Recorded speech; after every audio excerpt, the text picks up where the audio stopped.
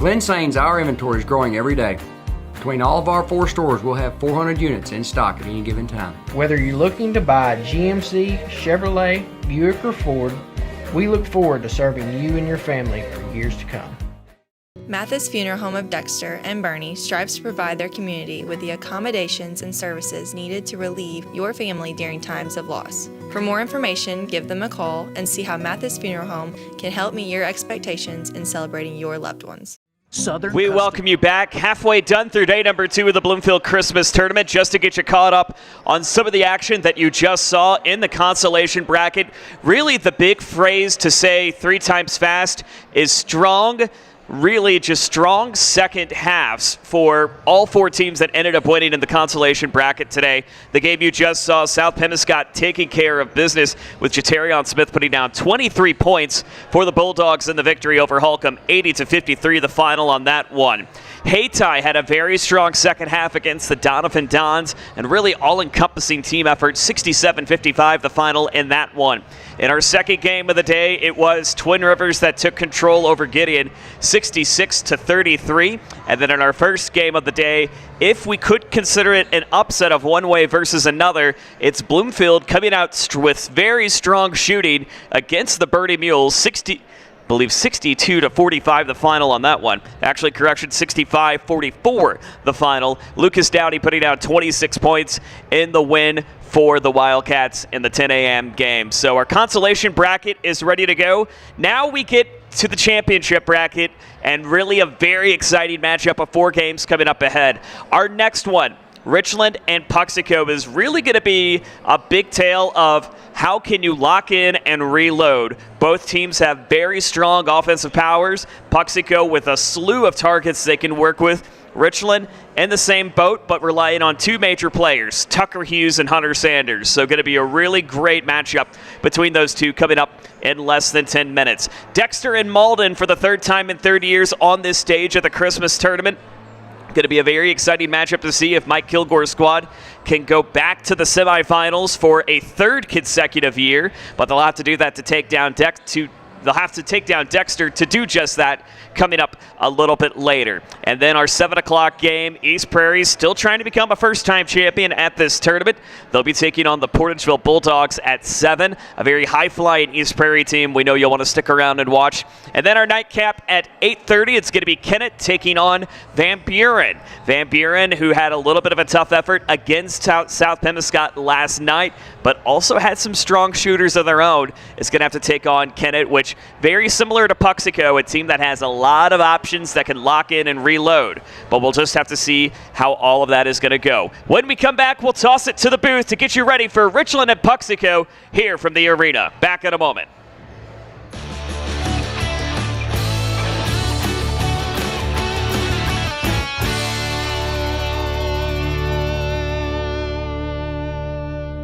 In Dexter, Missouri is providing you with the best in custom butchering, fresh vegetables, and farm fresh eggs. Call now or visit us today and see the Southern Custom Meats difference for yourself. Fast Break, cold beer, pork steak. Fast Break, the best chicken in the whole state. Fast Break, whoop doggies, I think I need a Fast Break. All right. Fast Break in Bernie, Missouri. Fresh food, lottery, gas, and more. Fast Break. Sandy Small Engine in Malden, Missouri is the best local dealer for all your outdoor equipment needs. From mowers to repairs, we've got you covered. Call now or stop in today.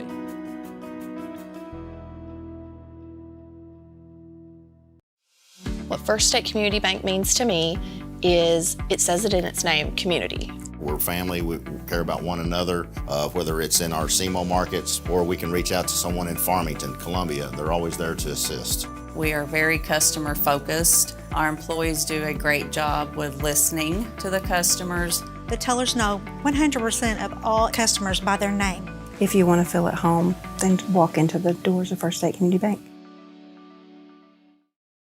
Do you need personalized merchandise? Trying to celebrate the season of that big state run? Then Juju Promotions in New Madrid has you covered. Whether it's heat presses, screen printing, or embroidery, we always have an option that will leave you satisfied and looking your best. With seasonal styles and plenty of accessories, there's something here for everyone. So come in and shop around. You'll be welcome with a smile and leave more fashionable than ever. Call us at 573-748-4040 or visit us in New Madrid. First State Bank and Trust wants to thank the Dexter community for 20 years in business. We're there for you for your first paycheck, buying a home, opening a small business, starting a family, or planning to retire, and everything in between. We're the local bank you know and trust for all of your financial needs. Visit fsbtrust.com or stop by our Dexter branch to explore all your financial options.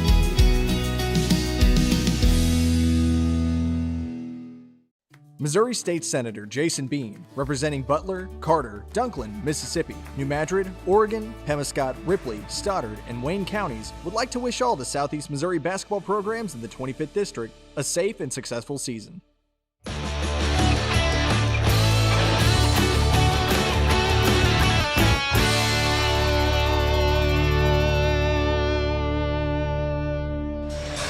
Good afternoon and welcome back to the 67th Annual Bloomfield Christmas Tournament. We are ready to bring you the action here. This is Game 5 on day number 2. And we are in the winner's bracket here at the high school gymnasium at Bloomfield. And I tell you, this sets the stage for the number 1 seed and the number 9 seed. The Puxico Indians versus the Richland Rebels. This game is brought to you by Bank of Advance, and I am Bobby Alford, joined alongside James Hodges. James, this is a great matchup coming. 2 great games that played yesterday has brought them to this big meeting here. Yeah, Bobby, I'm extremely excited to be a part of A-Court Sports and the broadcast team for this 67th Annual Bloomfield Christmas Tournament. These 2 teams, both being from Stoddard County, know themselves extremely well. First matchup, the Indians handled their opponents, the Gideon Bulldogs, as 1 seed you might expect. And the Richland surprised a lot of folks yesterday. There's a slight upset, but a wide point spread as the turbo clock was started with a 75-45 victory in the 8-9 matchup. Yeah, but it was discussing the 2 teams here. Puxico Indians, they are coached by Brian Finetti, part of the Stoddard County Conference. They're 8-0 on the season, only undefeated team coming into this tournament. And they have wins over Twin Rivers and Risco in that Bernie tournament. Defeated Gideon in first round yesterday, 86-26. Last year, 8 seed, lost to number 9 seed East Prairie, and I think that they could be on a crash course collision for each other in this tournament. History of this tournament, 2 championships, 1 championship back in 1989 for the Rebels. They are coached by Matt Klein, and they are a part of the Stoddard County Conference. They are 5-2 on the season. Wins against Scott Centrals, Chaffee, Bell City, and Gideon. Losses to Kelly and Dexter by 6. And they won yesterday against Twin Rivers by 30, 75-45. They have 5 championship game appearances, 4 tournament wins, and the last time they won it was 1977 for Richland. You know, right now, Tucker Hughes, big game yesterday. Just about everybody on the team seems like for Puxico, big game. James, what do you think? Same thing coming today? Yeah, I know there's a lot of depth. You know, Puxico, they played 14 players, I believe, yesterday. Coach Fernetti was quoted as being they can go 11 deep. He's run 5 in, 5 out before on the subs, so he's got a lot of confidence in not only his starters but his bench. And I see there's a lot of sophomores that have played valuable minutes and been some of their leading scorers. Yeah, we're going to get to the starting lineups right here. We'll be first with the Richland Rebels.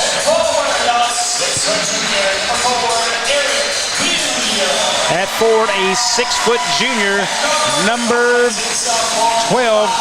4, Eric Williams. A guard, a sophomore, number 5, Hayden Connor. A guard, number 10, a junior, Hunter Sanders. At forward, a sophomore, number 12, Gary Tilley. And also a forward, a junior, number 23, Tucker Hughes. Oh, big crowd here for the Puxico Indians. And they are getting loud and hitting their feet. 5'9" sophomore, number 1, Landon Burchard. A guard, a 5'10" senior, number 10, Jaden Mitchell. At forward, a 6-foot junior, number 25, Kason Long. At forward, a 6'2 senior, number 34, Thomas Birch. And the big man in the middle at forward, number 35, junior Skylar Zimmerman. That's how they will start it, and this place is about to get ready to rock, James. Yeah, both sides of the gymnasium, as Pugsco is just a short trip kind of west of here, northwest of here, so not a far drive down, I believe, Highway 51, and Richland a short trip to the southeast there. Yep, tonight's officials are Bobby Godwin, Lloyd Rice, and Randy Winston on this one. Bobby Godwin will toss it up in the air, and we are underway, and that is Mitchell who retains it. Here's Pugsco, gets it down low, stolen there by Williams. Hunter Sanders now has to recover. They'll bring it across half court. Sanders drives, looks, and turns it over. Yeah, a little out of control there, Bobby, as he lost the handle, knocked out of bounds. It looks like Burchard got a finger on that, so it's off of Burchard and stays with Richland. Yeah, little nerves right there. Looked like for Richland coming in that. A little nervous on that first possession, and that's going to be off Mitchell this time. Stays with Richland. Pugsco coming in with the target and being the 1 seed. Boy, another one there. Right now, Richland has got to calm down. Yeah, playing in front of the big crowd here against the 1 seed, you can definitely tell here in the opening seconds. And that's inbounded down to Tucker Hughes. He will bring that across. Picked up by Zimmerman, man-to-man defense. To the corner, Tilley fires it back out. And they will try to bring it out top. Boy, good close man-to-man defense right now. Here's Hayden Connor inside, up, and good! Basket there, so they go right to the rim for the first score. Well, he's got a quick first step there, Bobby. Got around the defender and put it up and in. That goes against Thomas Birch, number 34, his first team first, and Connor to the line. And it's a three-point game, 3-0 now, Richland on top. Nice touch on the free throw. Well, big games, you see shooters sometimes struggle, and this team is definitely a shooting team from Puxico. Here's a hand, Zimmerman. Pull-up jumper, no, won't go front rim, and Hughes the rebound. Kicks it up floor quickly. Hayden Connor, it's good! Hayden Connor, the first 5 points of this basketball game. Yeah, you don't want Connor to get behind you. Long has out. Long three. Off, no good. Eric Williams the rebound. He kicks out to Sanders, and he surveys the floor. Tempo has been fast so far. Hunter Sanders all the way to the rim. Up. No good. We're going to get out of bounds. Stepped on the baseline there. Maybe a toenail on the line. I didn't see that one there, Bobby. Well, Randy Winston, the official there, right on top of the call, so you'd have to believe he saw the foot hit it. Mitchell crosses off to Burchard now. He looks. There's Birch from deep. Bottom. Thomas Birch gets the Indians on the board, 5-3. Sanders pushes the ball now. Tilley inside to Williams. Williams, spin move, goes to the rim, up and no good. Back up by, that was Tilley and good. And Fernetti's going to take a 30-second timeout here, Bobby. Yeah, timeout Fernetti. James, right now, this game is going fast, and it's looked like Richland was out of sorts. And right now, hey, Puxico's not catching up. Yeah, they're using the quickness of their guard there. I'll tell you what, if he gets around to that first step, I mean, you might as well mark it down. Yeah, then I'll tell you, we're sitting, I'm going to say 85% capacity right now. Still room, but you know Dexter and Malden fans will be filling in, but this gym has been loud from the very get-go of this game. It'll carry through. I know you'll see a lot of red and black from Dexter waiting to fill in the gaps once this place finishes up. Yeah, I expect the end of this game to be a close, tight one, and the gym to be loud. Oh, and there's a steal there by Tucker Hughes. Up and good. It's 9-3. Puxico needs to try to settle right here. This is where teams who like to shoot outside, the nerves can get to them, James, and they can catch up to them. Birch from deep, front rim, no. Rebound Sanders, and he is pushed, and that's going to go against Jaden Mitchell. Looks like Godwin had that call there. I tell you what, Puxico can really shoot it from the perimeter. They're big guys. Yeah, Puxico can shoot it, and hey, we're talking a lot about the Puxico Indians being able to shoot. Remember, Richland can as well. Just Puxico is known as a really good shooting team, and the pressure they bring, Almost had a turnover there. Hughes down low. Hayden Connor up, off, no good. Rebound, Williams stripped and gets it back. Tilley inside, up, off, no good. Williams up and good. Well, he's really had a great start here. Puxico is struggling to rebound inside right now, and that's Birch and Zimmerman have got to step it up. Burchard out top now goes to Zimmerman. He can shoot it from deep. Jaden Mitchell picks it up, needs help and has it. Right now, little difference. There's Burchard from three, won't go. Rebound Tilley, knocked away by Casey Long. Tilley recovers. Maybe a little out of his range there, Bobby. That was close to the volleyball line. Well, and it's early in the game. You don't need to start firing up threes from that far. Here's Tucker Hughes inside the lane, blocked by Zimmerman. Now there's head to Zimmerman now to the other end and stripped. They're going to call him on the foul, though. They are going to get Hayden Connor on the hack. Difference is hand come down instead of up. That's probably going to get the call every time. Yeah, not a bad foul though, Bobby. There early in the game, make him earn it from the charity stripe. First time to the line tonight for Puxico. Zimmerman good on the first. Well, it's the atmosphere of championship night, and this is only day 2. Crowds have been extremely good so far for this tournament. Boy, Powell there is put together there. 21 just checked in. Looks like he's been in the weight room over there. Yeah, he's a hard worker in a weight room, and on the floor, he loves that three-point shot. Yeah. And that's a struggle right there for Richland. Richland struggle with the pressure, and they're going to get it all night long from Puxico. If they can learn to survive the pressure all night long, they are in a great spot right now. But they've got to be able to handle it. And there it is. There's Hunter Sanders inside and knocked away off his leg to Puxico. Yeah, just got his right knee there, Bobby, and went up against the stage. Indian basketball. Here's Burchard. He will bring it up. Jed Hancock is checked in the game. He's number 12. He was in for, and that's a long three by Zimmerman. Right now, too many threes by Puxico. Yeah, I'm kind of surprised they're not more patient, run their offense, get inside look. There's Hucker Hughes in the paint, and that's going to be on the floor. We'll see. I think that goes against Zimmerman. That does go against Zimmerman. That is his first team third now. Another sub for Puxico. Yeah, that's Thomas Birch coming back in for Skylar Zimmerman. They don't want to pick up this second here in the first quarter. He is a valuable guy on the boards. Hunter Sanders just loses it. Just kind of took his eye off the ball and kind of tugging on his jersey. He knew it. Yeah, looking for the open three-pointer and dropped the basketball. There's a shot by Hancock.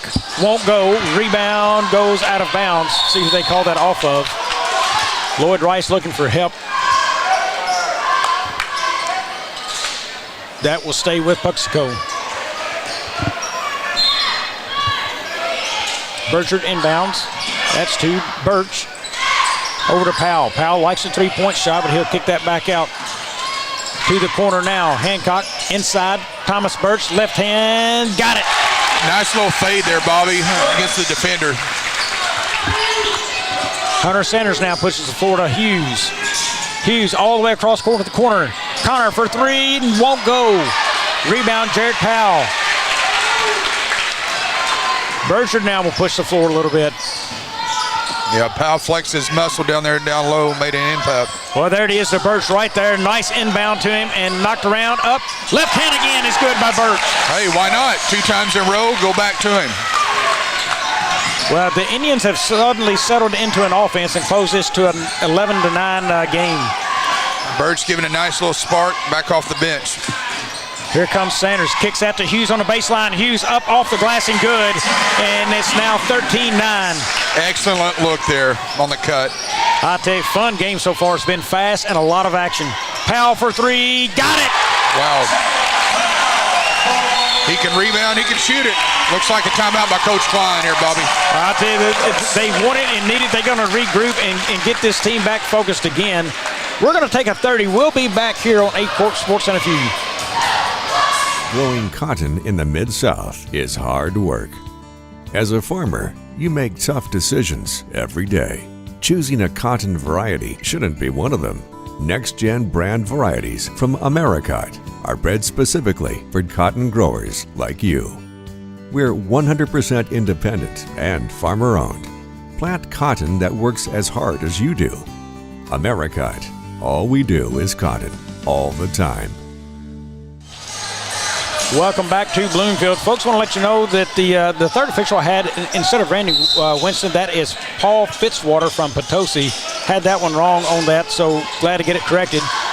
Here is Richland pushing the floor, goes up, and that's going to be a charge. That goes against Eric Williams, as Thomas Birch has been very big in this rally for Puxico. He's got the two left-handed hook shots right there in the lane, picks up that charge. Yeah, no hesitation by Bobby Godwin on that when he made the call immediately. Puxico basketball, they trail by 1. Bircher to Birch for 3. Got it. Wow. This has been a Thomas Birch kind of second part of the first quarter here. Puxico showing why they're the 1 seed in this tournament right now. And a turnover. Hancock has it. Kicks it to Parsley. Baseline runner. Into the lane. Birch again. No, they want to go. Parsley back outside. Powell has it now. Parsley all the way across court. Burchard, and he's knocked away there by Hayden Connor. Could have been a foul. That would have been his second if so, but he gets away from it. Tucker Hughes tries to drive in and denied. Tilley for 3, rims out. Burchard the rebound. Kind of a flat shot there from the perimeter. He's a kid, when he gets hot, he can really drain them. Parsley with it, sizing up his man. They will work offense here. Here comes Hancock toward the rim, up, he's fouled. That may be against Eric Williams. If it is his second, it is against Williams, so he's got 2 on him now. Decision time for Coach Klein. Does he use Pope or Wally right here? Yeah, a little out of control by Hancock on the penetration, got bailed out by the foul. Here comes Pope, Jaden Pope into the game for Eric Williams. Pope has played a lot of valuable minutes so far for Richland this year. Mitchell to inbound, he needs to hurry, gets it to Parsley. Parsley looks baseline, nothing there. Hancock for 3, rims out, won't go. Rebound Parsley, up off the glass, won't go. Rebound Pope. And we've got a foul on the floor. Looks like Coach Fernetti's bringing his other big man back in. Foul goes against Mason Parsley, his first, team 4th. So Zimmerman back in for Birch. He exits Thomas Birch right now, 10 points of his team's 13. Here's Pope with it, back to Hughes. All the way to the corner, Tilley for 3. Won't go, rebound Parsley. A little more arch on that one, had his feet set. Parsley over to Mitchell. Mitchell looks, and that's going to be a walk. Lloyd Rice on top of that one, right in front of the Richland bench. Well, the tough thing there for Puxico, that's your point guard that just got called for a walk, and usually, that's the guy who's very comfortable with the basketball in his hands. Yeah, absolutely. Hughes down low to Tilley, up, scored. Nice cut by Tilley. Well, that is a very loose press right there by Puxico. Here's Parsley. He's going to go up near the rim, up, won't go. He's denied. Nice block. Hughes now pushes the floor. All the way into the lane, up and in. Tucker Hughes, coast to coast. Coach Klein getting a little animated with his team there. I'll tell you, he's fun to watch. If you can watch him and watch his antics, he's something. Parsley deep and good. Wow. That was about halfway between the spike line and the three-point line there. I can tell you, he sized that one up and nailed it. Here's Sanders with the basketball now. Hughes, he's met. Hayden Connor looks. Here's Hunter Sanders, has it. 3-point shot. Off, won't go. Rebound, Zimmerman. Puxico to push the floor. Parsley has it. High scoring affair here. Yeah, tremendous action here. Powell from deep. Wow. 21-17. Shows no emotion, just Steal does his by job. Parsley. In basket. Oh, run by the Indians here right before the end of the first. Connor pushes the floor and out of bounds. Listen to this, Jim. And this first quarter can't end quickly enough for the Rebels. This game has turned from a huge lead for the Rebels to a 23-17 lead for the Indians. Coach Fernetti sitting up a play here with 6.1. I think he's trying to get everybody away from the top so they can get a shot off maybe. Burchard, shot. Won't go, and that will take us to the end of the first. It's 23-17, Puxico after one.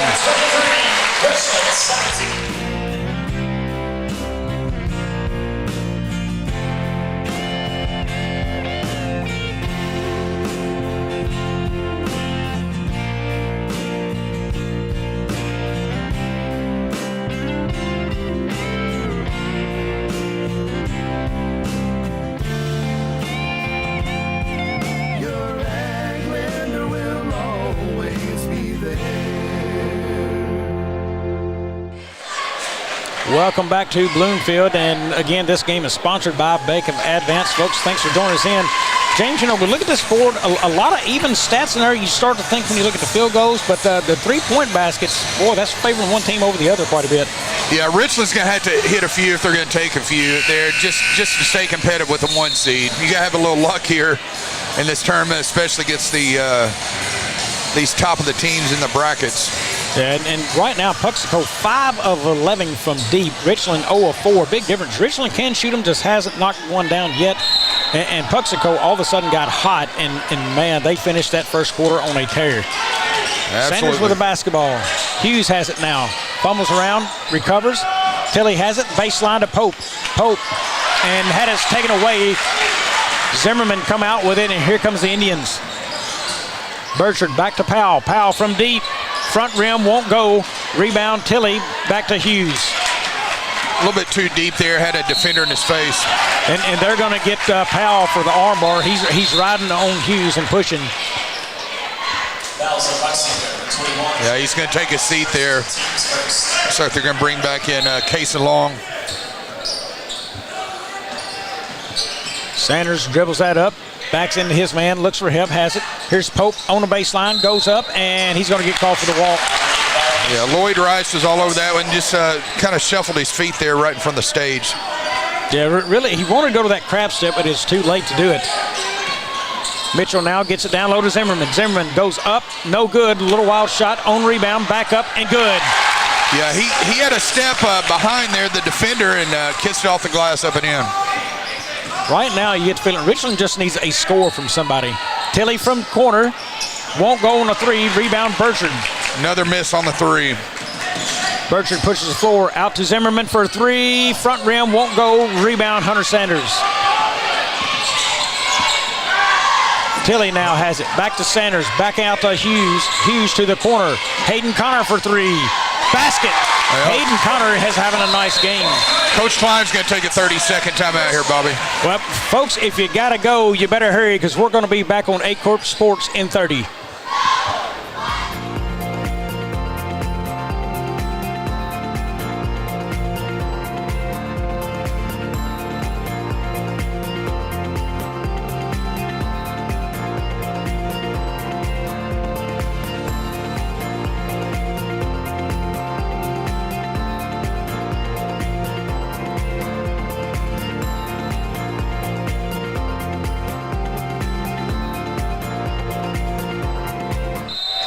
We are back, getting ready to inbound here. Here's the Indians coming up the floor. Mitchell has it. It's Mitchell, Long, Birch, Zimmerman, and Burchard, and that thing gets swatted by Hughes. Three-point basket won't go. Back up and scored by Jaden Mitchell. Nobody even there to put a body on him. Now we got a cheap foul 90 feet from the basket. Yeah, that's going to go against Landon Burchard, his first team first here in these, or the team's second rather, in the second quarter. Coach Fernetti pleading his case to Bobby Godwin over there on the push-off.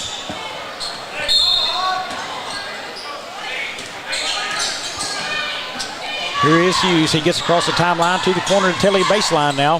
Tries to get to Wally, denied, and he gets it back to Hughes.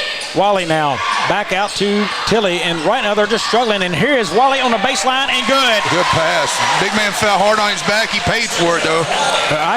You can tell right now the game is moving faster than Richland would like, and that defense is really suffocating them from Puxico. Burchard in the lane, up, no good. Zimmerman back up, and he's going to be pushed. He will go to the line. Kind of got bailed out with the foul there. His body control, lost control there. Foul goes on number 32. That is Jacob Wally, his first, team first in the second. Coach Fernetti's going to go to his bench. A lot of size over there on that bench, Bobby. Yeah, but Fortner will come into this game bringing a lot of size. And, you know, they feel like they can do that now. You've got a 5-point lead, could push it to 6 here on a made free throw, and he can get some of his big guys a breather. Yeah, then make a stretch run maybe before half and pad the lead. There it is. Zimmerman makes the shot, so he would check out, and that will be Fortner coming into the game. Trevor Fortner, that is. First time we've seen him tonight. I believe that's so far 9 deep he has ran in this game. And there's Pope up and good. Nice play from Richland. They beat the press, an easy layup. Nice cut by Pope. Burchard to the corner. Thomas Birch for 3. Bottom. Nobody out there defend that one or contest that shot, Bobby. Sanders pushes across half court and tipped out of bounds. Coach Klein's almost a half court there. 31-24, Puxico has taken a commanding control of the game, it seems like. I mean, the lead by Richland fell away quick once they got hot. Sanders now to Tilley. Tilley lost it for a second, regains, gets it to the free throw line. Shot up's going to be fouled, and basket. Nice body control there. But Tilley's got a chance to help make up the deficit there, the made basket, and the free throw coming. Foul against number 25. That is, I'm looking on the floor who that is. Kaysen Long, when it gets Long, so made free throw brings it to a 4-point game. 3-point play the old-fashioned way. Birch for 3. Again, Thomas Birch have a game. 16 in the game so far. Down low, Hughes a score. Back and forth we go. Coach Fernetti's going to get a sub here in a minute. A short bench, really. Only 7 players that's going to be run in and out for Richland. Can they hold up for this matchup? I think this is going to come into play here in the second half, maybe as early as the third. Inside to Fortner. Fortner looks outside to Long. He's open, didn't take it. Runner up, no good. Rebound, there goes to Tucker Hughes. Probably should have taken that wide open 3 there for Kaysen Long. Hughes drives down toward the baseline, spin move, hits Pope right there on it. He backs his man up and in. Shot won't go, rebound Kaysen Long. Tried to go up and under with the right hand, but kind of a little bit too hard. Puxico slows it for a second. Here's Thomas, or not Thomas Birch, Landon Birch rather. Mitchell drives baseline. He's going to be pushed out of bounds by Hunter Sanders, so that'll go against him. Yeah, he was kind of nudging him out with the front part of his body, trying to, that was an obvious foul there. Sanders is first, his team's second. 5-point game midway through the second quarter. Jed Hancock in now to inbound. Yeah, kind of some younger Indians checking in. They may be younger, but they can still play it well. Partially in the end of the game now. Birch for 3. Off, won't go, just rimmed out. Burchard tries to find it back in there. Can't make it go. Rebound, Thomas Birch. He is everywhere. Partially with it, he'll kick it off to Burchard. Thought about the 3, didn't take it. Hancock will from the corner and got it. Again, no contest over there by Richland. Well, there's no doubt how many Indian fans are in this gym because they're all exploding on every made play. Lloyd Rice with the call here in front of us. Other sub. Sub coming to the game, Jared Powell in for Trevor Fortner. Second time we've seen Powell this game. Fortner got a big hand there as he comes out. Sanders now, he'll drive, kicks it to Pope. Pope bumps, and they're going to get him.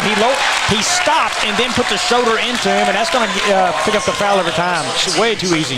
That young man's done about all in the early going. Definitely sold it. Yeah, Pope his first, team third now.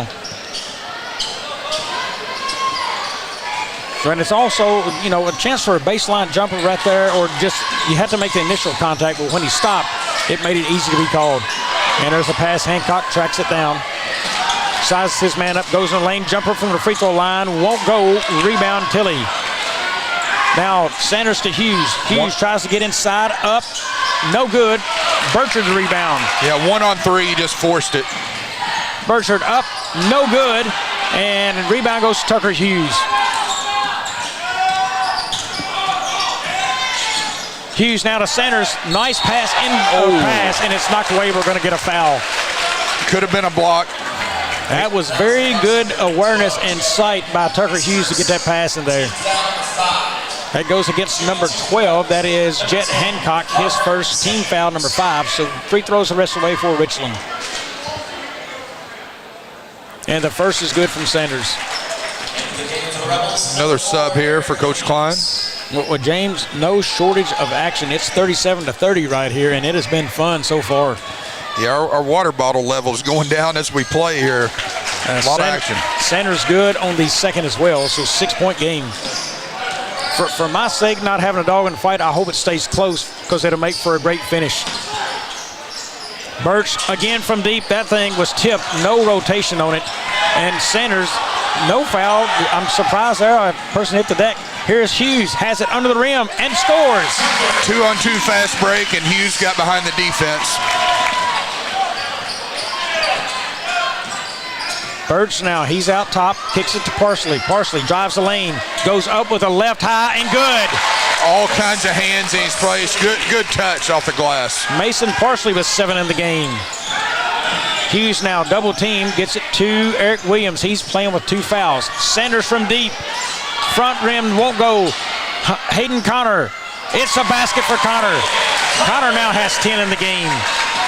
He's been a spark plug for the Rebels.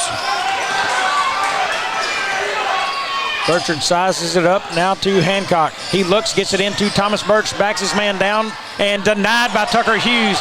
Denied again by Hughes. The 3 from Hancock is good. Yeah, Hughes doing all he can right there. Hughes back up to Williams now. Williams has it. Cross court to Tilley. Tilley, baseline move up, off the glass, and good. Split both defenders up and in on the left side. Nice move. Bergert now will bring the Indians back up the floor. Hancock has it, spins away from his man, gets it down to Bertrand, and there's Tucker Hughes. Nice play on defense to get around his man in the steal. Ill-advised pass, but it made it through. Sanders now stripped, loses control, and that's going to be nothing called. Back in, Williams up, off the glass and good. Could have been a foul, but looks like Coach Klein's going to put this big man back in with a minute left. 42-39, this game is close to 3 points. Under 1 minute remaining here in the second. Parsley from deep and no good, and that was not a good shot selection there by Mason Parsley. He's got to find offense to run. Yeah, that was outside the volleyball line, Bobby. Well, and he didn't have a guard move to him after he picked up his dribble. Look, when the dribble picks up, you got a shooter pass. Nothing there, and he needed help. Richland still hanging. And Connor had it knocked away. That's ahead to Parsley. He's got it. Layup coming. And good. And he's fouled. Yeah, they're going to have to take him out here so he didn't pick up his third with 32 seconds left. Well, you're beat that bad down the floor, and nothing he could do there, but you don't pick up the foul. That puts Parsley now at 9. He can go into double figures here in the first quarter, or the second quarter, first half. Parsley's a kid I talked about in the selection show, you know. He's a kid who can give you 0 a night or 13, and he's already sitting at 9. But he's a spark plug, and he's a difference maker, and especially he has been here this evening. Free throw is good. 10 points in the game from the bench from Mason Parsley. What a play from the bench. You'd love that every night. And it's only the first half. Oh, yeah. He's the reason, one of the reasons why Pucks goes up by 6. Yeah, he and Birch responsible for 26 of their 45. Sanders walk it up. Clock's below 30 seconds, and it's tipped away. Sanders recovers. Here he goes. He drives. Tries to get to the free throw line inside. Tilley from the corner for 3. No, won't go. Rebound. They're going to call the foul on Jarrett Powell. I believe that's his second. Just a big body down there, Bobby. It's tough to. He was trying to reach over and end up with a foul. So no foul. He's just calling it off his hands. Okay. Here's Williams, drives inside, shot up, and we're going to have a charge, and that's going to be the third against Williams. Wow, I didn't see that, but his second charge and third of the game. We're going to have a sub here by Richland. Coach Klein pleading his case. That is a poor offense, Mike, because they left 9 seconds on the clock. Set that offense up to take the last shot. They didn't. So now you picked up the foul, plus you give them a chance to close out this quarter. Mitchell gess it to Pope. or Powell. Here's Hancock for three. It's flat, front rim, won't go. Rebound out of bounds, and Richland basketball with 0.2 seconds left. Yeah, 0.2, I just get it in and cover it up. Here's the inbound. Tilly's got it, and that shot will be no good, and that will take us to the half. It's Puxico 45, Richland 39. We'll be back in about 7 minutes to give you halftime stats. In the meantime, enjoy the break.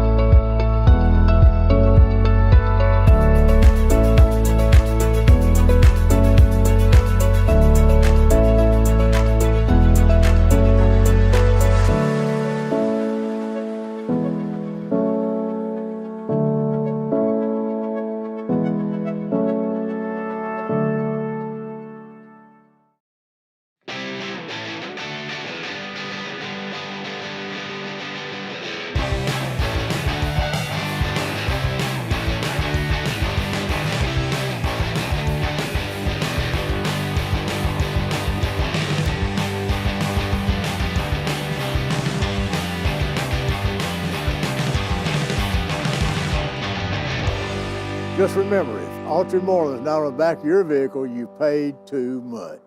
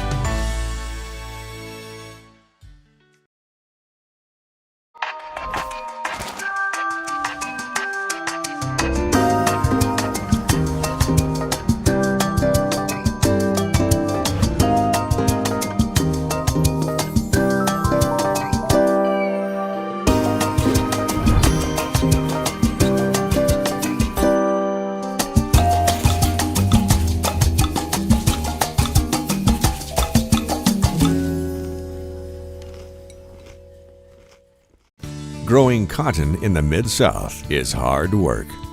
As a farmer, you make tough decisions every day. Choosing a cotton variety shouldn't be one of them.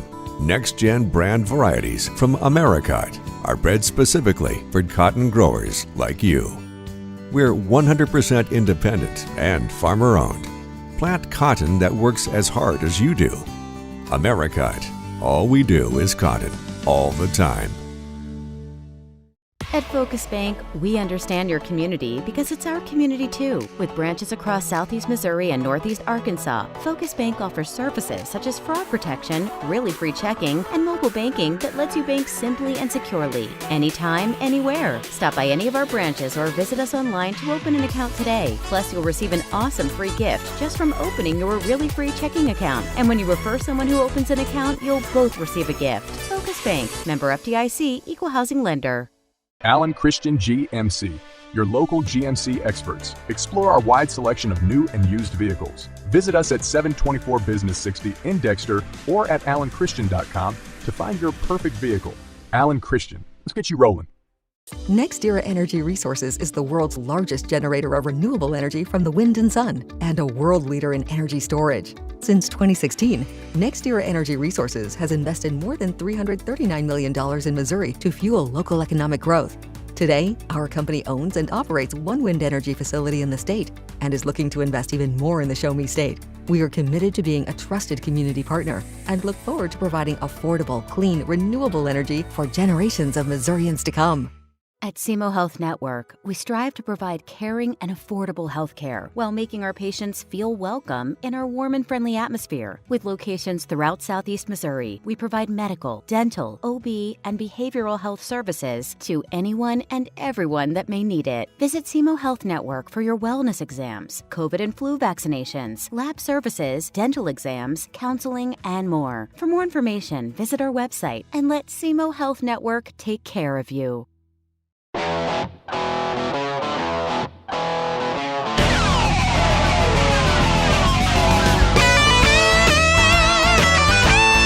We're right here at King Jerry Lawler's Hall of Fame Bar and Grill on world famous Beale Street, and as you can see, oh my gosh, we have the best barbecue ribs in Memphis. Oh my gosh, the gumbo is out of this world, but you gotta try the King's Triple Decker Slam Burger. You'll love it.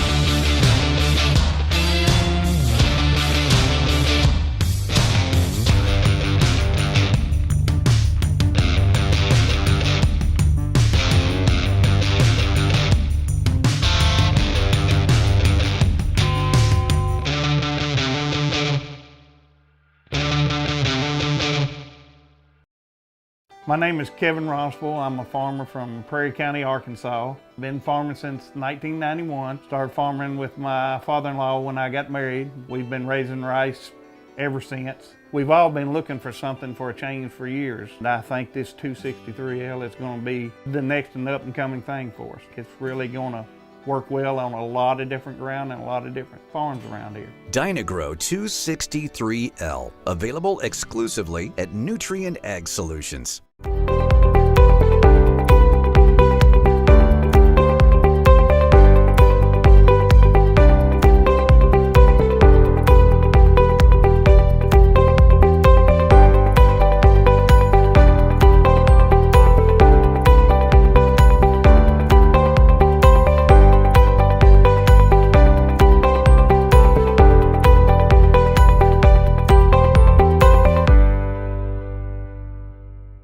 At Young Real Estate, we're Southeast Missouri, just like you. We are parents. We support local education. We are grandparents. We are active in our community. We are patriots. Serving all of Southeast Missouri, and we are here for you. We are young.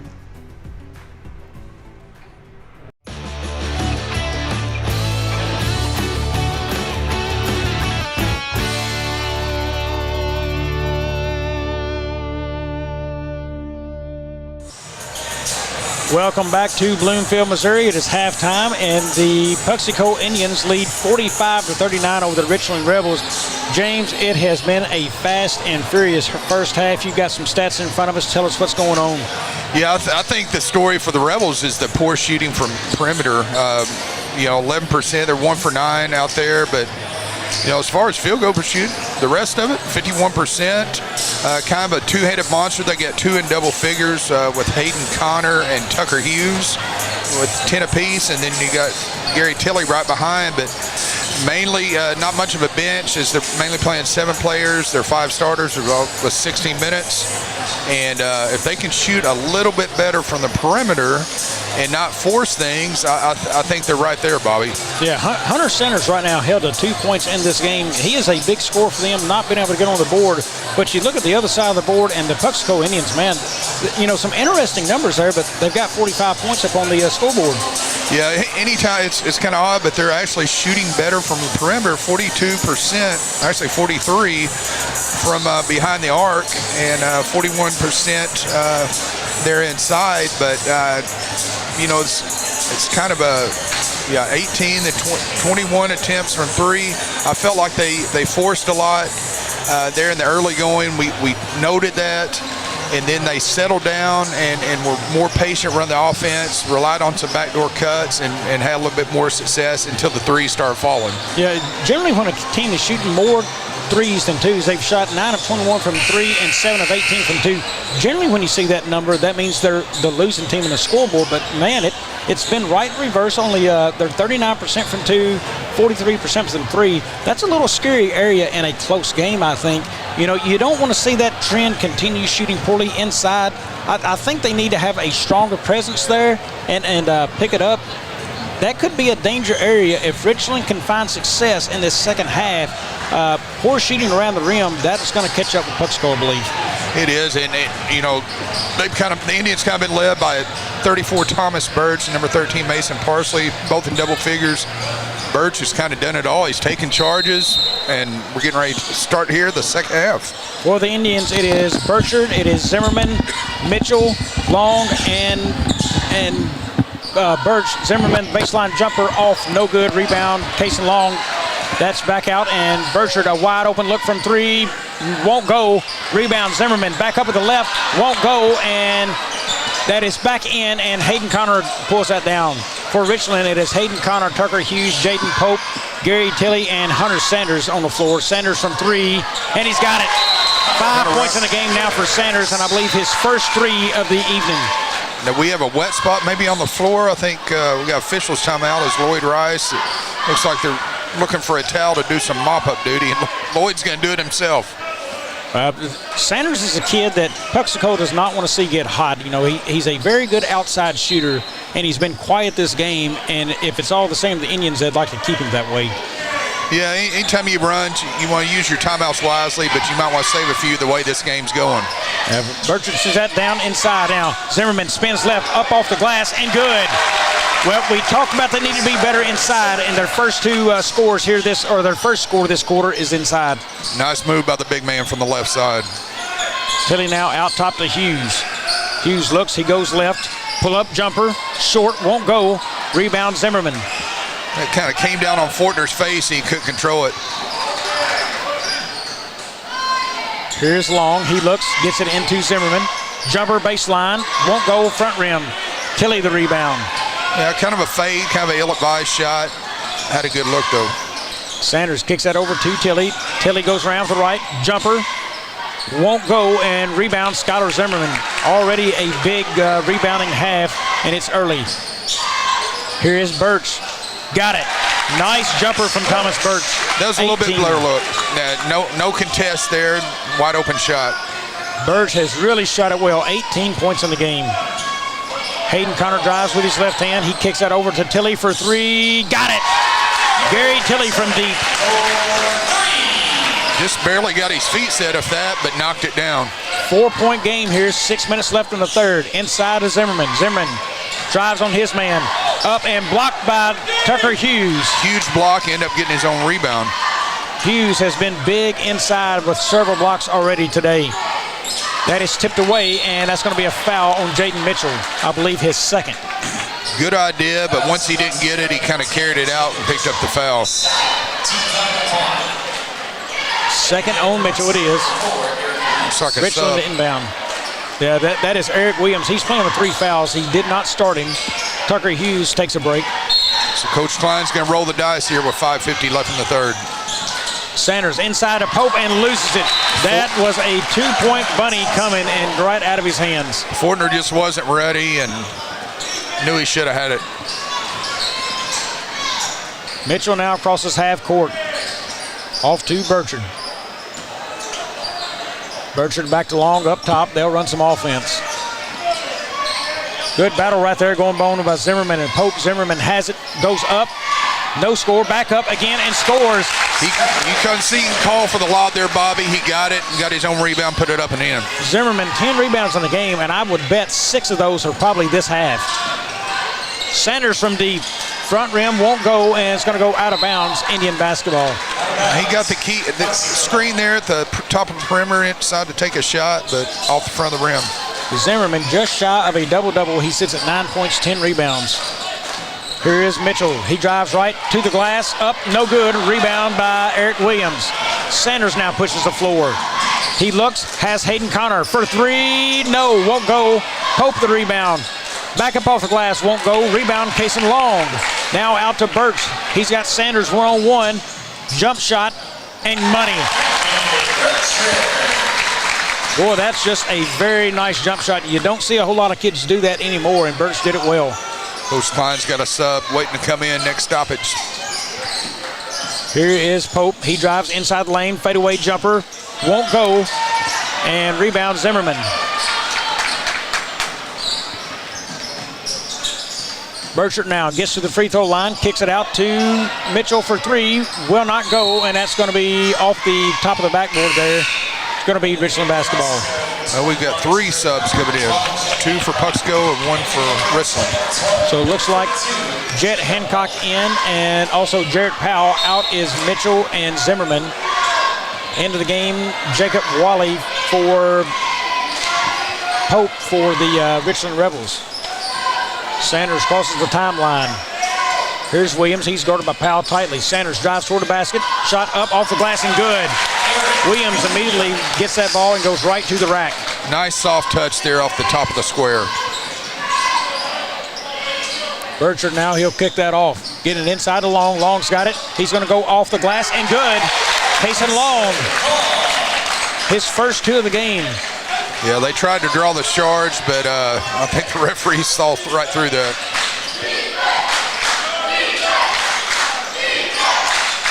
Richland crowd is coming to life right here, or I'm sorry, the Indian crowd.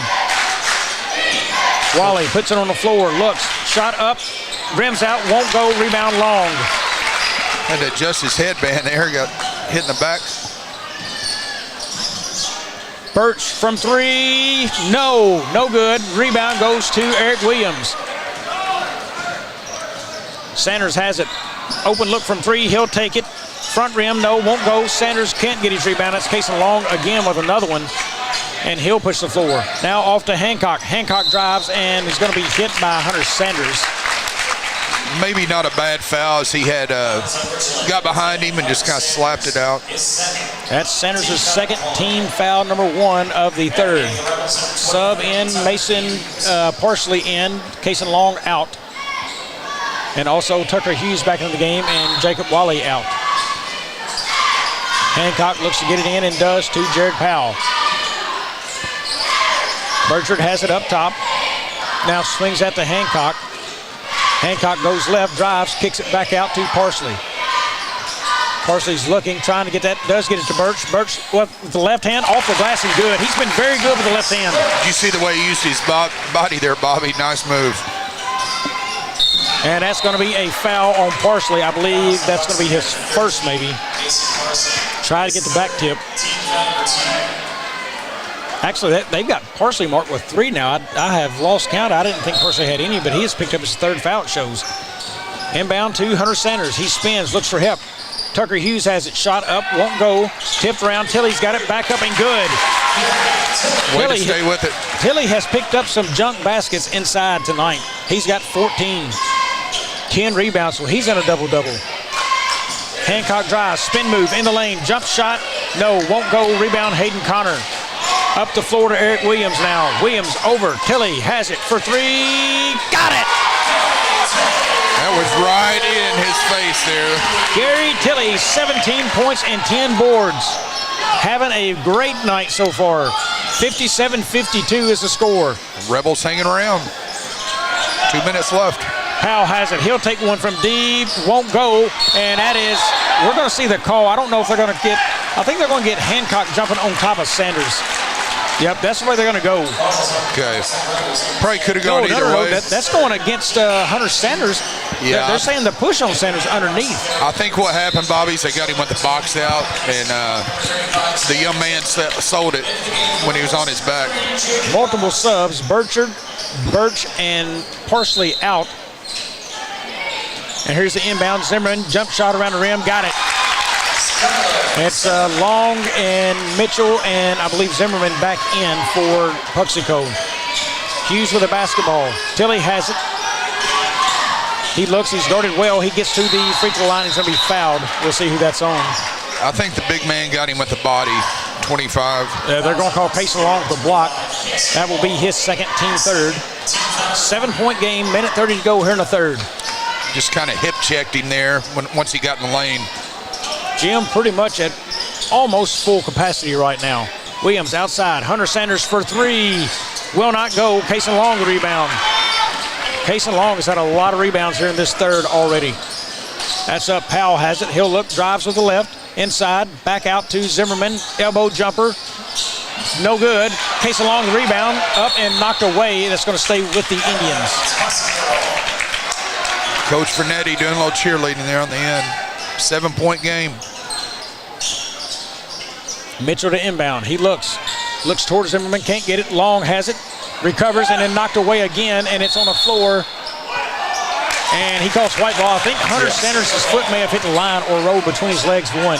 Yeah, official looked to Lloyd Rice for a little help. I think he was a little unsure of himself originally. Mitchell inbounds again, looks to Long in the corner. Gets that inside and knocked away by Tucker Hughes. He'll push the floor now. 1-on-1 up and off the glass and good. Nice defense in the half court by that young man, and then took it to coast. That closes it to 5 now. The Indians have led about ever since midway through their first quarter. They got hot and took the lead and has never lost it. Long off to Powell. Powell thinks about the three, sizes up Williams. Now inside. Zimmerman off the glass, no good. And we're going to get a foul on Tucker Hughes. Kind of a late whistle there, too. Yeah, Zimmerman will go to line 4-2. Coach Klein's asking about that late whistle. Well, Hughes has done well. He's played very good defense down low. Only his first foul of the game. Team third. Bird's coming in. Zimmerman hits his first. Birch will check in. Hancock. No, that's not Hancock. They got 6, so Hancock's out. Hancock did not want to come out, but the coach finally made him. Zimmerman second. No good. Rebound by Williams. That's going to be a foul on Birch. Once he was up in the air, just kind of lost control of his body. I don't think he meant to, but he definitely fouled. So that is Birch's second, team fourth. One more. Of course, it's 34.8, so we'll see what happens here. Sanders has it. He pushes hard, goes to the rim, batted around and out of there. So Birch with the rebound. Yeah, Sanders won the foul. Didn't get it. I like the idea of taking it inside, trying to go at that defense. Powell has the opportunity, didn't take the three. Zimmerman up top now. Clock now getting close to 10 seconds. They'll want to start an offense. It's at 10-8 now, and they'll want to go 7-6. Mitchell sizing his guy up. He's looking for help, gets it to Zimmerman, shot up, and it's good to end the third. That takes us to the end of 3. It is 62-54. The Puxico Indians lead it. We'll be back in 30s.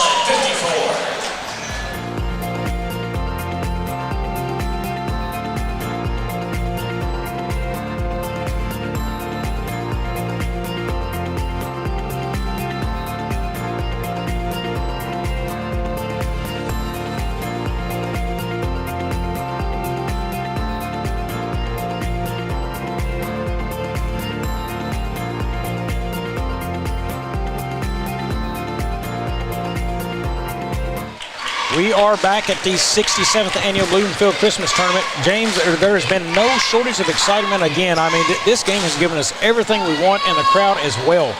Yeah, I think with the largest lead, I know we've had a 7-point lead, but it's been nip and tuck here, as the whole game. Yeah, every time it starts to push out one way, it just gets reeled back in. And I believe Richland has cut it as much to 4, but it's back out to, I believe, 8 now. So largest lead we've seen in a while, but Richland's got to come up with a plan and hit some baskets here and really go on attack. In the boards, Hayden Connor 10 points, 17 for Gary Tilley. He's kind of been the man the second half. Hughes only 12 after a big night last night, and Hunter Sanders may be the biggest story, only 5 points. He has got to find a way to get hot from deep, and if he can shoot them right back in it. Tilley from 3, front rim, won't go. Rebound, Eric Williams off the glass, and good. Big rebound as he snuck around Case along for that one, Bobby. 6-point game. Mitchell, size of the floor. He gets it inside. Tucker Hughes, nice again. I'm going to tell you, Tucker Hughes has played great denial defense. He has multiple possessions in the half court. Hunter Sanders has got it out top. Loses it. Picked up by Hayden Connor off to Hughes. Nice play by Hayden Connor and heads up. Got a little too cute. That's Eric Williams with it. On a baseline. Back out top to Hayden Connor. Now Hughes. Hughes down low to Eric Williams. Williams off the glass and good. You see how they kind of overload the left side, Bobby, and then brought him back around. Nice call there, half set call. They have cut the lead in half, now down to 4. Yeah, nice baseline run by Williams. Powell gets it in. Zimmerman takes it to the rim, up and blocked by Hughes. Tucker Hughes has been tremendous on the defensive efforts. To the corner, Connor for 3, no. Casey Long the rebound. Boy, that would have been big. This place would have erupted. Mitchell now will push up the floor. Off too Long. Long looks inside. Can't get it there. He'll resurvey back out to Thomas Birch out top. He is a threat anytime he touches the ball. Mitchell now. Birch really hasn't had a huge second half. Very big in the first, not as big in the second. Powell has it now. Trying to take his man to the free throw line. Jump shot. Off, no good. Tucker Hughes rebound. I thought they should have got him for a push foul, but here's Williams nonetheless. Up and no good, but he's going to get the foul. It's going to be a blocking foul against, I believe, Thomas Birch. Yeah, he was out of control and got bailed out by the foul. That is Birch's second. That sends Eric Williams to the line. Eric Williams has had a nice half here. He sits at 10 points. Multiple kids in double figures for Richland. Yeah, I got 4 with Williams, Connor, Tilley, and Hughes.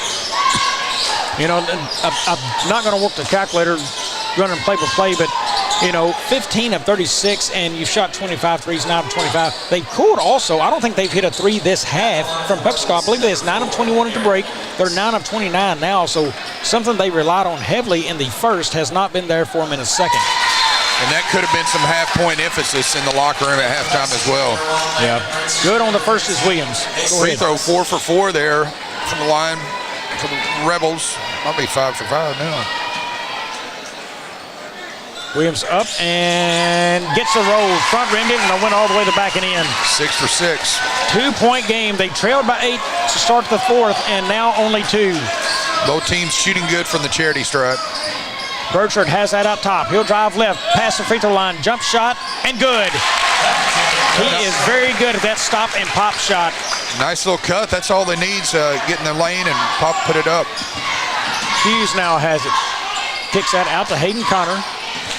Connor drives toward the basket, looks for help. There's Mason Parsley again on the defensive efforts. Quick hands by Parsley. Burchard will push the floor now. He drives right, goes up, has Hughes in the air, and a basket by Burchard. Bobby, that was played perfect. He had the pump fake. He got Hughes up in the air. Then he elevated, drew the foul, knocked it down. Coach Klein's going to take a full timeout here. The lead had been cut to 2, and Burchard with the last 4 points has extended to 6. We'll take a 30-second break and be back here at the A Corp Sports Network. First State Bank and Trust wants to thank the Dexter community for 20 years in business.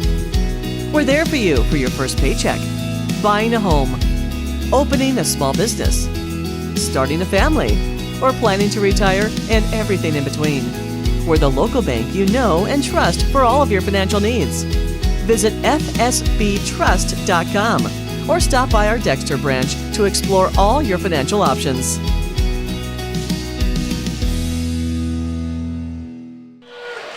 We are back in Puxico. James, we're trying to run some figures. Puxico right now as a team only shooting at 41% from the floor, and that's total. And from the inside the arc, they're at 45%.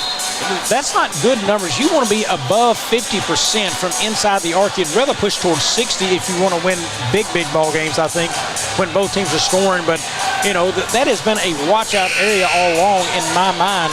And Richland's sitting here at 25 of 55.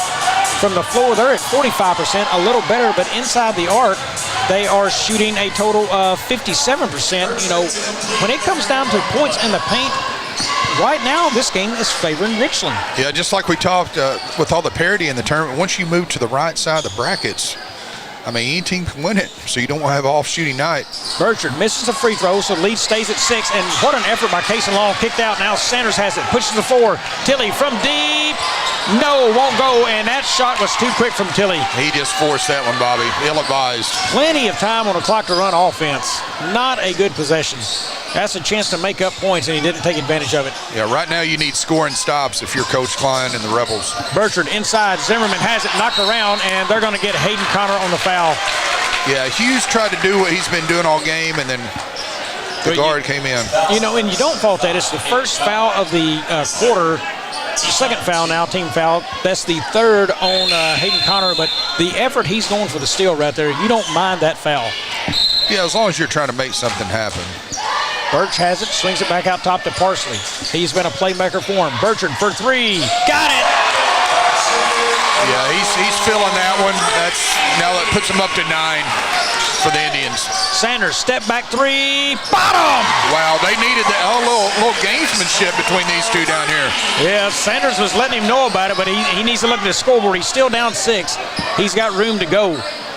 Yes, he does. Bertrand crosses. Long out tops, taking his time. They would love to run a little clock off. Bertrand inside. Zimmerman, fadeaway jumper. Tough shot and hits it. See what? He's got that fade down, and he does about everything. Tilly now with it. Thought about the deep three. Doesn't take it. Williams inside. Over to Tucker Hughes. Hughes up off the glass. And good. Got the roll. 71-65. 6-point game. 4 1/4 left. Hanging tough. Bertrand drives left now. Looks, he may take it. Nope. Cut off there well by Hayden Connor. Parsley up top. Sanders, good defense. And that's going to be a push-off. Sure is. No, they're going to call 5 seconds. So, no, and they're going to call the foul over there. Godwin has called the foul on Mason Parsley. We've got a 30-second timeout. Coach Fernetti sent him. 30-second timeout. We're going to keep it here. So that's number 4 on Parsley. He's been a spark plug. You've got 4 minutes left. I'm thinking they're going to have to sub him here. You don't want to lose him as big as he's been. Parsley in the game has 10 points, but it's his defense more so maybe than his points has been so well. Yeah, especially like a game like this, we could go into overtime, and you got to have him for the stretch run. Yeah, and in the books after his 10, Thomas Birch, 20 points. I believe he had most of that in the first half. Skylar Zimmerman, 16 right now. He's had a big second half. Bertrand, 9 in the game. He's had a big second half as well, but, you start to look, and Parsley hitting the bench, so the points on the floor right now are Bertrand with 9, Birch with 20, and Zimmerman. And right now, everybody's scoring is spread out for Richland. You really like to, and a bad pass. Yeah, well, just kind of had to reach for it. Sanders got too deep, and that made it a tough angle for Tilly, but scoring really spread out in the books for Richland. You got to like that, Coach Klein, but he needs a slow and more patient offense in that setting. Don't want to give away possessions at this point. And that is off of, I thought that was, it's off the Indians' turnover. Right on cue. Both teams just kind of ill-advised mistakes, unforced errors. Really, the only one in foul trouble for Richland is Hayden Connor. He's got 4. Sanders drives to the corner. Tilly for 3. No, won't go. And that's going to be on the rebound. Still loose, and Mitchell gets it to Bertrand. Underneath, up, and good. Might have got away with the travel here. Coach Klein is all over Lloyd Rice. Yeah, I can't blame him. I mean, a case to be made for sure. Hughes, spin move in the paint, shot blocked, and they're going to get a foul. You think that might have been a makeup call, possibly? I don't know. I think where he may be calling the foul is the body, because the hand was on top of the ball, but I think the body hitting him and knocking him off his shot pattern.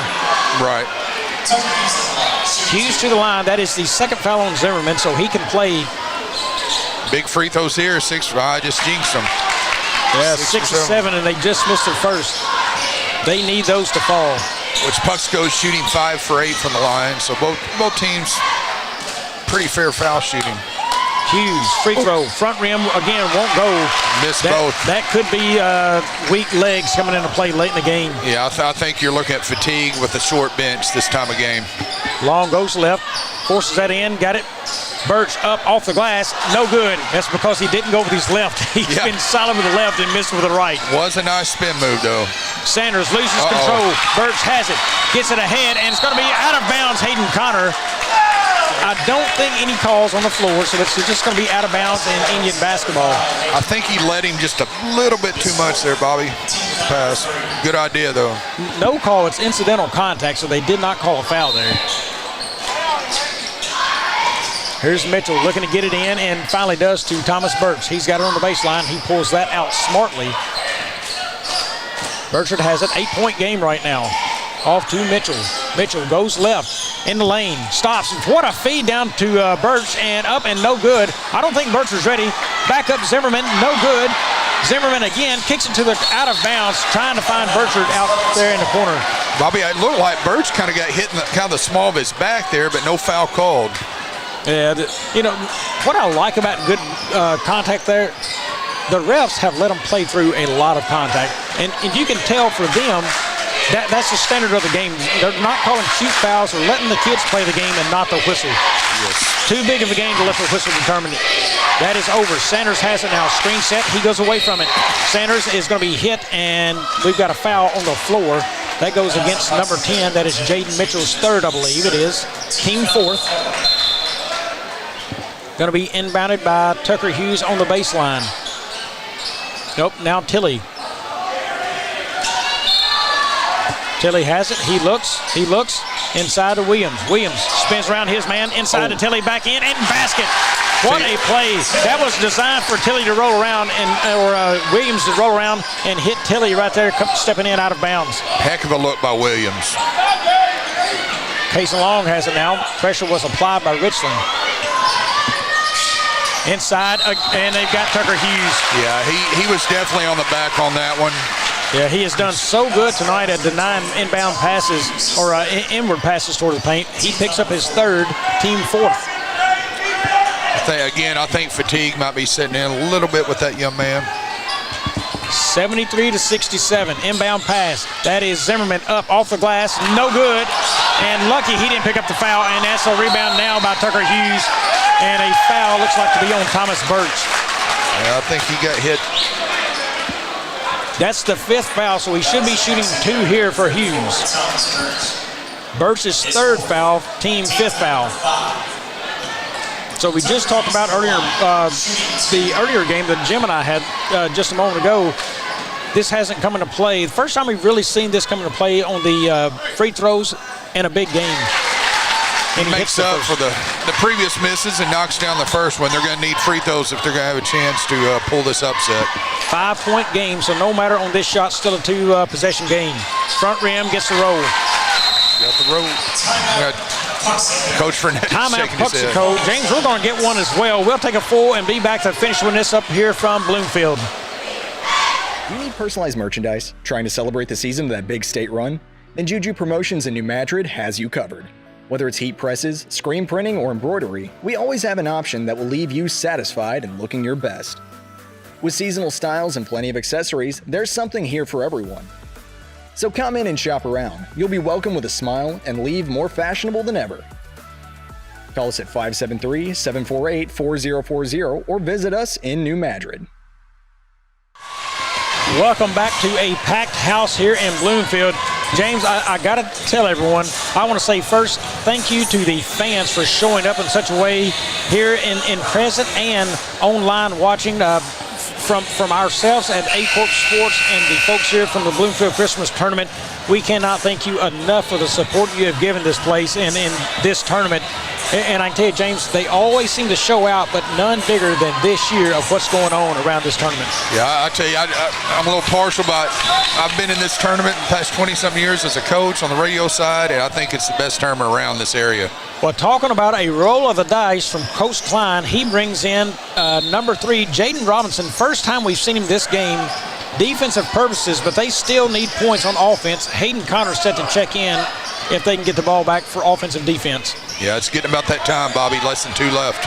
Long has it. He looks, goes baseline. No room there. He needs help, and it's off of the body of Williams. Stays with the Indians. Well, that was a bad decision, but Long goes baseline because you could see from here nothing available.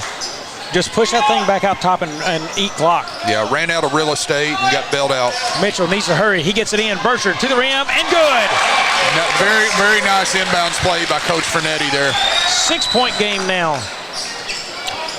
That's off. Hughes has it. Kicks it back out top to Robinson. Now to Tilley.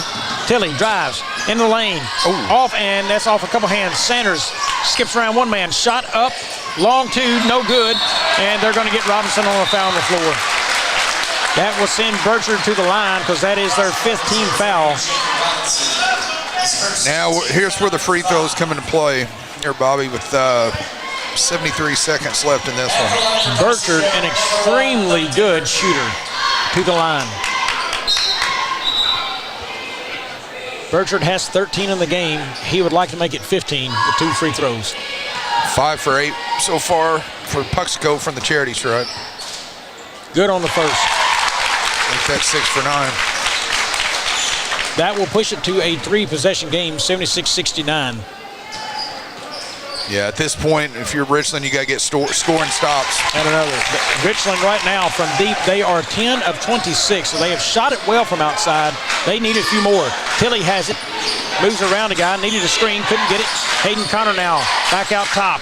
Williams knocked away from him. Zimmerman's going to try to take it all the way. He does to the rim and scores. Now you're double figures. I don't know. It's going to be tough now. 10-point game, and they've got to push. Sanders drives with the left all the way, and he's fouled on the floor. That is not a good foul if you're Richland. That's going to send him to the line, and the clock has stopped. Or not a good foul if you're Puxico. The clock has stopped, and he's shooting free throws. 10-point game. Yeah, you just want to protect the perimeter at this point. I think that's their only chance with 46.5 left. Sanders good on the first. So no matter what, it's still going to be a 3-possession game after the free throws. Looks like number 12's coming in here, Hancock. Hancock is an offensive guy and a ball handler. Casey Long out. Sanders again, good on the second. So we've got an 8-point game. James, we're going to keep this here with just 46 and a half left. So right now, you've been around the game long enough. If you're Richland, how are you going to set this up to make up 8 points in 46 seconds? I mean, at this point, you're getting into where you're going to foul some younger guys that haven't been to the line, and you've got to, if you're going to penetrate, you've got to have somebody in the perimeter to kick it out to, and you've got to knock down a big 3. I mean, that's your only hope, I think, at this point. And I think right here for me, I want to pressure the ball on the inbound especially and make it go to the corner. You want to trap and a steal. In the length of a Tucker Hughes or maybe an Eric Williams pressuring the basketball right there, if you can reach out and slap that thing down, recover it, and score, that is what you're looking for. That way you make up 2. So that makes it a 73-79 game. Now you've got a 2-possession game for 3s. You've shot it from well out there. Keep pressuring the basketball and create a turnover. If you don't get the turnover, immediately foul. Or if you've got the trap, stay with the trap. But if you don't get a trap or a turnover, you got to foul quick. Yeah, Coach Klein, a lot of his conversation was to Eric Williams over here on that one. So they do have Hughes pressuring the inbounds. Here we go. Dangerous area for Hunter Connor. He has got 4 fouls. Sanders up the floor trying to get it. Pressure is applied, and he's going to foul. They didn't try to trap there. I guess they just... Yeah, a little surprised they didn't try to trap, but he did make Mitchell pick up the basketball. We got to send a couple guys in. I'm sure. Yep. Offense, defense here. Sanders has 4, and he's going to pull them back now because, yeah, Klein is thinking about that, and he said, whoa, what am I doing? They're shooting free throws. I need them offense. Right. Yeah, he was looking offense and defense. I like his thinking, but, he's just a little ahead of himself. Mitchell knocks down the first. It's Coach Fernetti, I think, backing them up, backing all 4. You definitely don't want to over the back. And a made free throw will make it a 4-possession game. And there it is. 4-possession game now. Hughes, he'll have to push. Over to Tilley. Tilley from deep. Off the rim, no good. Rebound, Casey Long. Got to get a foul here. Maybe a run out time. Burchard now up to Long. Long is going to be fouled by Tilley. Tell you what, Bobby, that one looked good there for a while, just a little short. Well, what a showing here by the Richland Rebels. I tell you, I would say they have earned the respect from everybody in this gym and watching here tonight. And no doubt, it looks, if they're going to move into the 5th place bracket, they're going to be a tough out. Yeah, them, South Penn, that would be a fun matchup as well because, boy, South Penn, the game before, really highly impressive. Long again, off, no good, misses both. Here comes Hughes. They need to hurry. Hughes is going to try to drive. Connor for 3, won't go. Rebound, Thomas Birch, and that's going to pretty much do it. 18 and a half seconds left, 10-point game. I think fatigue is finally setting in, Bobby. I mean, the legs are starting to leave a little bit. Yeah, we talked about the short bench playing with 7 and a lot of 6s. Pope a lot. Wally got in there, but Pope was his main sub. Tilley picking up the foul there. It's his second, sending Thomas Birch to the line. He's got 20 in the game. Make it 21. 11-point lead. I was asked before the game, what's the gap in the spread, and I said 7 points, I thought. And it was close there until a little bit of desperation set in. Burt's now good on his second 12-point game now. It has been a fun game, and that's a three from Sanders, off, no good. Burchard is going to be fouled and go to the line. Yeah, people are going to look at this score. They'll say, the 1 seed wins by double digits. That didn't tell the story. I think you would have to be here for that. Yeah, well, that is foul number 5 on Hayden Connor. He exits 10 points, 6 rebounds in the game. That is a very nice game from Hayden Connor. He did a lot of damage in the early parts of this game. Looks like the 2 seed, the East Prairie Eagles, are starting to enter the gymnasium. Yeah, I had fun watching them yesterday. I thought day one, East Prairie played the best game of anybody I've watched, complete from start to finish, the way they operated with their offense, defense. I mean, they were the most impressive team to me. Day one was East Prairie. Yeah, I've had them several times. They're a fun group when they get going. Yeah, you're an East Prairie native. Coach over there at the school of basketball and or football and baseball, I believe, isn't that correct? Yeah, not football anymore, but did 20-something years and know a lot of these kids, and they're a fun group. Burchard exits, and it is up to a 14-point lead now, so that is going to pretty much run this out. We'll see if Hughes can do anything else with it, or if he just dribble it out. He's going to fire the three. It is off, no good, and out of bounds. That will do it. It is Puxico, the number 1 seed, 85. Richland, the number 9 seed, 71. But it doesn't tell the story in this game, as we're going to get the stats here from you. And I tell you, what a game here tonight. Go ahead and take over there, James. Yeah, just looking here at the stats, I mean, free throws kept in there for us, shooting 83%. 3-point line, a little bit better second half, but they went from 11% to 20%. Not going to win any games against a team the caliber of Puxico shooting like that from the perimeter.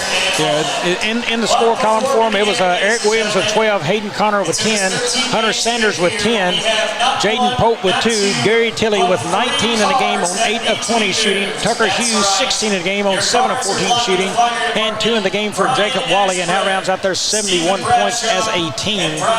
And also on the other side of the board for the Puxico Indians, James, if you want to do the honors. Yeah, just look at Puxico here, 72% from the line, 3-point, they cooled off a little bit, shot 39%. Which is very respectable. And then, yes, absolutely. And then shooting, 2-point shooting was 43%. So definitely shot a little bit better from the perimeter. That was the difference. Again, Bobby, if you weren't here, you see the score in the paper, whatever. Puxico wins by double digits. They're supposed to be the 1 seed. Game definitely could have gone either way.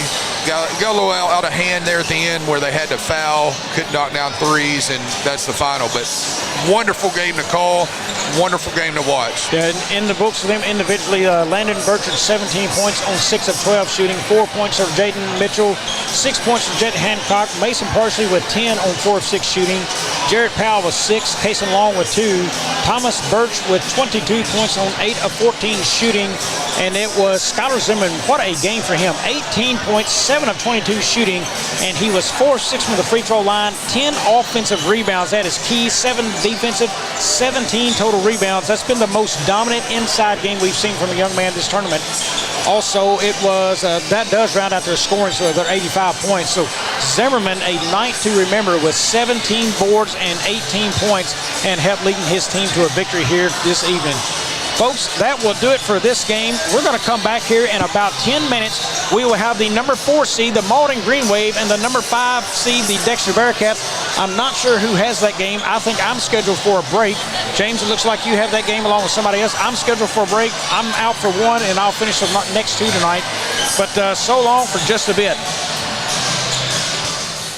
Check out the Pro Shop at the Kennett Country Club. Special rates on 18 holes get you a 10% voucher to putters. We also have great apparel so you can always look your best. Golf and apparel, all at the Pro Shop.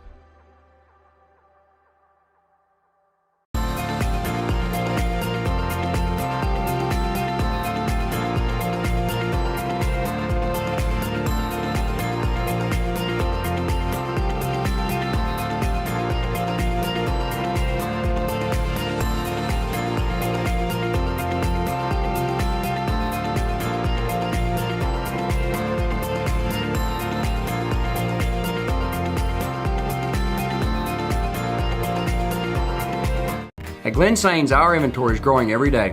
Between all of our 4 stores, we'll have 400 units in stock at any given time. Whether you're looking to buy a GMC, Chevrolet, Buick, or Ford, we look forward to serving you and your family for years to come.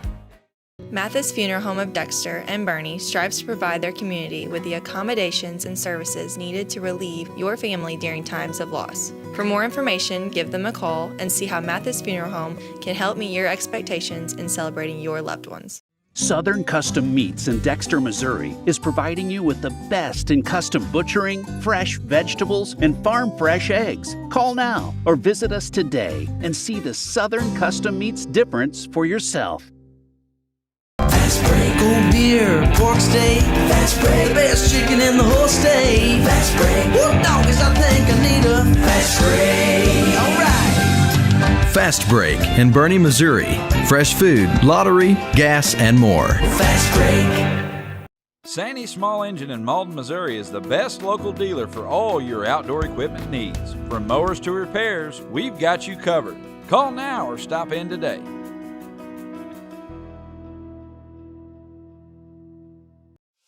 What First State Community Bank means to me is it says it in its name, community. We're family, we care about one another, whether it's in our SEMO markets or we can reach out to someone in Farmington, Columbia. They're always there to assist. We are very customer focused. Our employees do a great job with listening to the customers. The tellers know 100% of all customers by their name. If you want to feel at home, then walk into the doors of First State Community Bank. Do you need personalized merchandise? Trying to celebrate the season of that big state run? Then Juju Promotions in New Madrid has you covered. Whether it's heat presses, screen printing, or embroidery, we always have an option that will leave you satisfied and looking your best. With seasonal styles and plenty of accessories, there's something here for everyone. So come in and shop around. You'll be welcome with a smile and leave more fashionable than ever. Call us at 573-748-4040 or visit us in New Madrid. First State Bank and Trust wants to thank the Dexter community for 20 years in business. We're there for you for your first paycheck, buying a home, opening a small business, starting a family, or planning to retire, and everything in between. We're the local bank you know and trust for all of your financial needs. Visit fsbtrust.com or stop by our Dexter branch to explore all your financial options.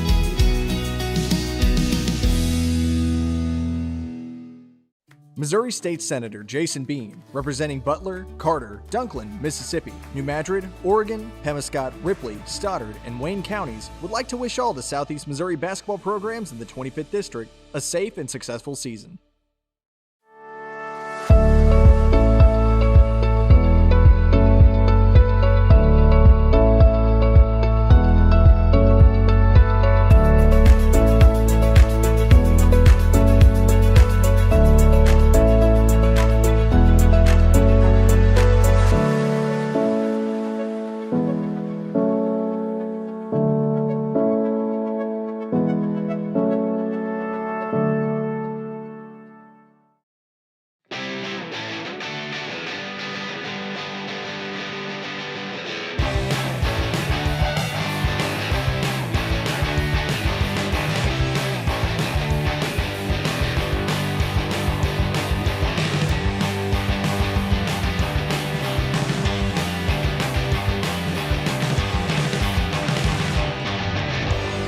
Just remember, if Altry Moreland's not on the back of your vehicle, you paid too much.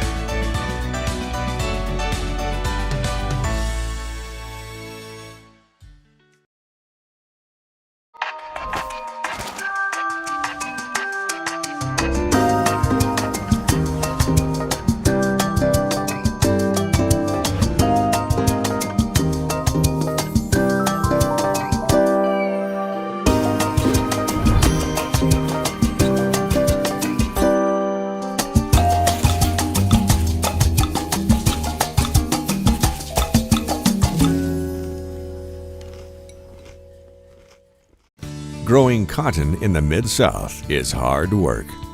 As a farmer, you make tough decisions every day. Choosing a cotton variety shouldn't be one of them. Next-gen brand varieties from Americot are bred specifically for cotton growers like you. We're 100% independent and farmer-owned. Plant cotton that works as hard as you do. Americot. All we do is cotton, all the time. At Focus Bank, we understand your community because it's our community too. With branches across Southeast Missouri and Northeast Arkansas, Focus Bank offers services such as fraud protection, really free checking, and mobile banking that lets you bank simply and securely, anytime, anywhere. Stop by any of our branches or visit us online to open an account today. Plus, you'll receive an awesome free gift just from opening your really free checking account. And when you refer someone who opens an account, you'll both receive a gift. Focus Bank, member FDIC, equal housing lender. Allen Christian GMC, your local GMC experts. Explore our wide selection of new and used vehicles. Visit us at 724 Business 60 in Dexter or at allenchristian.com to find your perfect vehicle. Allen Christian, let's get you rolling. NextEra Energy Resources is the world's largest generator of renewable energy from the wind and sun, and a world leader in energy storage. Since 2016, NextEra Energy Resources has invested more than $339 million in Missouri to fuel local economic growth. Today, our company owns and operates one wind energy facility in the state and is looking to invest even more in the Show Me State. We are committed to being a trusted community partner and look forward to providing affordable, clean, renewable energy for generations of Missourians to come. At SEMO Health Network, we strive to provide caring and affordable health care while making our patients feel welcome in our warm and friendly atmosphere. With locations throughout Southeast Missouri, we provide medical, dental, OB, and behavioral health services to anyone and everyone that may need it. Visit SEMO Health Network for your wellness exams, COVID and flu vaccinations, lab services, dental exams, counseling, and more. For more information, visit our website and let SEMO Health Network take care of you.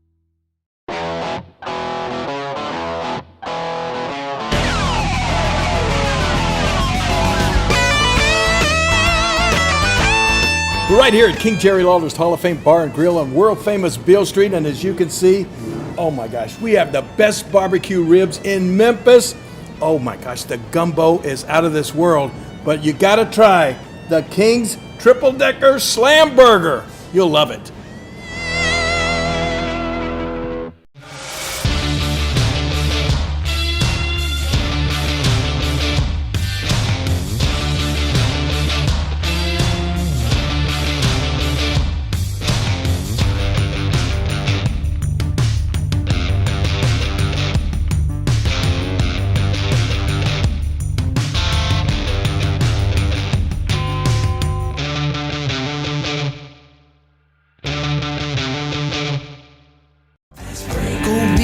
Pork steak, fast break, the best chicken in the whole state. Fast break, whoop doggies, I think I need a fast break. Alright. Fast Break in Bernie, Missouri. Fresh food, lottery, gas, and more. Fast break.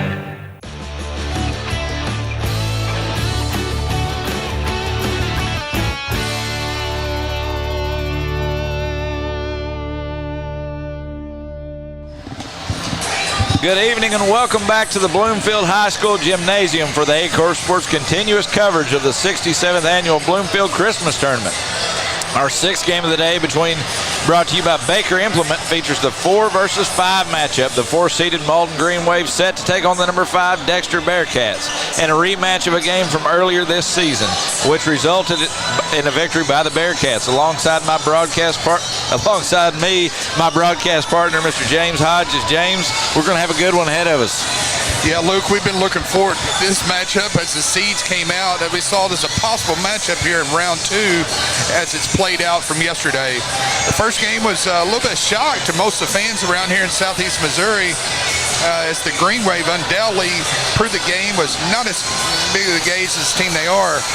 We will see the Bearcats, see if they can repeat the magic they found earlier in December when they went to Malden. Yeah, Dexter coming into this, they had a little rough time at the SEMO Conference Tournament, and they came in yesterday and had a close matchup with the Bernie Mules, but they were playing that game without their star, Devin Turnbow. He had a big game the first time that they played Malden. He had 28 points, and like I said, he wasn't here last night.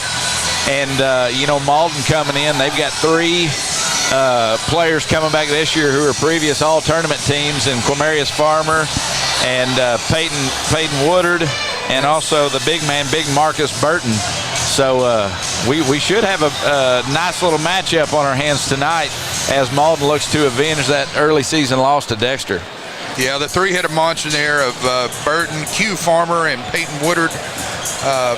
Miller's also can be a threat for the Green Wave, but 2 veteran coaches over here, good friends of mine, Chad King and Rob Nichols over here to my right. And looks like we got some good veteran officials here. Bobby Godwin's going to stay over and do this game. Green Wave are coached by Mike Kilgore. Not for sure on his assistant, but these 2 teams are just the Green Wave, just located down south on Highway 25 from Dexter. So geographically, they are big rivals. They are. And you look at the stands right now, they're full. And anytime the Dexter Bearcats and the Malden Green Wave play here in Bloomfield, you're going to experience a packed house. Yeah, absolutely. The PA announcer's getting going as we're getting ready for the starting lineups. Yeah, Mr. Joe Northern's going to bring it to you with the starting lineups, and I'm going to relay it back to you. And so we're going to have this matchup here to kick off shortly. Tonight's starting lineups. We're going to start off with the Dexter Bearcats. It's like the Bearcats fans are faces. 5'10" junior, number 3, Tucker Temples. 6'2" sophomore, number 4, John Sepulvedo. 6'3" senior, had a big game last night, number 5, Ethan Zabellin. 6' sophomore, 6'3" sophomore, number 10, Gibson Booker. And guard, a 5'11" senior, number 13, Nathan Harris. They're coached by Chad Allen and Rob Nichols. Rob Nichols, the father of star last year, Cole Nichols. And now for the Malden Green Wave, 6' senior, number 1, Peyton Woodard. 6'2" senior, number 3, Quamarius Q Farmer.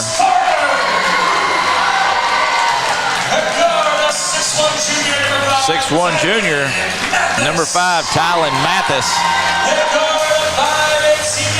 5'8" senior, number 15, Trey Miller. And the big man, 6'5" senior, Big Marcus Burton. And you can tell, James, this gym has packed up and the atmosphere in here is electric right now. This is the good old classic Bloomfield Christmas Tournament atmosphere.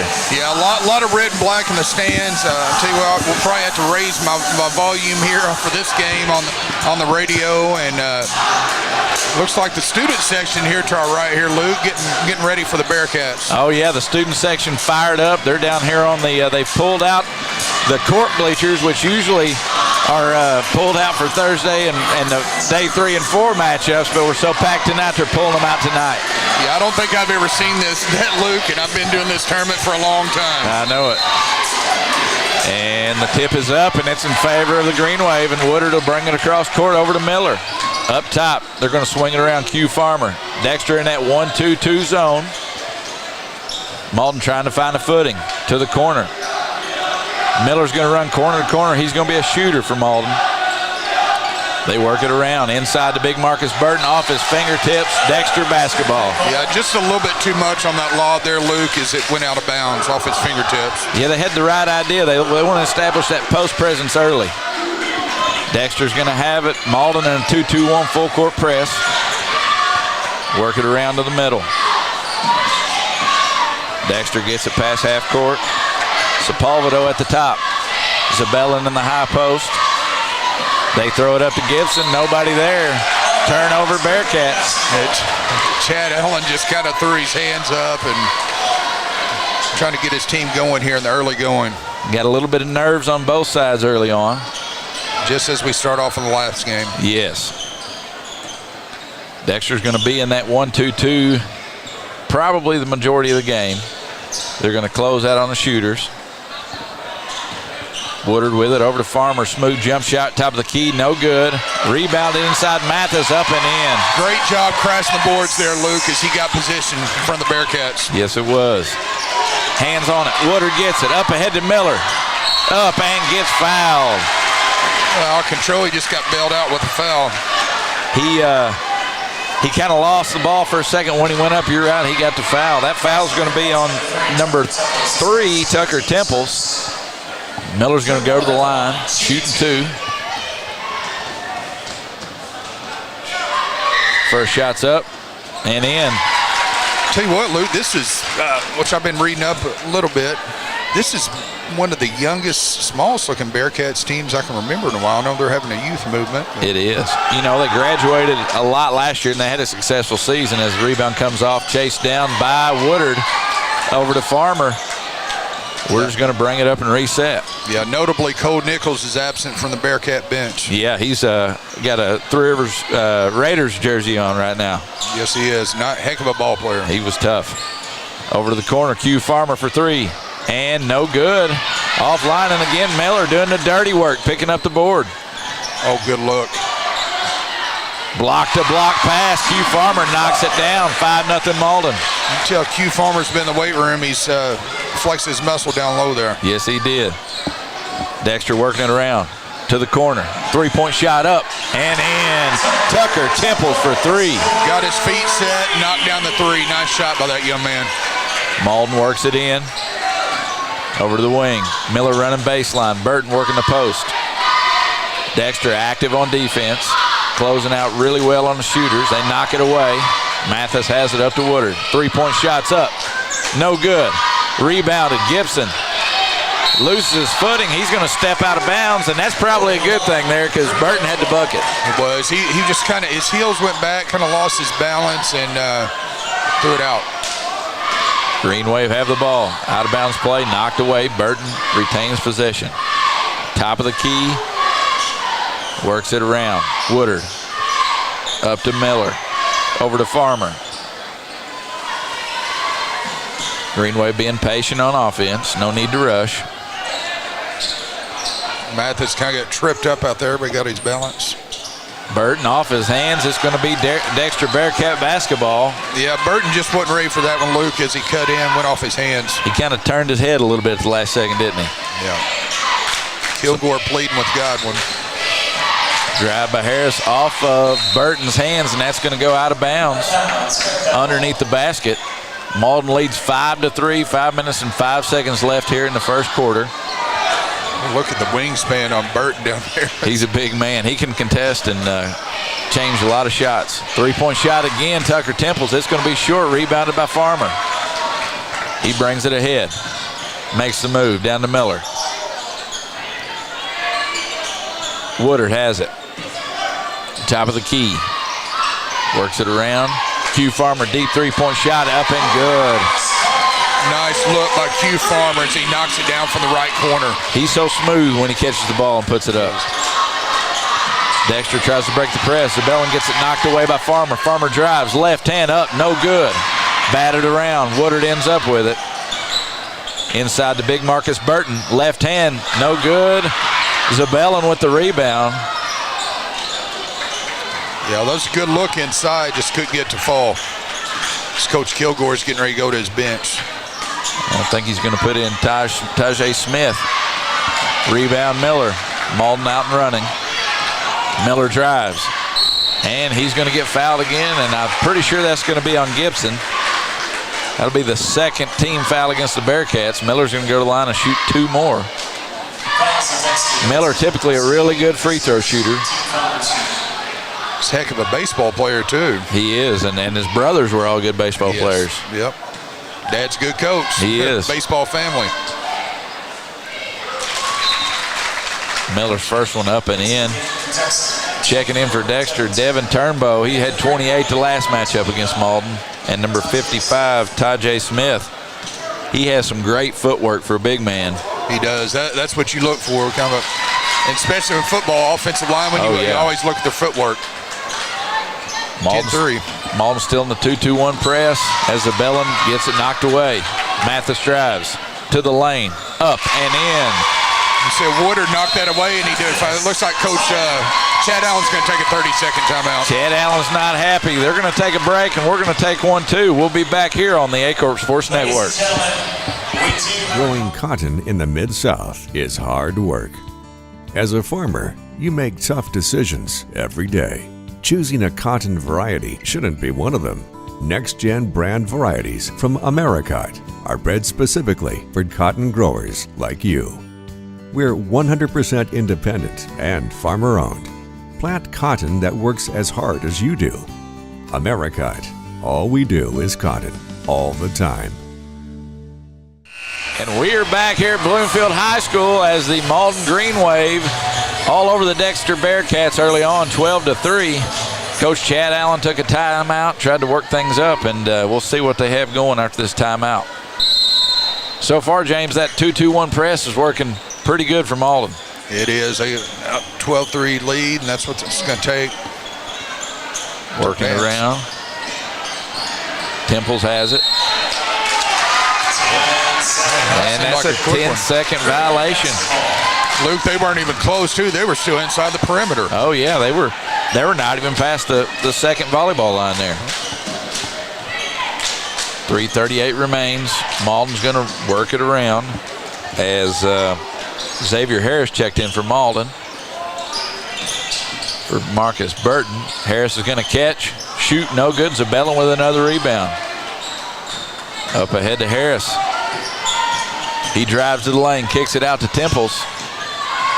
Drives inside to Zabellin. Good, strong move, Ethan Zabellin. Boy, that was a good pass there. Good look. Tell you what, that bounce pass, oldie but goodie. It is. It's going to work. It is. A lot of the old school fundamental stuff never fails you. Yep. They call it old school, but it's the way of the game, isn't it? Absolutely. Woodard deep three-point shots up and good. Nothing but net. Yeah, he left that hanging a little bit. He felt it. He did. That was smooth. Zabellin drives in. Harris catches, stops, pops. Off the backboard, no good. Rebound, Mathis. Might have got away with the travel there, Luke. He shuffled his feet just a tad. He did drag it. Mathis looks over to Woodard. He catches. Smith posting up hard in the paint, wanted the ball. And nobody there. Yeah, I don't know if Q saw somebody out of the corner. Yeah. Kind of threw it in the corner. Nobody was there. I think he looked away when Woodard cut, and then as soon as Woodard cut, he passed it and nobody was there. Malden still in the 2-2-1. Dexter works. Zabellin catches. Gets it down to Temples. Top of the key. Harris has it. Malden in a 2-3 zone. 2-3, yes. Big man just kind of standing there. If he get his hands up, it might make a difference. Yeah, he's just taking up some space right now. Temples has it. Picks his dribble up. Zabellin. Temples. Harris has it up top. Working it around. Zabellin catches in the high post. Makes a move. Woodard with another steal. Got in the passing lane, Luke, and was a beneficiary of the steal. Woodard having a very active game so far. Down to Q Farmer. Q was spotted it there in the left corner and made him pay. He knew he was waiting on that basketball. And it's a loose ball. They get on the floor. It's going to be a jump ball favoring Dexter. So far, Malden starting off hot. Really impressive here in the opening quarter here, Luke. You know, we've said it a lot. Malden has a very talented squad. Up and down the roster, they've got talent. They just need to put it together, and maybe they are right now. Looks like some big boys on the bench, too. Oh, yeah. Three-point shot short. Harris with the rebound. Malden going to run. Farmer on the wing thought about it. Down to Miller. Smith inside. Good move, and he's going to draw a foul. Yeah, number 10 there just got on his back. Gibson on his back. Or Gibson Booker. I think that's going to be his second foul. It is. That's the third team foul. Yeah, the rule changed with the 5 1/4, and then we'll clear it out. So, yep, it's been a little different. I like it. It has. It's been something new. I kind of enjoy it too. You can see Smith on that first free throw got a really soft touch. For a big man. Yes, he does. Second free throw's up and good. Very nice. Malden extends this lead to 15 with a minute left. Dexter needs a bucket here to cut this run. Harris down the sidelines. Up top. Drives to the lane. Up. No good. Zabella in there to clean it up. And that's going to be a jump ball. Malden basketball. Luke, I tell you, Dexter's just kind of really forcing shots here. I mean, right now you're not going to make up 15 points. You just got to chip away. Yeah, you got to get some defensive stops and you got to chip away. Zabellin pulled his third rebound of the game. Dexter going to extend it out a little bit. Extend that 1-2-2 out to about three-quarter court.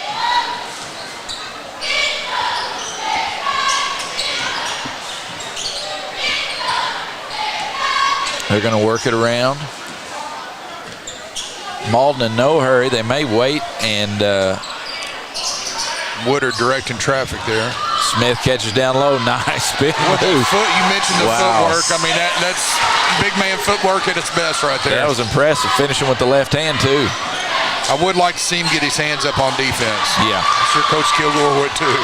Take away, Miller up, and the acrobatic shot doesn't fall, but he'll be shooting 2 more free throws. Look, he almost got that one to fall. He did, and I don't know how it got that close. When it left his hand and his arm got hit, it just went up and almost fell in. Looks like Coach Allen's going to his bench. Miller's going to go to the line. Up and in, as always. He's very consistent at the free throw line. He's a good three-point shooter. Good all-around ball player from Malden. Zion Bell, freshman, checking into the game for Smith. Smith gave Coach Kilgore some really good minutes right there. Yes, he did. Miller hits the next. It's almost a 20-point ball game with 13 seconds left. Down the sideline, Turbo to Zabellin, and knocked out of bounds. Nice move by 33 there as he knocked it out. Yeah, good hands by Zion Bell. Freshman. Oh, wow, freshman, 6'4". Yeah. Inside, Mathis is going to steal it. Right in the passing lane. Q at Farmer. the buzzer. No good, and it's going to be the end of the first quarter. At the end of the one, the Malden Green Wave lead the Dexter Bearcats 24-5. We're going to take a quick timeout. Stay tuned right here on A-Court Sports.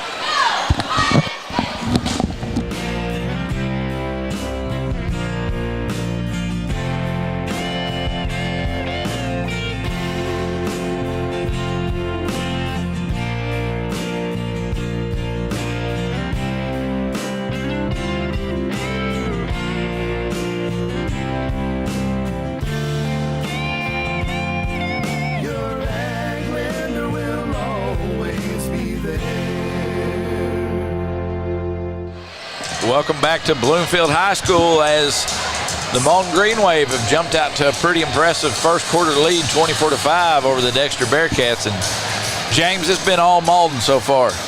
Yeah, I'll tell you what, Coach Kilgore, they're trying to avenge that loss. Looks like 2 totally different teams here. Malden's just come out. You know, it's just like Tyson, you say, everybody's got to play until you get punched in the mouth. That's right. Right now, the Bearcats are getting punched in the mouth. We'll see how Coach Allen, veteran coach team, he's had success with the girls and the boys.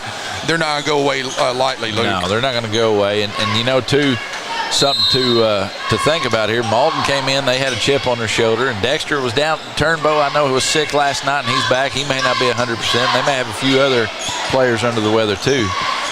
Zabellin catches it in the high post. Temples has it. We're going to work it around. I don't know if Turnbow has had a possession where he caught the basketball before this one. Yeah, I don't believe he has. And that's knocked away by Woodard. And as we talked about earlier, he had 28, I think, the last time they played. Miller, three-point shot in the corner, up and good. Nice shot by that young man as he left it hanging a little bit too, feeling it. Malden now shooting 4 from 9 from behind the arc. Dexter breaks it. Over to Turnbow. You know, Puxico started off 4 for 9 in our previous game, too. Yeah, they got hot in a hurry. Zabellin drives in, and that's going to be a foul on the floor. I believe that's going to be on 51. 15. 15. That's going to be on Trey Miller. It's his first foul, first team foul. And after the out-of-bounds play, Temple catches it in the 3. No good. Zabella and Burton battle for it. Burton comes down with it. Farmer up ahead. He's going to drive the lane, and he's going to get fouled. Nice move behind the back there, Luke, as he went to his left. It's kind of a 1-on-4, so he probably got bailed out with a foul on that one, to be honest with you. He's really good in open space. He has good footwork. He has a good Euro sidestep kind of move that he likes to use, and Malden goes to the line for their 9th free throw so far. Yeah, along with footwork, that's what I look for, is how they move without the ball. Exactly. To get open. He knocks it down. Malden 8 for 9 from the line. They've been solid free throw shooting this game and the previous game. 9 for 10 now from the line. Dexter needs a bucket desperately right now. They've been on a scoring drought since early in the first quarter. Zabellin has it. Inside, nice drive, up and in. 2-point shot. Nice fake to the right as he took it up and in. Good move there by Hunter Massey, a freshman. We talked about the youth movement for Dexter. Woodard shot up, no good off the backboard. Fight on the floor. Farmer picks it up. Looks up to Miller. Miller calms him down a little bit. Good defensive pressure there by Carter Stone. 3-point shots up, no good. Zabellin tips it over to Carter Stone. He's going to bring it up. Back tip. They did that a lot yesterday. Mathis did it again. Nice back tip. I mean, Luke, you know Dexter's seen teams of this caliber playing, in the SEMO conference week in, week out. So they've just got to stop the runs and get some scores and stops. They do. They're used to playing teams of this caliber, and they just need to ride the storm and make a little run themselves here to stay in this ball game. Mathis over to Farmer, inside to Burton. Burton spins. Nothing. Good defense there by Ethan Zabellin. Inside, Burton goes up. No good. Mathis there to clean it up. Again, attacking the offensive boards. The Green Wave doing it all here in the first half. Talon Mathis now with 6.6 rebounds. Doing the dirty work for the Green Wave. 3-point shot up, no good. Off the rim, good hustle there by the freshman Massey. You could tell that shot was off to the right, and once the players see that, you could see him adjusting to try to go get the rebound. Yep, good job there by Massey chasing it down. 31-7, Green Wave in the lead. 3-point shot, Temple's up, no good. Rebound, again, Burton corrals it. Dexter kind of forcing things there, Luke, from the perimeter. Yeah, they are so far 1 for 7 for 3. Shot up, no good. Harris there, rebounds it, knocked away. Zabellin ends up with it. Nice strong board there, Ethan Zabellin. Tucker Temples has it. Ahead to Stone. Over to Booker. Left-handed shot up, no good. Rebound Malden. Tristan Moncrief. Malden trying to push the tempo. Wow, nice soft move there by Peyton Woodard. Yeah, this Dexter's just kind of getting out-hossed right now. Malden, everybody knew what they were capable of when this season started, and a lot of people had them picked very highly in their rankings, and we're seeing that right now. Yeah, Coach Allen's going to take a timeout and talk about it. It's a 30-second timeout. We'll stay here, and we'll kind of run down some of these scoring statistics so far. In this 4 minutes and 49 seconds left in the second, Q Farmer has 10 points. Talon Mathis 6, Peyton Woodard 5, Trey Miller has 8. Very balanced scoring from Malden right now too. Yeah, I mean, you pick your poison. I mean, you can't, go a box and one offense or try them on two in the gimmick of our defenses. You just got to knuckle down and play. Yeah. Contest every shot, get a body on somebody, box out, get some defensive rebounds, and have a good half-court set, take good shots. That's right. And I keep saying it. I'm going to sound like a broken record tonight. If and when Malden puts it together, they are going to be scary. Yeah, I mean, you're a tough out. I'm sure Coach Fernetti's got his eye on this one, filling up his notebook as we speak. Oh, man. That's going to be a good one tomorrow night, isn't it? Yeah, absolutely. Whoever wins this game against the Puxico Indians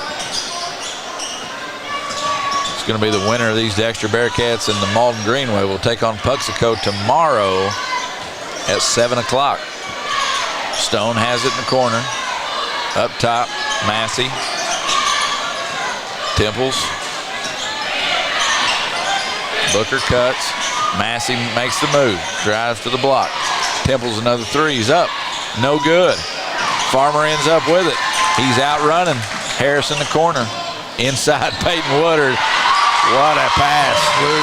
Did you see the help side defense with Burton coming over, cutting the base? I mean, they're just doing everything right here in the early going. They are. And, you know, we talked last game with Malden. Burton changes so many shots with his defense. He's going to pick up a foul. Just a little overzealous there as he tried to make something happen. He was.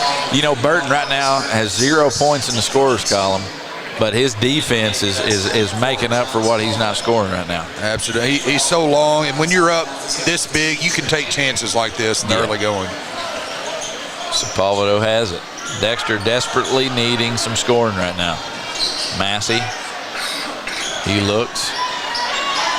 Zabellin posting up hard. He's won the basketball. Sepulveda has it.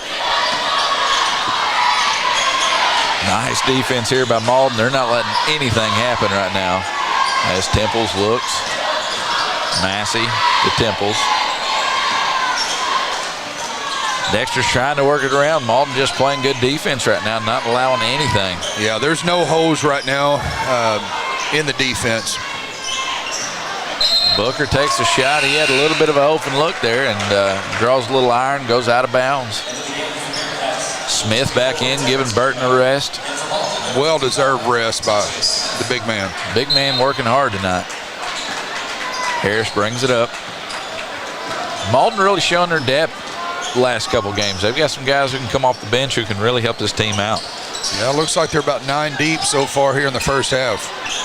I'm really impressed with Smith down low. He's a fun player to watch as he catches the pass. Footwork again. Wow. Tell you what, he kind of brought the ball down and comes up, and I'm impressed. I agree with you, Luke. Man, he's got some nice footwork, soft hands. As the Green Wave knock it away again, Mathis drives. We don't have the stats right here for steals individually because we got points, rebounds, and assists. I'd like to know how many steals right now Mathis has. He's had his hands all over the ball. He's real handsy here in the early going and making a difference in the score. There he is again, right on cue. Tylen Mathis. 8.6 rebounds, very active on defense. As he about knocks it away again. Temples crosses half court. Inside Zabellin. Zabellin up, no good. Ball bounces around, ends up in Smith's hand. Ahead. Smith. Free throw line jump shot, no good. Sepulveda, and there he is again. And Smith's going to draw the foul. There it is, Mathis again. He knocks that ball away, which leads to Smith going to the line. Yeah, not only on the defensive end, but on the offensive end, making things happen with the quick hands. You know, it's guys like that. They don't always show up in the scorer columns, but they're the type of guys that help teams win championships. Yeah, a tournament like this, everybody's got to know the role. You got to depend on the role players, not just the scorers. You got to have everybody on the team buying into what they're doing, buying into the role, and it looks as though he's bought in pretty good. Very unselfish. I've been impressed so far with the Green Wave. Smith, second one up. It's good. The lead balloons to 40-7. Temples ahead, Turnbow. And just out of the reach of Zabellin. Harris drives inside to Zabellin. Nice strong move, knocked away there by Moncrief. Malden out and running again. Ends up in the hands of Turnbow. Zabellin drives inside. Shots up and good. Yeah, it looked like he tried to draw a little contact there, Luke. He saw it wasn't coming in, so he took it up strong with the right hand. Yeah, good move there. Ethan Zabellin, the Bearcats are on the board again. They need to, like you said, they need to chip away piece by piece. They can't get all this back right now in one shot, so they're going to need to sit down and work on defense and slowly chip away at this lead. 40-9, minute 14 remaining. Farmer head fakes. Nothing there. Inside, brought down by the freshman Massey. Dexter needs a bucket right here. 1 minute. Harris has it. 1 minute remaining as Joe Northern lets the crowd know. Temple's three-point shot up. No good. Gets his own rebound. Up and no good. Massey with it. Up and in. Luke, they're just now in double figures, Luke, as a team. Hard to believe the 5 seed. It is. 42-11. Good strong rebound there by Massey. Miller in the corner, three-point shot. They're just on fire. I'll tell you what, if they don't make some adjustments at halftime, we could have a very quick second half. We could. Malden, just everything going for Malden right now. Playing so well. Massey. Nice looking shot. Up and in. Massey having a good half. Of the Bearcats' 14 points, Massey has 7 of them. Farmer hard drive. Wow. You think Q Farmer's done that a little bit in PE class at Malden High School? Oh, yeah. He's so smooth when he drives. No good. Ladies and gentlemen, it's halftime. And at the half, the Malden Green Wave lead the Dexter Bearcats in a shocker, 45-14. Tune in the second half for more right here on the Acorn Sports Network.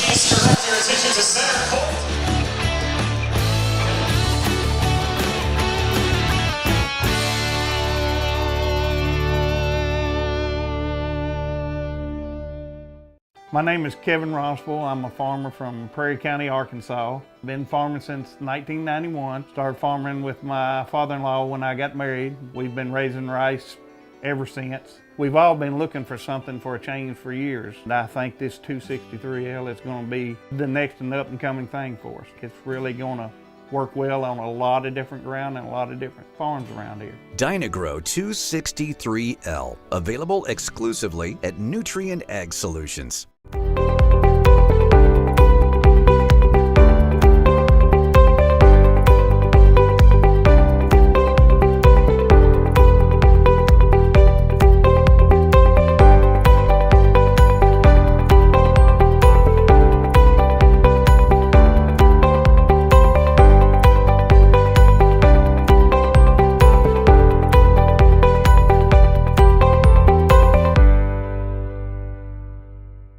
At Young Real Estate, we're Southeast Missouri, just like you. We are parents.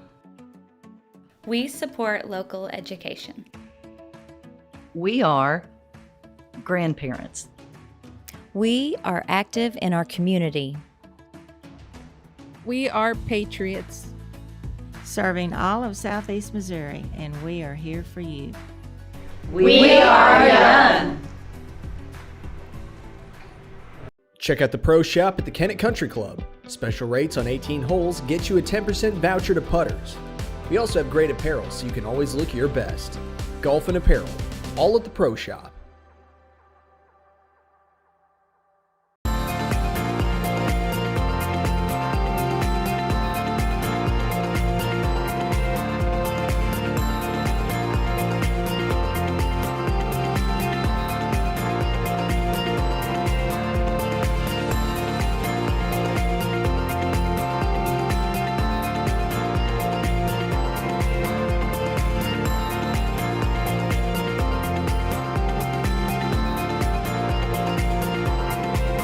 At Glen Sains, our inventory is growing every day. Between all of our 4 stores, we'll have 400 units in stock at any given time. Whether you're looking to buy a GMC, Chevrolet, Buick, or Ford, we look forward to serving you and your family for years to come. Mathis Funeral Home of Dexter and Bernie strives to provide their community with the accommodations and services needed to relieve your family during times of loss. For more information, give them a call and see how Mathis Funeral Home can help meet your expectations in celebrating your loved ones. Southern Custom Meats in Dexter, Missouri is providing you with the best in custom butchering, fresh vegetables, and farm fresh eggs. Call now or visit us today and see the Southern Custom Meats difference for yourself. Fast break, cold beer, pork steak. Fast break, the best chicken in the whole state. Fast break, whoop doggies, I think I need a fast break. All right. Fast Break in Bernie, Missouri. Fresh food, lottery, gas, and more. Fast Break. Sandy Small Engine in Malden, Missouri is the best local dealer for all your outdoor equipment needs. From mowers to repairs, we've got you covered. Call now or stop in today.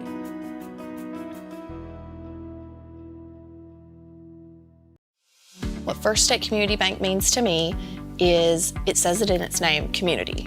We're family, we care about one another, whether it's in our SEMO markets or we can reach out to someone in Farmington, Columbia. They're always there to assist. We are very customer focused. Our employees do a great job with listening to the customers. The tellers know 100% of all customers by their name. If you want to feel at home, then walk into the doors of First State Community Bank. Do you need personalized merchandise? Trying to celebrate the season of that big state run? Then Juju Promotions in New Madrid has you covered. Whether it's heat presses, screen printing, or embroidery, we always have an option that will leave you satisfied and looking your best. With seasonal styles and plenty of accessories, there's something here for everyone. So come in and shop around. You'll be welcome with a smile and leave more fashionable than ever. Call us at 573-748-4040 or visit us in New Madrid. First State Bank and Trust wants to thank the Dexter community for 20 years in business.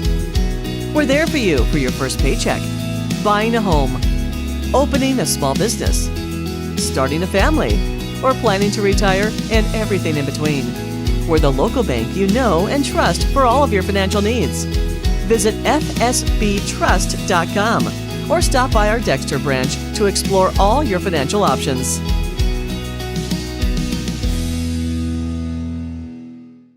Missouri State Senator Jason Bean, representing Butler, Carter, Dunklin, Mississippi, New Madrid, Oregon, Pemiscot, Ripley, Stoddard, and Wayne counties, would like to wish all the Southeast Missouri basketball programs in the 25th District a safe and successful season.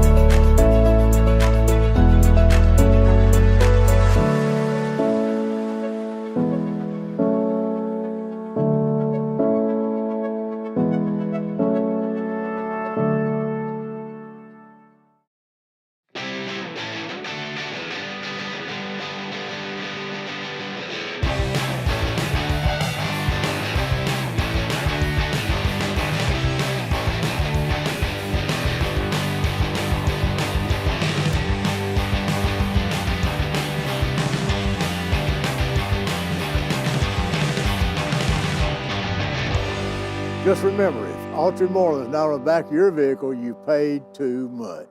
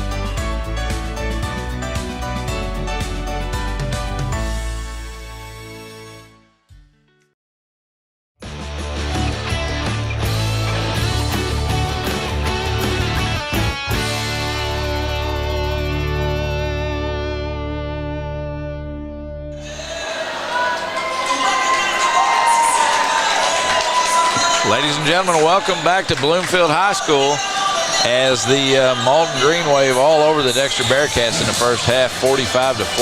James, you want to run down some of the scoring leaders for the first half? Yeah, looks for the Malden Green Wave. We'll take a look at them first since they're up. They're being led in scoring by number 15, Trey Miller, followed up by the other Green Wave in double figures. Number 3, Cunarius Farmer, the other senior. Tyleen Mathis has 8 points and ton of steals, 6 rebounds, and Peyton Woodard, number 1, has 7 points, 2 rebounds. Looking across to the left on my board for the Dexter Bearcats, 4 points for Ethan Zabler. and 3 for Tucker Temples. Hunter Massey there with 7 points for Hunter Massey. Yeah, they're led in scoring right now by the freshman Hunter Massey. Ethan Zabellin having a pretty strong first half, 4 points, 3 rebounds. He's hitting the glass hard. Just he's having to compete with a lot of size on the other side. Rebounding right now, Dexter has 9 rebounds. Malden has 21. Yeah, I mean, anytime you getting out hossed on the boards, it's tough to overcome. That would explain in excess of a 30-point lead here at the halftime. And you look at offensive rebounds, they got 11 offensive rebounds, and they've scored off of all 11 offensive boards that they've gotten. The guy who's really benefited off of that's Tylen Mathis. Ton of steals, 6 rebounds, 8 points. He's just a hustle man. Yeah, I think if you're Coach Allen, that has to be a point of emphasis in the locker room at halftime. You've got to find a way to limit the Malden Green Wave's second chance points. You got to. You got to have a chance. Yep. And you've got to cut the lead here in the third quarter. We should know within the next 2 or 3 minutes how this second half's going to play out. No doubt about it.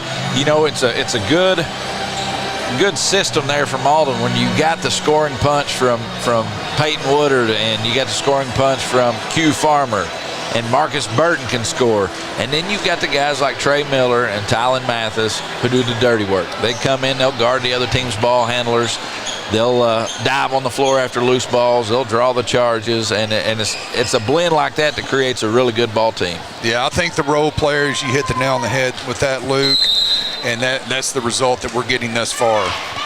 So Malden will key it in there to Miller. Farmer has it up top to Woodard. Dexter in the 1-2-2 zone. Burton catches high post, working it around. Farmer has it. Mathis, Miller in the corner. Burton catches inside, drop step, blocked by Zabellin. Nice block by Zabella as he went up with the right hand and swatted it to his teammate. Good timing there by Ethan Zabellin. Tucker Temples has it. Dexter got the defensive stop they needed to start the half. Now they need to knock down a bucket. Being patient here, Luke, and we talked about that being a key in the second half. Yeah, you can't get them all back in one shot. Sepulveda shot up, no good. Farmer with the rebound. He attacks, he drives down. Woodard in the corner, 3-point shot up, no good. Rebounded there by Booker. Yeah, Malden wanting to push the tempo again, and the old saying, if it ain't broke, don't fix it. That's right. If it ain't broke, you don't need to fix it. Malden hot from 3 after the first half, and there we go. Well, the bank is open there, Luke. The bank is open. Sometimes it's stuff like that that gets a team running, and Nathan Harris knocks it down. You're going to need a little luck if they want to make a run. That's right. 2 defensive stops and a bucket for Dexter to start things off, and then Burton answers back with a high post catch and score. Nice touch as he kind of faded away and knocked it down. That's something Malden's going to have to do moving forward. They're going to have to establish Burton in that post, especially against a team like Puxico. Booker 3-point shot, no good. Farmer ends up with it. Yeah, with Puxico's depth, whoever comes out with this one is got to have their shoes laced up tomorrow afternoon. You ain't kidding. Woodard up and in. Nice touch by Woodard as he penetrated the lane there. You know, Woodard's very, very, very efficient. You look up, you don't see him shoot a whole lot, and you look up and he's got 15 or 20. Yeah, he's one of those guys, he knows when it's his time to take the shot. Yep, Miller gets the steal, and there he is again.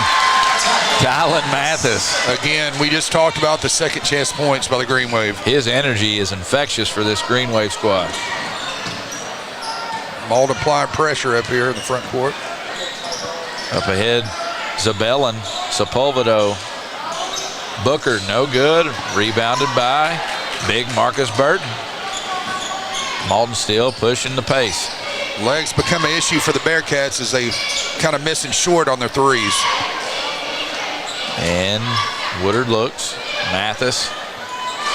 Quick trigger, Miller. Boom. Wow, he's very nice shot from the right-hand corner as he knocked it down. Malden now has 4 scorers in double figures. Very balanced for Malden. Zabellin catches, drives, attacks. against big Marcus Burton. Nice move, Ethan Zabellin. Just kind of a subtle fake there, Luke, and it worked. Went up and strong on the right side. Sometimes that's all you need is a little head fake, get them in the air, and drive to the hoop. Yep. 54-19 Malden. Miller run that baseline, and they're kind of starting to stretch it out on him now. They are. They've got shooters everywhere. Catches again. Catch, shoot, quick release, and right on cue. He got a big grin on that one. You can't leave him open. Trey Miller knocks down another one. This kid's been on fire the past 2 nights. Malden flirting with 40. Down, Temples. Harris shoots another one. Can he get it? No good. Mathis, another rebound. Woodard drives. Burton there to clean it up. Up and in. Marcus Burton. Yeah, Coach Allen's going to take a timeout here. He's going to take a timeout. So are we. The Malden Green Wave all over the Dexter Bearcats, 59-19.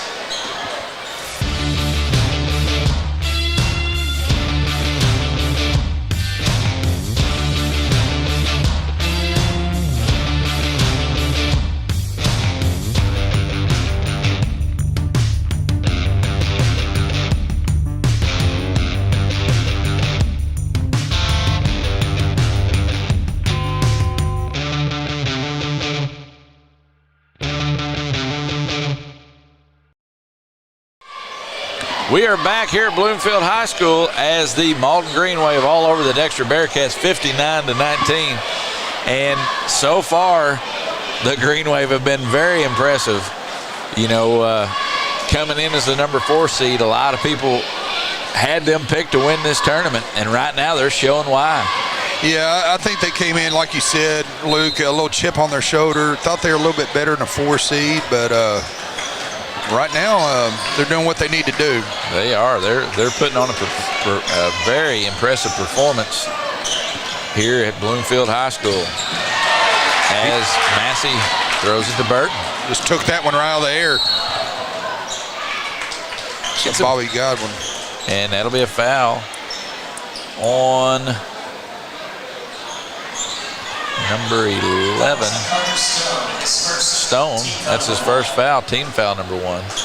You can tell the crowd's really thinned out, I think, as a result of the score we have here, Luke. Yeah, we had an electric atmosphere to start things off, and it's kind of like a balloon has burst inside here. Miller catches it. Ooh, a lot of body over there. Farmer, top of the key. Again, Malden patient on offense. Farmer catches, 3-point shot up. No good, brought down by Harris.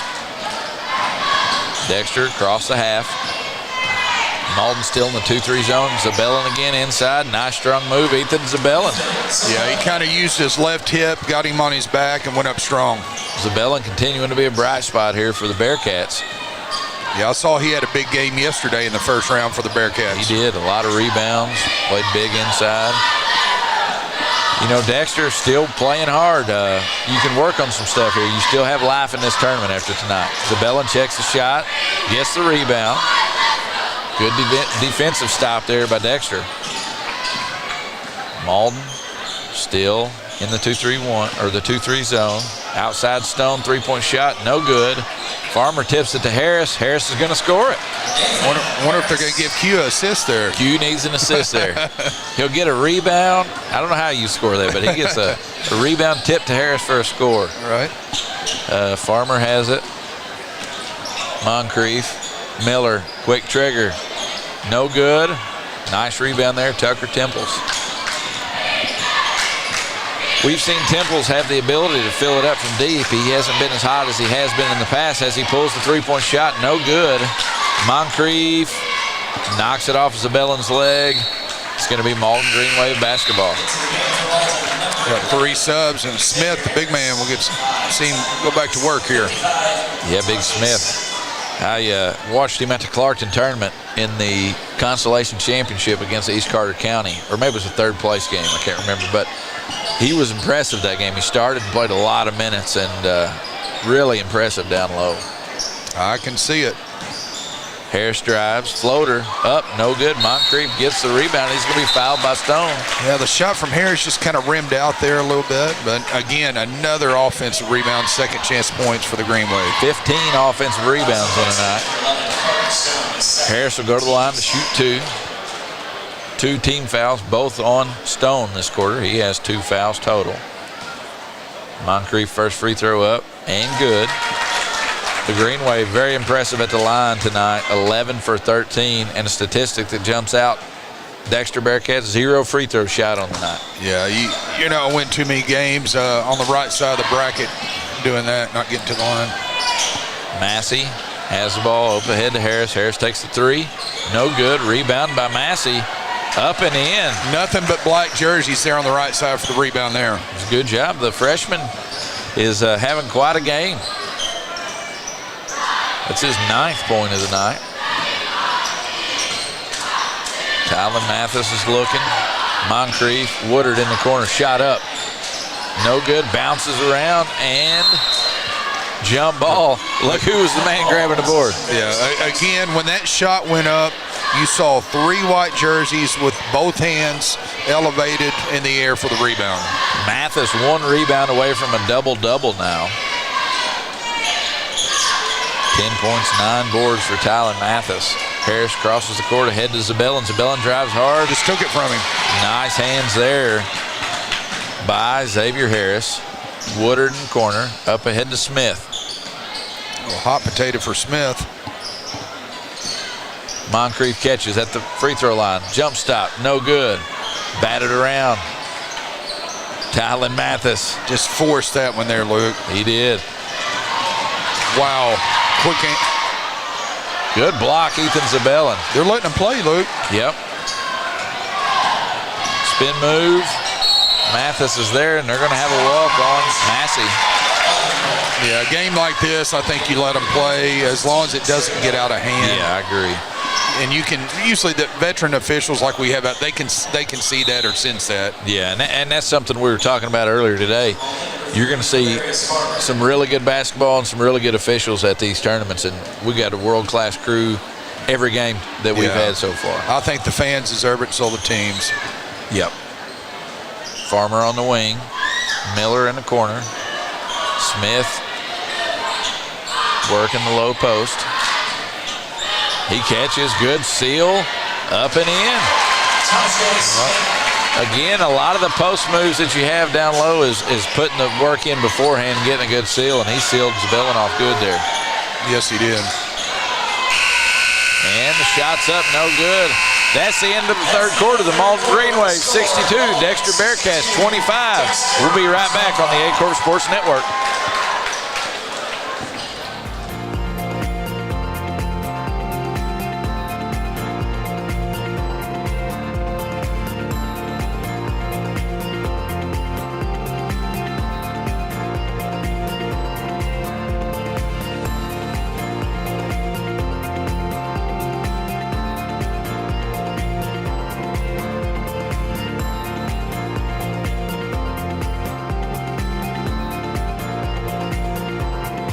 Welcome back to Bloomfield High School as the Malden Green Wave all over the Dexter Bearcats in game number 6 of the day.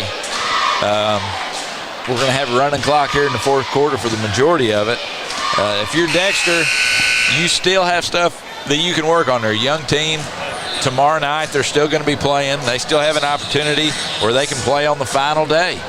Yeah, I mean, you said it, Luke. I mean, there's still a lot of tournament left. They're not the 5 seed for any unknown reason. They can definitely find a way to get and win 5th place. Oh, yeah. I mean, you just got to, keep your legs about you, injuries, stuff like that, and work on the things you need to work on to get better tomorrow night. That's right, and I know that's what Chad Allen is going to do, and he's going to have a game plan for this squad tomorrow night. They're going to bounce back.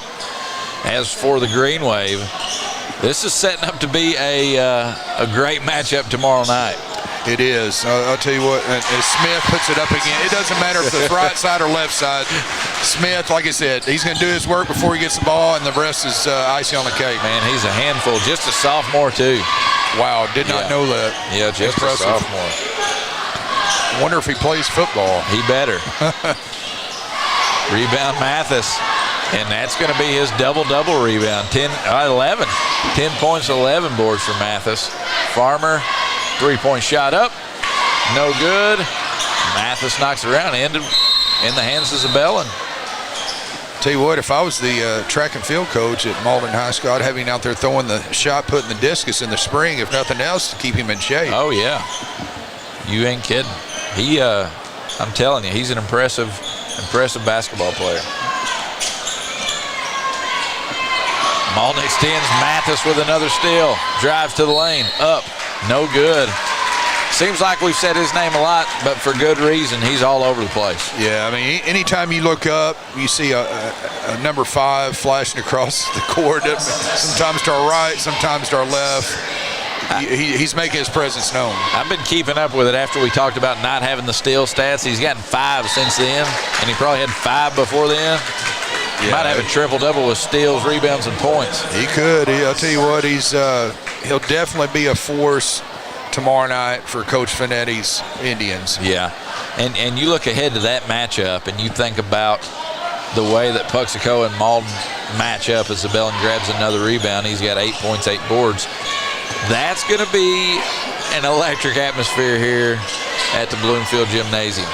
Yeah, you'll see, like I said, Puxico just northwest of here, Malden just a trip up Highway 25, and they're going to meet in the middle, and we'll see who's got it tomorrow night. That's right. Turnbow is going to go to the line and shoot his first free throw of the game. This is actually Dexter's first free throw of the game, period. And that's hard to fathom. It is. You're at 5 minutes left in the fourth quarter, and they shoot their first free throw attempt, and it's up and no good. This young man, I don't kind of cough in there. I know there's a lot of sickness going around. I just wonder if definitely not making excuses for him and don't want to speculate. But well, he was out last night. He was sick. Okay, so he didn't play last night. So that is if you watch him, he's still coughing. And he's a ball player. Yep. He's a good ball player. He's just having a rough go of it right now as Zabellin gets another steal. Zabellin having a good game for the Bearcats. And that's something you got to give Dexter as Zabellin gets the rebound and puts it in. If you're Chad Allen, you walk away from here and you got beat, but your guys are still competing. Yeah, they're still playing hard. I'm watching Coach Allen, Coach Rob Nichols on. They're smiling. I mean, what are you doing at something like this? Yeah. You got built towards the future, and the future is tomorrow night. Yeah, and stay positive and look forward to the next game. That's Trey Miller right in the bottom of the net. That's 3 from that spot, Luke. He very hot tonight from the three-point line as Malden 8 for 20 from deep. Miller has 20 points. Harris up. Zabellin tips it almost in. There he is, Tylen Mathis ahead to Woodard. Wow. It's like they can do no wrong. It is. It is. And they're very balanced on the scorers column tonight. And I've noticed in previous games they stay balanced. They've got a lot of unselfish players on the squad. Yeah, it's going to be a tough game plan for Coach Fernetti, but a veteran coach like him, he'll have a plan, and they'll just have to execute it. He is. It's going to be fun watching Thomas Birch and Landon Burchard and Zimmerman battle against these guys like Peyton Woodard and Trey Miller and Marcus Burton and Tylen Mathis. It'll be a heavyweight matchup tomorrow night at 7 o'clock. You don't want to miss it. No doubt. Miller for 3 again. In Fuego. 4 from the corner. He's lighting the lamp with 23. He is. He is. Man, the past 2 nights he's been absolutely on fire. Burton goes for the head fake. Tucker Temples again. Zabellin battling. Another rebound ahead to Burton. Fast break. Miller. He's going to pull it, and he's going to make it. No, he misses. Woodard catches it and puts it in. I spoke too soon. He kind of shuffled his feet there. He's laughing a little bit. I thought I was going to be cute and call it a little early, but just when you think. Turnbow up. Woodard, no good. Mathis, another board. Still letting them play. Miller, he wanted it, thought about it. Mathis said, I'll take it. Shot up and rattles in. Unbelievable. Wow. An onslaught here for Malden. Just officials timeouts to get the subs in. Nobody on the bench for the Bearcats. No, they're unloading the bench. 24, yeah, he's really you can just see him coughing. Oh yeah, he's not feeling good at all, and you know, head and hands. It's unfortunate. He's a great ball player. You know, he scored 28 the last time that they played, and I'm going to say usually what happens when the sickness runs through a team, everybody gets it. Yeah, he's just going to have to keep fluids in him and go to bed and get some rest. Malden unloads the bench as well. You got Lamar Benford. Still got Tylen Harris. You got Redfoot making his first appearance in the game. Zion Bell, freshman. Xavier Harris. For Dexter, you got freshman Langston Wernick in. You got Landon Anniser in. As they take the three-point shot, Harris is going to get the rebound. Ahead to Moncrief. Moncrief running ahead. And lays it in. Doesn't matter what number they're wearing tonight. If you're wearing a white jersey, good things are happening. You ain't kidding. When things are clicking, they click well, don't they? Yes, they do. It's kind of like the domino effect. Stone, three-point shot, no good. Redfoot there to clean it up. And Massey ties it up, and it's going to stay here with Dexter. Minute 20, the clock is running. The Green Wave have secured their spot in the semifinals matchup against the Puxico Indians tomorrow night at 7 o'clock. You don't want to miss it. Come out here and watch it live, and if you can't make it, tune in to Acorn Sports. Massey catches in the high post. Nothing there. 1 minute left. Bell rebounds. And then, James, right after this game, we've got a really good matchup. Your East Prairie Eagles and the Porterville Bulldogs, and that has the makeups of a good game too. Yeah, both teams know each other pretty well. You know, their head football coach, Ian Penrod, used to coach him. Now he's a heck of a coach. Made a phenomenal run this year. What a job he's done at Porterville. A lot of these kids, I coached with the SEMO War Eagles back in the day, played travel baseball for me, and but they're going to be friends off the court, but they're going to get after it tonight. They are. You know, they're led by star running back Jamarion Smith, who had a very impressive senior season in football. Yeah, that young man is something to behold, and it ought to be fun.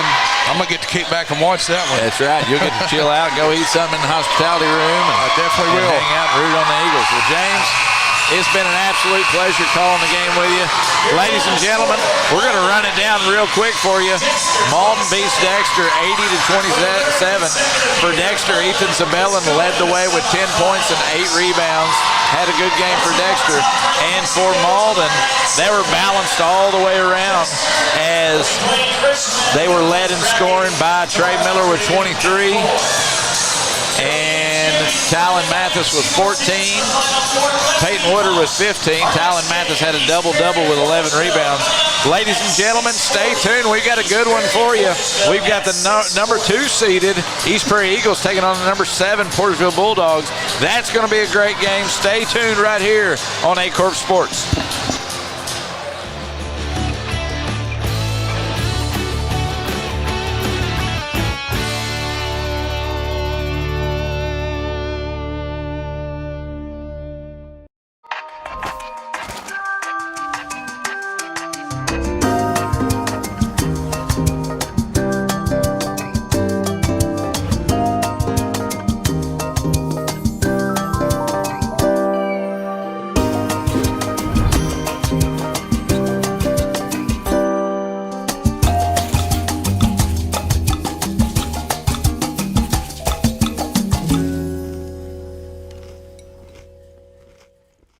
Growing cotton in the Mid-South is hard work. As a farmer, you make tough decisions every day. Choosing a cotton variety shouldn't be one of them. Next-gen brand varieties from Americot are bred specifically for cotton growers like you. We're 100% independent and farmer-owned. Plant cotton that works as hard as you do. Americot. All we do is cotton, all the time. At Focus Bank, we understand your community because it's our community too. With branches across Southeast Missouri and Northeast Arkansas, Focus Bank offers services such as fraud protection, really free checking, and mobile banking that lets you bank simply and securely, anytime, anywhere. Stop by any of our branches or visit us online to open an account today. Plus, you'll receive an awesome free gift just from opening your really free checking account. And when you refer someone who opens an account, you'll both receive a gift. Focus Bank, member FDIC, equal housing lender. Allen Christian GMC, your local GMC experts. Explore our wide selection of new and used vehicles. Visit us at 724 Business 60 in Dexter or at allenchristian.com to find your perfect vehicle. Allen Christian, let's get you rolling. NextEra Energy Resources is the world's largest generator of renewable energy from the wind and sun, and a world leader in energy storage. Since 2016, NextEra Energy Resources has invested more than $339 million in Missouri to fuel local economic growth. Today, our company owns and operates one wind energy facility in the state and is looking to invest even more in the Show Me State. We are committed to being a trusted community partner and look forward to providing affordable, clean, renewable energy for generations of Missourians to come. At SEMO Health Network, we strive to provide caring and affordable health care while making our patients feel welcome in our warm and friendly atmosphere. With locations throughout Southeast Missouri, we provide medical, dental, OB, and behavioral health services to anyone and everyone that may need it. Visit SEMO Health Network for your wellness exams, COVID and flu vaccinations, lab services, dental exams, counseling, and more. For more information, visit our website and let SEMO Health Network take care of you.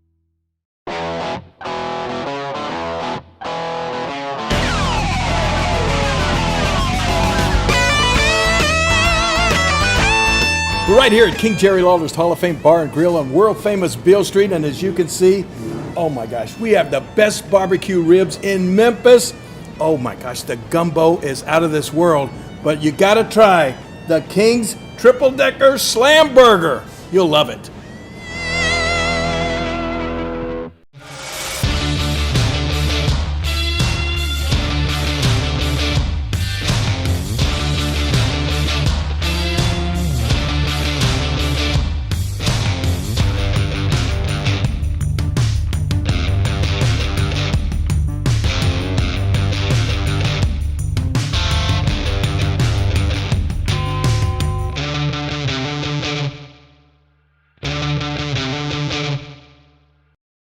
My name is Kevin Rossville. I'm a farmer from Prairie County, Arkansas. Been farming since 1991. Started farming with my father-in-law when I got married. We've been raising rice ever since. We've all been looking for something for a change for years. And I think this 263L is going to be the next and up-and-coming thing for us. It's really going to work well on a lot of different ground and a lot of different farms around here. Dynagro 263L, available exclusively at Nutrient Ag Solutions.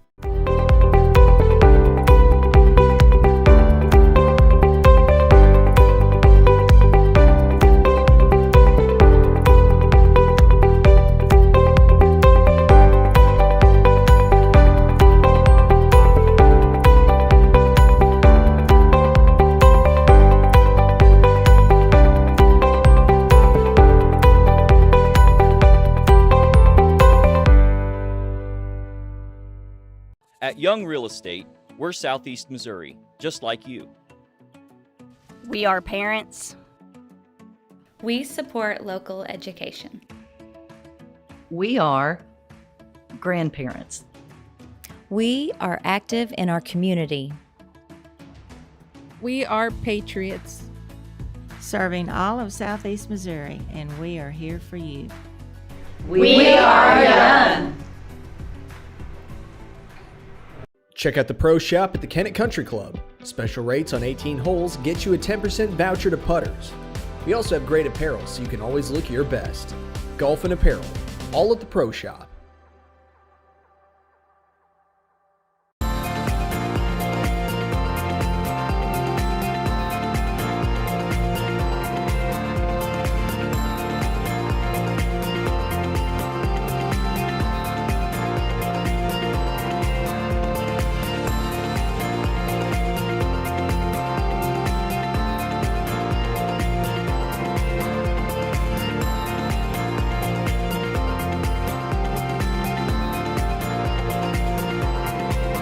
At Glen Sains, our inventory is growing every day.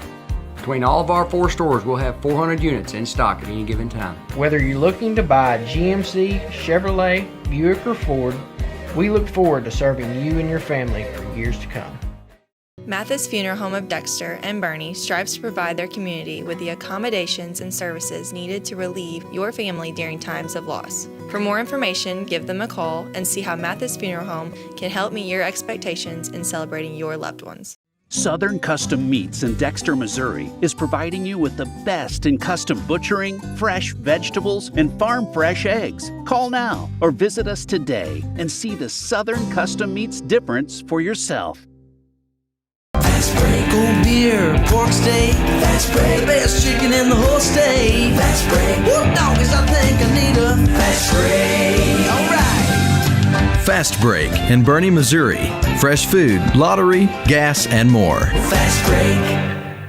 Sandy Small Engine in Malden, Missouri is the best local dealer for all your outdoor equipment needs. From mowers to repairs, we've got you covered. Call now or stop in today.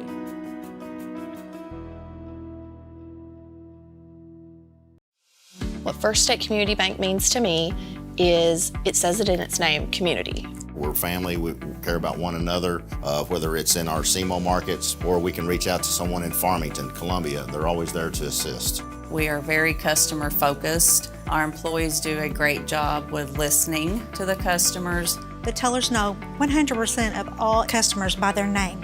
If you want to feel at home, then walk into the doors of First State Community Bank. Do you need personalized merchandise? Trying to celebrate the season of that big state run? Then Juju Promotions in New Madrid has you covered. Whether it's heat presses, screen printing, or embroidery, we always have an option that will leave you satisfied and looking your best. With seasonal styles and plenty of accessories, there's something here for everyone. So come in and shop around. You'll be welcome with a smile and leave more fashionable than ever. Call us at 573-748-4040 or visit us in New Madrid. First State Bank and Trust wants to thank the Dexter community for 20 years in business. We're there for you for your first paycheck, buying a home, opening a small business, starting a family, or planning to retire, and everything in between. We're the local bank you know and trust for all of your financial needs. Visit fsbtrust.com or stop by our Dexter branch to explore all your financial options.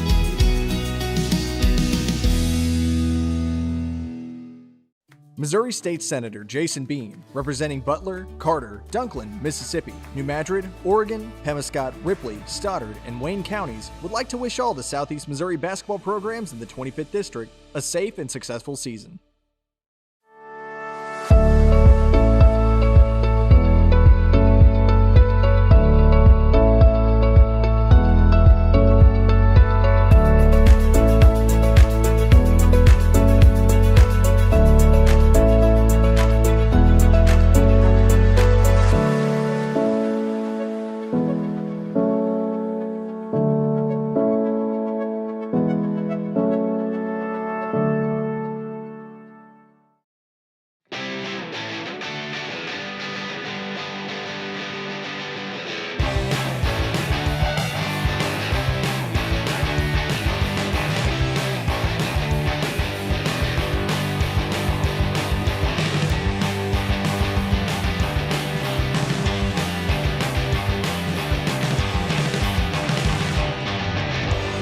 Just remember, if Autry Moreland's not on the back of your vehicle, you paid too much.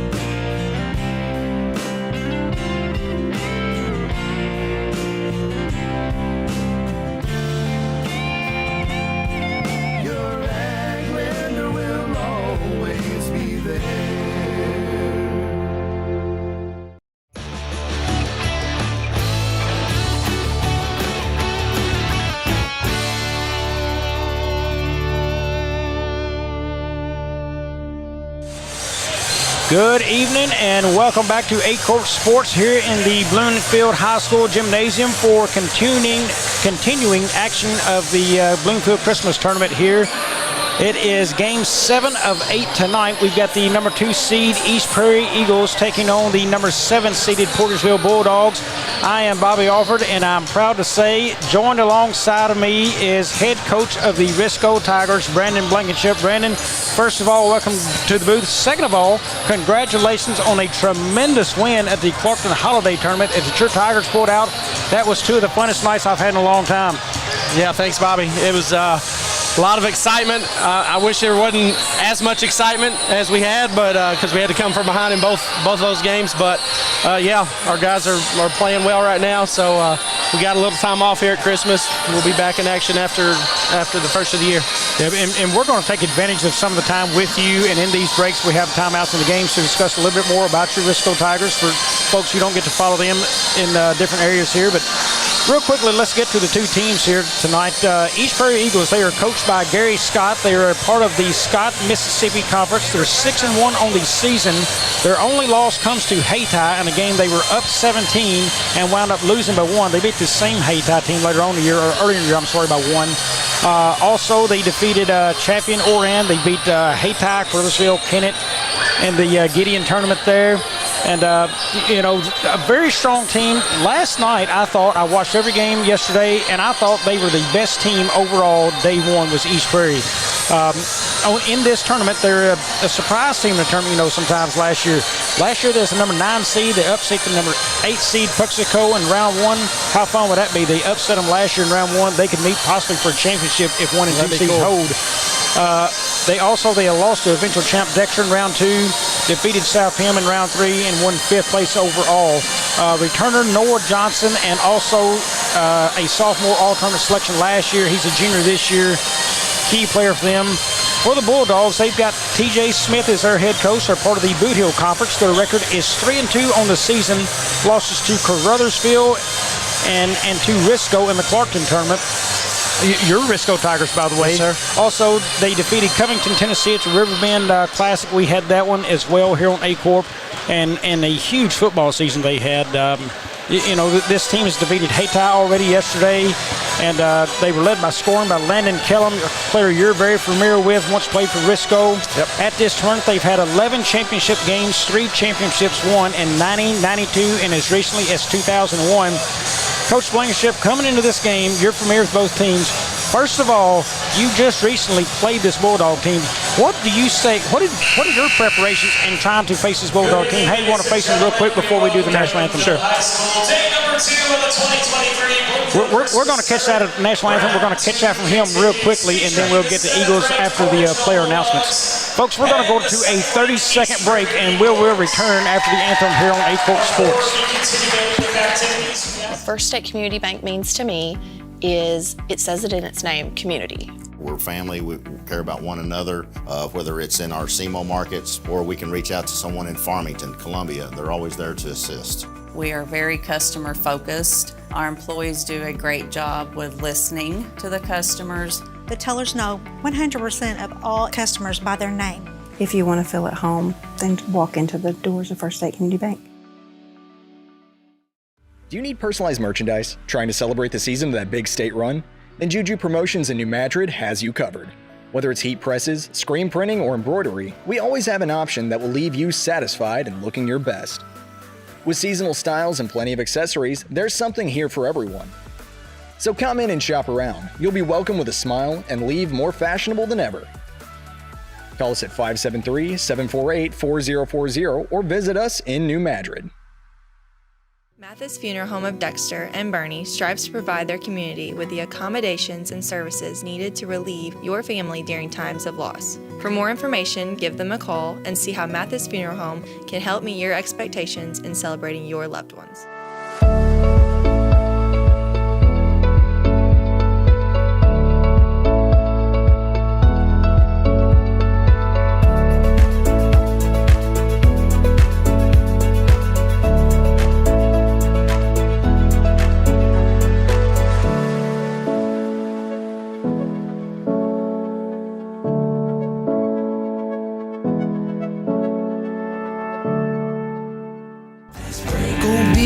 Pork steak, fast break. The best chicken in the whole state. Fast break. Whoop, doggies, I think I need a fast break.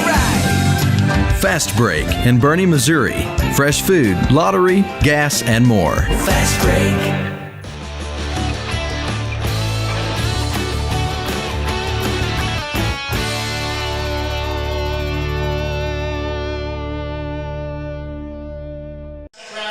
Welcome back to Bloomfield. Real quickly, we're going to get the starting lineups, and then Coach Blankenship, I want to get your take on each team here after that. First for Portersville, a forward, a 6-foot senior, number 10, Mason Adams.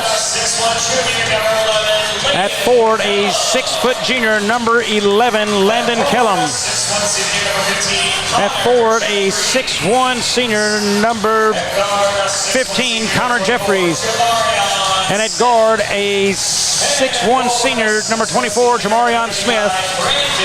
And a forward, a senior, 6 foot, number 35, Brandon West. And the starters for the East Prairie Eagles. At guard, a 6-foot junior, number 1, Ty Wallace. At guard, a 5'10 senior, number 3, Cameron Farmer. A guard, a 5'10 junior, number 5, Connor Markham. At forward, a 6'4 junior, Noah Johnson. And at a center at 6'5 senior, number 33, Evan Kennedy. Coach, real quick, let's prepare. How do you beat these Bulldogs? Yeah, with Portersville, you know, they want to control the pace. They want to play strong defense on you. So if I'm East Prairie, I want to get out and push the ball a little bit, try to get up and down the court, get that score up there. Portersville would prefer the game to be, I think, in the 50s. All right, how do you beat the Eagles if you're going the other way? Man, you know, you're going to have to stop Markham and Wallace and Johnson. Those athletic guys, you got to stay in front of them. Every score on the floor for East Prairie last night in double figures except Ty Wallace. They had a wonderful night of basketball. Tip controlled by the Bulldogs as Kellum wins the tip. Here is Smith. He's in the top court. It's going to be a 1-2-2 zone starting out by East Prairie. They did play both man-to-man and zone yesterday. Moving the ball around by the Bulldogs right now. That is going to be a steal by Connor Markham and pushes the floor. Up to Noah Johnson, up to the rim, and good. Strong move. The speed of Noah Johnson cannot be counted out. I mean, he gets up and down the floor very well. Plays at the top of this zone. Smith now has it and kicks it out wide. And another steal by Markham. He's going to make a move up to the basket and blocked by Kellum. Markham again gets it back and now to Farmer. Farmer has that stolen away by Mason Adams. He's going to go down the floor, goes up, and no score. Rebound, Ty Wallace, and we're going to have a foul. Well, Coach, already the pace is being set by East Prairie. I think that's East Prairie's pace, yeah. And anytime with it's Noah Johnson up there at the top of that zone, 6'4", being able to spread out, makes it hard to maneuver. Foul goes on number 24. That is Jamarion Smith, his first, team first. Farmer will bring it up. Farmer also in double digits last night. East Prairie's got a ton of weapons. Wallace inside and no basket, but he will be fouled. That foul looks to go on number 35, Brandon West. No, it goes on number 15. It is 35. 35, Brandon West. Now, is Portersville missing a guy? Because they had a guy against us, number 4, Dunlap. Dunlap is over there beside A.J. Larry on the bench. You'll see him there. Okay. Yep. Wallace hits his first. He made the all-tournament team there at Clarkton. Yeah, very good shooter from outside. Game 3, he lit it up there. And Wallace good on both.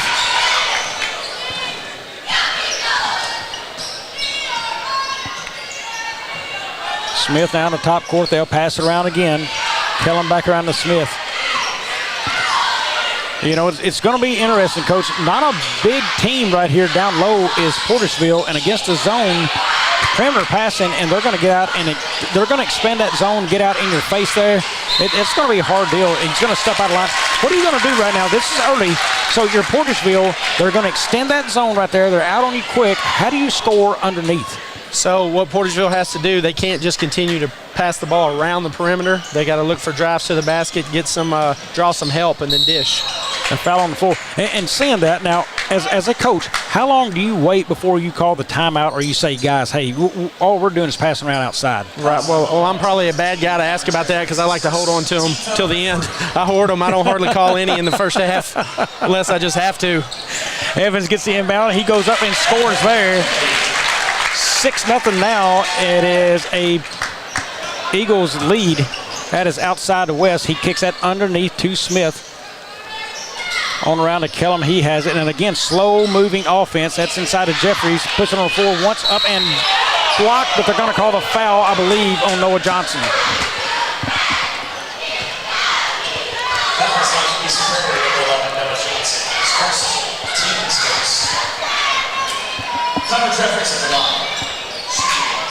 Yeah, Jamarion Smith would be the guy that I would want to get to penetrate. Yeah, and then we saw he could penetrate the teeth of a zone the other night down at Clarkton. He did it well, and that's what started that team to move a little bit, but he's not going up against a 6'4" kid standing in his way either at that same level. I think that changes the game a little bit there. Jeffries, no good on his second as well. Johnson the rebound. And there's Kellum gets it back. West goes up and scores. 6-2 game now, Bulldogs on the board. Layden Kellum is very comfortable in that kind of chaotic type atmosphere. He gets his hands on a lot of passes. Farmer, spin move in the lane, shot up, won't go. Kellum the rebound. Kicks that out now. Smith will bring it up. Little surprised Portisville maybe didn't try to push the floor a little bit right there just to see if they could get the defense out of place. Yeah, you got to find a way to get some easy baskets. You can't come down and face the other team's defense every time. Yeah, and they're letting that zone set up inside now to Mason Adams. Up, no good off the glass. Tipped around, Wallace the rebound. Kicks it out to Evans. Evans, the lefty, comes down and has it knocked away. Kellum, a nice save. Kicks that to West. Smith now brings it up, facing the zone again. And I think, East Prairie can play either way, but I think they're really good in their half-court sets. We've talked about that before. And another steal by Markham there. That was tipped on the far side. They're so good in their half sets, they can play this pace just fine. Markham now it's Wallace rather. That's Johnson for three, short, no good. And a huge collision in there, no call. Up the floor is Smith. Smith dishes Adams. Go. Adams good off the glass. That's what you want to see.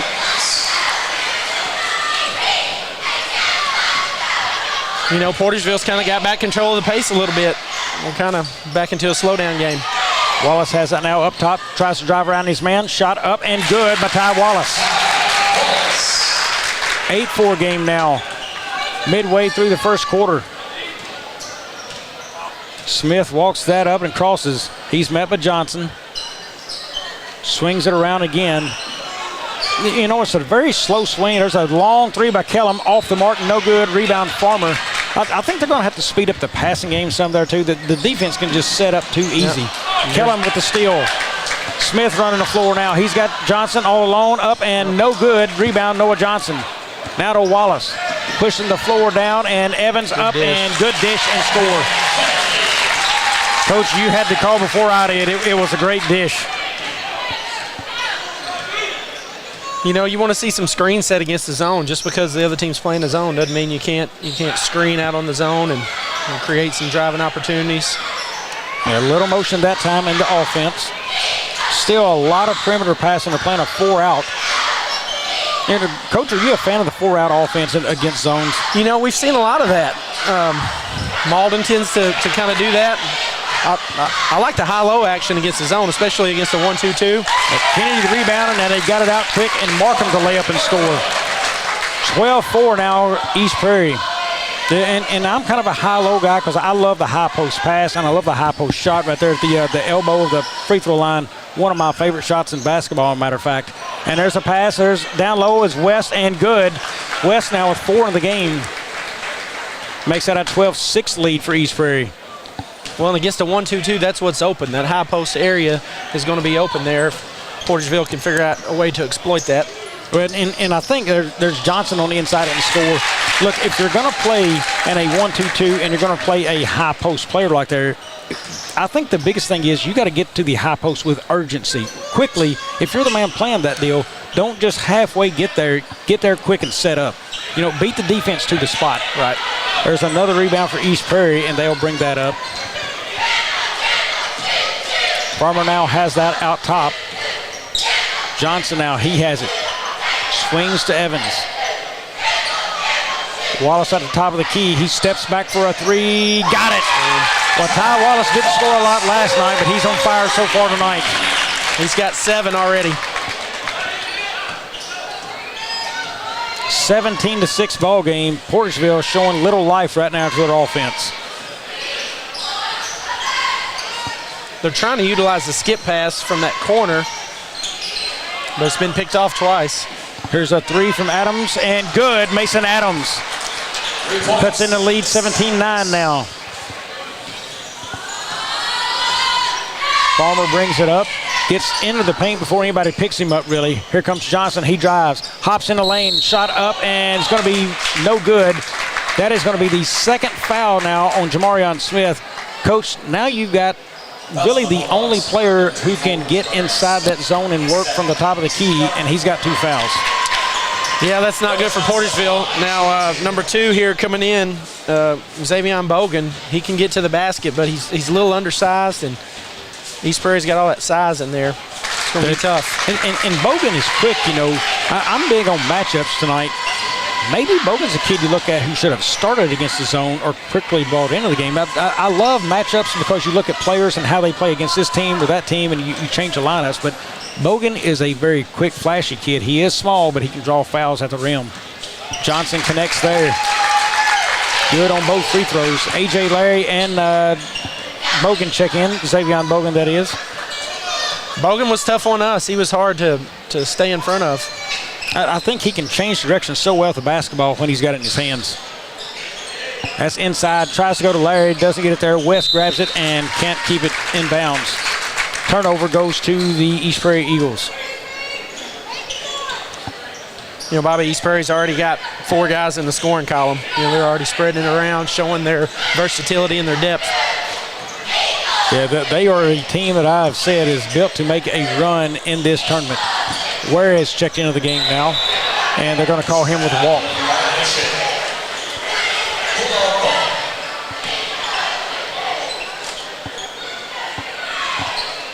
Portersville basketball, 46.8 left here in the first.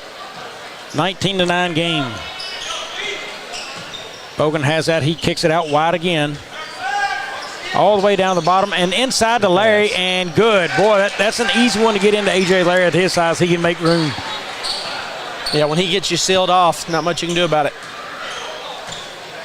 And in that pass, it was slow to start, quick across court, quick into Larry, and that's how you beat the zones. They got him out of position. Farmer with it. Thinks about the drive, pulls it back. Out to Johnson now. The clock will tick down at 10 seconds here. Johnson starts to drive, goes left, headed for the rim, and finishes at the rim, and good. Kellum gets it up, and no shot there. That'll take us to the end of one. It's East Prairie 21, Portersville 11. Back after 30.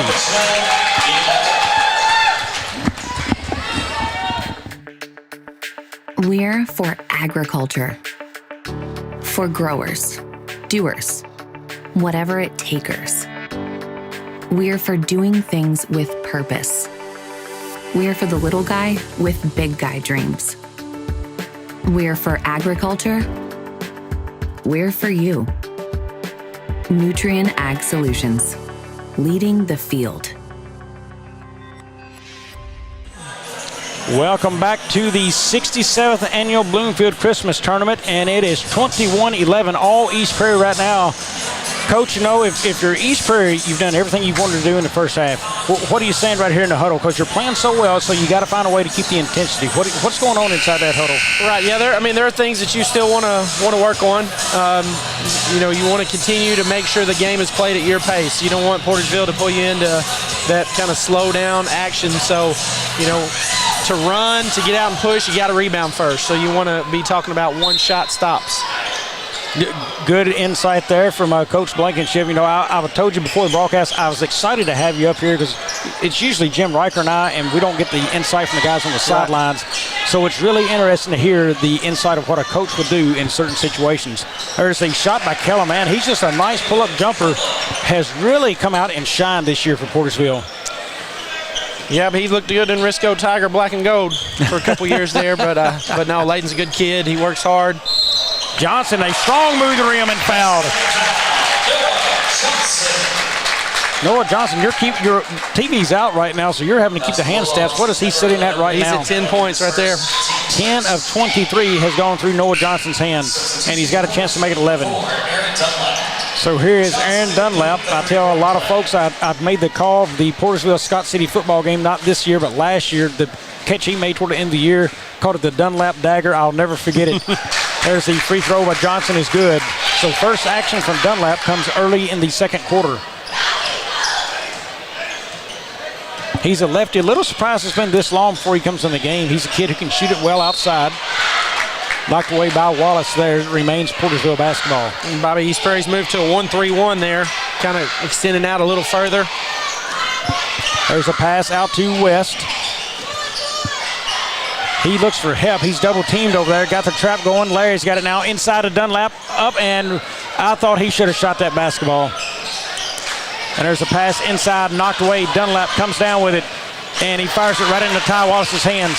Now down to Markham. Markham up and no good. Johnson back up and good. Johnson has half of his team's points right now, 13 of the 26. He's got as many points as Portersville alone has. And a steal by Markham. Markham up, no good. Rebound, Dunlap. And we've got a walk. I'm going to tell you, I think Connor Markham has at least 3 or more steals in this game. He's putting a lot of pressure up top. He's playing the top of this 1-3-1 now. You know, East Prairie's 1-3-1, they don't really rush you. They kind of stay in the gap. They're not trapping out early. Makes passes difficult. That's a tip out of bounds. And Hamilton gets his call. He caught it for Portersville, and he got it. So real quickly, Coach, you know, we're going to get insight again. So East Prairie, they have shown a 1-2-2, now a 1-3-1. They can also play man. How do you prep for that in practice as you're coming up? You're talking about game planning. What do you do on that? Because it's hard to say, hey, we're going to play against this defense when they're given so many different looks. Right.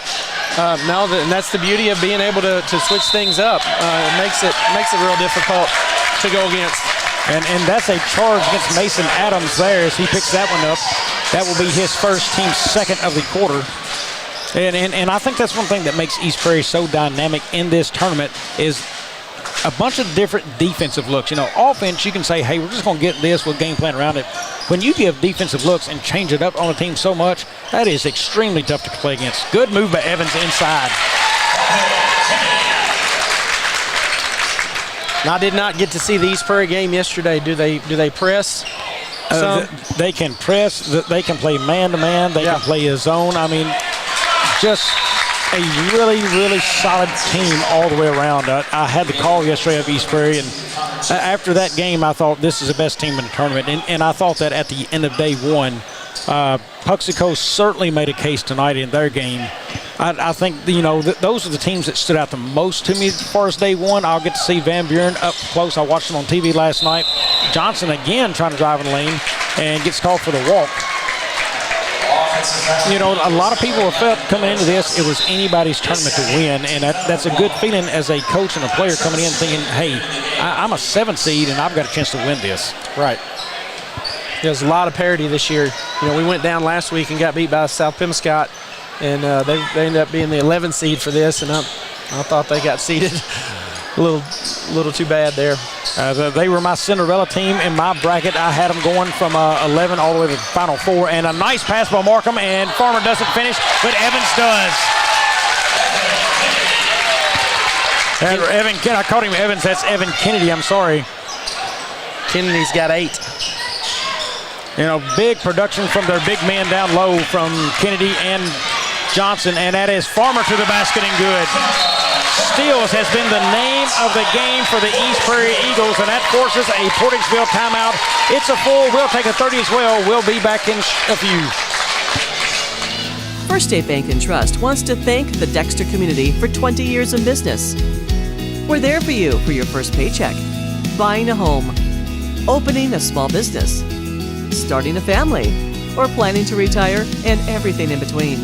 We're the local bank you know and trust for all of your financial needs. Visit fsbtrust.com or stop by our Dexter branch to explore all your financial options.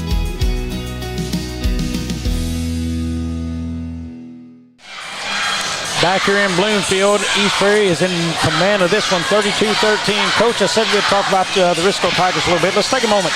So you won the Clarkton Holiday Tournament, then you had a tough loss to South Tim, and then you have a break here. Come on up, let's talk about the next week that you see once Christmas break has passed and the New Year's. Let's talk about the next week. Who have you got coming up? What are you facing? So we play Bell City on January 4th. That's on a Thursday. And then the following week, we got a pretty tough week. We have Campbell on Monday night and Clarkton on Tuesday night. And then on that Friday, I think it's Zenith, I believe. But folks, if you haven't got a chance to catch the Risco Tigers, you can go back on YouTube, watch the Clarkton Holiday Tournament, or go see them in person. They're a fun group to watch as we are back to action here. Smith now checks back in the game. He's got 2 fouls for Portersville. He tries to go left, looks to drive, and nothing there. 3-point shot by West, off, no good. Ty Wallace, a rebound. He is having a fine night. He gets it down. Looks, he's trying to take his man to the hole. He does, up, and the basket is no good. They're going to call him for the charge. Connor Jeffries gets the feet set. Coach, I can tell you, that's always a gamble. They seem to call more charges this year, but sliding over defensively, it's a gamble sometimes as they go toward that goal. It is, but you got to have some kids willing to stick their nose in there. We got a good one in Landon Baker that does that for us a lot. Smith brings it back up, kicks it out to Kellum now, back around to Smith. An interesting deal. We talked about the Clarkton Holiday Tournament. We watched Portersville the first game in a blowout win, so it didn't matter about pace. Second game, they played a very slow pace. They come in against y'all, and quickly they fast-paced. I think it's interesting how they can change gears right there and back to a slow pace tonight. Right, yeah, and they really struggled when Jamarion Smith got his second foul and went out of the game. Another steal and another missed basket underneath. East Prairie right now struggling on finishing layups. I believe that's what, 4 right now? It's at least 4. At Adams, he's going to get the blocking foul against, that is Schumacher, into the game for East Prairie. He'll pick up his first team third there. That will send Mason Adams to the line, his first trip there tonight. Yeah, when Smith got his second foul and went out, that's when East Prairie kind of turned up the pressure up top. Yeah, got several steals. And definitely changed the aggression as well of what Portersville could do. Even now, he can't charge in that lane at a guy. And up and good with the second, so 32-14 now. Substitution, Braylon Cade checks into the game for Ty Wallace now. The inbounder also was new earlier in the game. That is Jernigan, I'm sorry. Jernigan checks into the game. Schumacher has it out top, swings it down to Kennedy. Markham from the corner is good from deep. I'll tell you, they have got kids who can score at anywhere on the floor. Very good East Prairie team. Kellum now swings that to Smith up top. There was a small hole there. If they tried right there, it should have been Jeffries. That is Adams from deep. No, won't go. Rebound Shoemaker. Kicks that out. Jernigan now has it. Markham goes baseline. Looks for a possibility. Cut off there well. Swung around. Shoemaker now. Kennedy has it. Markham for 3. No, won't go. Rebound. Mason Adams all the way down to Smith. He's going to go up and knocked away Connor Markham. What a defensive gem has Markham put on. Now to Kennedy, and he's going to be fouled by Mason Adams. Markham's pretty explosive. Got down there, made the play, made the great block, and then pushed it out. Nice pass there to Kennedy. I tell you, Markham has been a wonderful sight to see defensively so far tonight. Evan Kennedy to the line. And in and out right there as it rolls around the rim and off. on the first. Bobby, I got a little history there with Evan Kennedy. So his father played for East Prairie, Brad Kennedy. Back in my day, I played some ball against Brad. Brad's a good guy. The next one away, nothing but net from Kennedy there. Coach, I can tell you, and I'm sure you noticed as well, I love to see a player with a good shot form and that good tight backspin on the basketball. That's something that catches your eye every time you see it released from a player's hand. I'm kind of partial to lefties too. I'm left-handed, so I like to see that nice left-handed shot. I'm a lefty as well, but I'm not necessarily partial to him because I no longer pick up a basketball. Bogan has it out top, working against that zone. There it is, Jeffries inside. He takes it up. And Yes. West trying and got it up and no good. Rebound. That is Braylon Cade quickly up the floor. Schumacher to finish, and he does.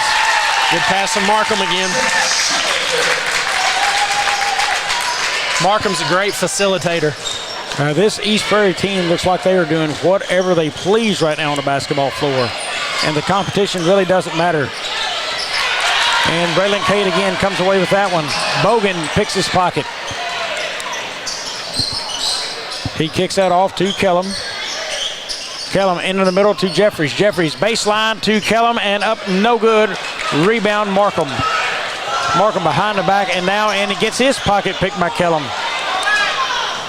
Kellum goes left. Bump there and he's going to get the call there. That's going to go against Jernigan, his first team fourth. Kellum's good at that. Again, kind of that chaotic type stuff. He's great at just kind of sneaking up on you and getting in there. He's got 2 or 3 steals already. There's the inbound, goes to West, back out top to Bogan.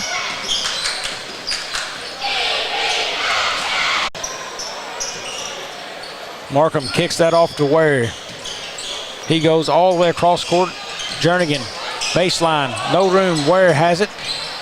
He's in the paint, kicks it off to Shoemaker. Now over the corner, Markham. He's going to drive toward the basket, puts a shot up, no good. Rebound West. Kicks it off to Kellum and now to Bogan. Bogan tries to make something happen, cut off well there. Dunlap to the corner to West. Now back out top to Bogan. You know, I still see the high post is there to Jeffries if they take advantage of it and get it there quickly, but once you hesitate, it's gone. Bogan now to West, nice baseline pass to him, and West is fouled. We will see who that is on. Foul on the floor. That goes against number 15, that is Schumacher. His second, team fifth, so we're shooting free throws here. You know, Bobby, the high post is open, but if you're running that 4 out, 1 in, you don't have anybody occupying the low block, so the bottom block guys of the zone, they can cheat up. They can cheat up and kind of take some of that away. West to the line, he's shooting free throws. Real quickly, tonight's officials for this game, looks like I'm trying to... Tim Harmon, Jay Piles, and Kevin Lawrence. There we go. Good crew. Yeah, I'll tell you, we talk about officials in the area, and I think SEMO Conference, this tournament here, we always have an all-star lineup, some of the best in the business calling games. And the free throw there is good from West. I can't compliment the job the officials that I've been able to witness this year, the job they have done for us in these tournaments and these games. Right. There's the pass all the way down court to Evan Kennedy, now back out top. East Prairie looks like they will set up for last shot here. Markham has it, sizing his man up, kicks it off to Wallace. Wallace now over to Farmer. Farmer drives the lane, going to get a shot up off the glass, no good, and that's going to take us to the end of the half. It is East Prairie 38, Portersville 19. We'll be back in about 7 minutes. We're going to recap the half and get ready for the third. We'll see you then.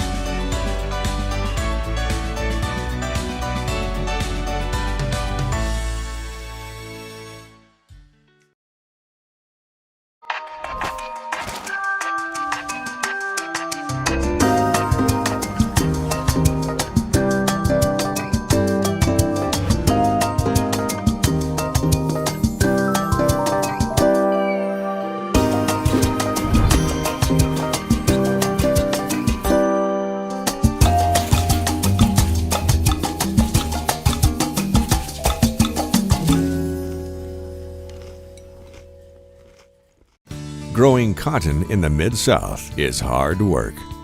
As a farmer, you make tough decisions every day. Choosing a cotton variety shouldn't be one of them. Next-gen brand varieties from Americot are bred specifically for cotton growers like you. We're 100% independent and farmer-owned. Plant cotton that works as hard as you do. Americot. All we do is cotton, all the time.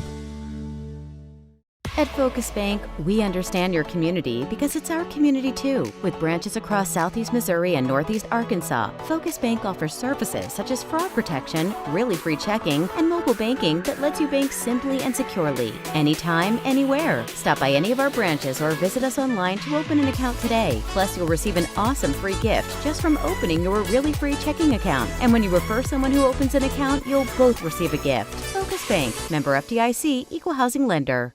Allen Christian GMC, your local GMC experts. Explore our wide selection of new and used vehicles. Visit us at 724 Business 60 in Dexter or at allenchristian.com to find your perfect vehicle. Allen Christian, let's get you rolling. NextEra Energy Resources is the world's largest generator of renewable energy from the wind and sun and a world leader in energy storage. Since 2016, NextEra Energy Resources has invested more than $339 million in Missouri to fuel local economic growth. Today, our company owns and operates one wind energy facility in the state and is looking to invest even more in the Show Me State. We are committed to being a trusted community partner and look forward to providing affordable, clean, renewable energy for generations of Missourians to come.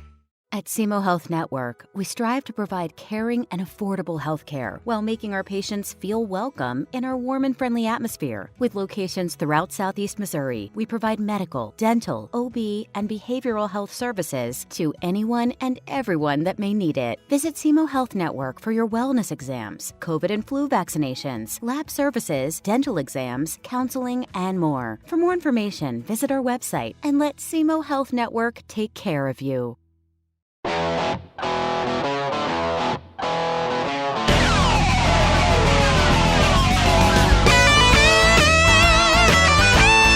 We're right here at King Jerry Lawler's Hall of Fame Bar and Grill on world famous Beale Street, and as you can see, oh my gosh, we have the best barbecue ribs in Memphis. Oh my gosh, the gumbo is out of this world, but you gotta try the King's Triple Decker Slam Burger. You'll love it.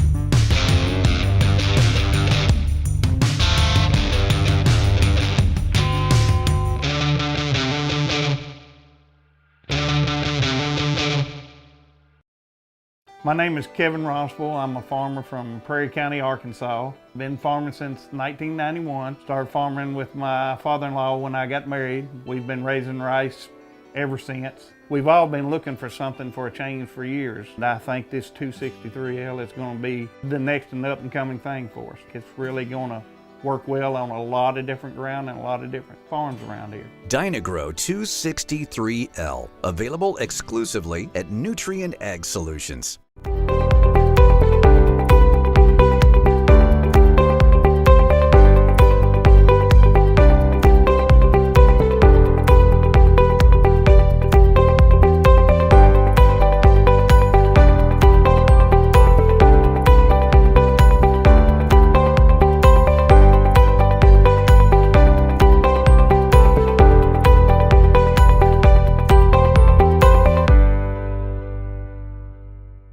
At Young Real Estate, we're Southeast Missouri, just like you. We are parents. We support local education. We are grandparents. We are active in our community. We are patriots. Serving all of Southeast Missouri, and we are here for you. We are young. Check out the Pro Shop at the Kennett Country Club. Special rates on 18 holes get you a 10% voucher to putters. We also have great apparel so you can always look your best. Golf and apparel, all at the Pro Shop.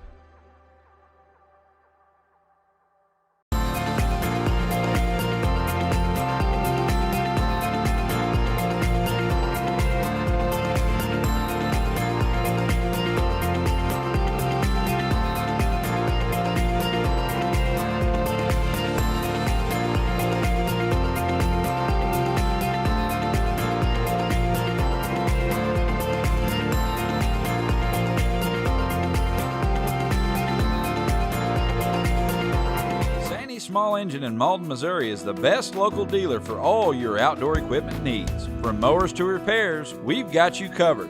Call now or stop in today.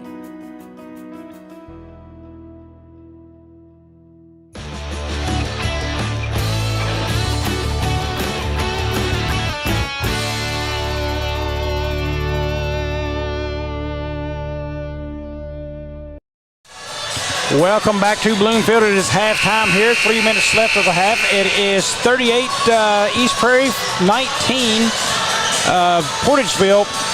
And trying to get to these stats here. Coach, right now, this game, in that locker room, you're down almost 20 right here, 19. What are you telling your team to get back into this game? You know, you can't do it all at once, I know, but how do you get them refocused on this basketball game? So Jamarion Smith went out early with 2 fouls, and that really hurt. He is scoreless. He's scoreless at the moment, and, you know, you can't have your best player be scoreless.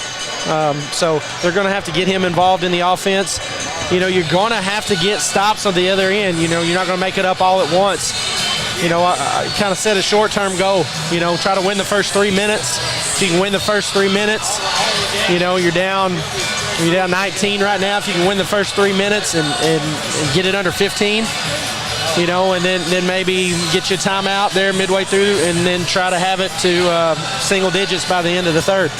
Yeah, and looking at the books right now, East Prairie in the game, 38 points. They're 15 of 30 from the field for 50%, 13 of 25 inside the arc, 2 of 5 from beyond, 6 of 7 from the free throw line. Good numbers there. Portersville, meanwhile, they are 7 of 22. Not shoot the ball very well, just over 33% there from the floor. 5 of 17 inside the arc, and that's been the trouble spot for them. They just can't get looks inside the arc. 2 of 5 from beyond, 3 of 6 from the free throw line. The rebounds, though, 17 to 7 difference. Yep, that's what I wrote down. That's killing them in there, and I can't see the turnovers on here, but the turnover battle really in favor of East Prairie as well. And, you know, score column, Ty Wallace with 7, Cameron Farmer with 2, Connor Markham with 5, Noah Johnson leads all scores right now with 13, Evan Kennedy with 9. The other side looks like Mason Adams with 6, Layton Kellum with 2, Brandon West with 8, and Xavion Bogan with 3. And right now, you know, you need your star player, if you're Portersville, Jamarion Smith, to step up and make some baskets. That's right. Yeah, he's got to get involved in the offense. You know, they're going to have to set him some screens out there. He's got to get into the middle, try to get into that soft spot of that 1-2-2. And finding the soft spot is easier said than done. You know, Noah Johnson's done a great job out top, and the rest of the team as well, really creating a lot of turnovers. We're getting ready to start this second half here, folks. Again, I want to thank our viewers, and it has been a blowout performance by you guys tuning in and watching games, and the crowds all week. As you get into the late night sometimes in these hours, folks like to go home and prepare for the next day, but it's been great crowds throughout day 1 and day 2 tournaments. Some of the best crowds I've seen at this tournament, matter of fact, day 1 and day 2, and it only gets better from there as the games get higher stakes in games days 3 and 4. Portersville basketball, here is Smith with it. In the 1-2-2 zone is where they start. A little bit more cutting action this time by Portersville through that zone already. Swinging out, Smith now tries to get through, nothing there. They got nobody in the post, though, right now. There we go. 5 out, and they're going to run cutters is what they're going to do, 5 out. Turnover, and Markham comes away with it. Johnson now, that is knocked away from Kennedy, or Adams. Evan Kennedy, yeah, he spin move and scores in the paint. Good move, good spin move. Well, it sure makes the game a lot easier to score down low when you got good big men, doesn't it? Oh, it does. You've got a couple yourself and like to utilize them down low. We do. You got to be dynamic. You got to have an offense. You know, it's a lot of the old coaches would say you have to play inside out. You know, to open up the outside. That is my mind frame. I love an inside-out game because it, you know, you threat to score inside and you open up the outside wide open 3 look. Today's game, we all like to try to do it just the opposite. Everybody wants to start with the 3. Smith from deep, no good. Kellum can't hold down a rebound off of him and out of bounds. And, you know, every kid nowadays, they love the 3. And, you know, as I talk to kids sometimes and you see different deals, when you go to the rim, don't just go wild. draw contact. And I think kids nowadays are afraid of contact inside. You got to invite the contact and make it happen. Draw the foul, get the team in trouble, and make them start playing soft defense. Right. Markham now just going to hold on to the basketball up top.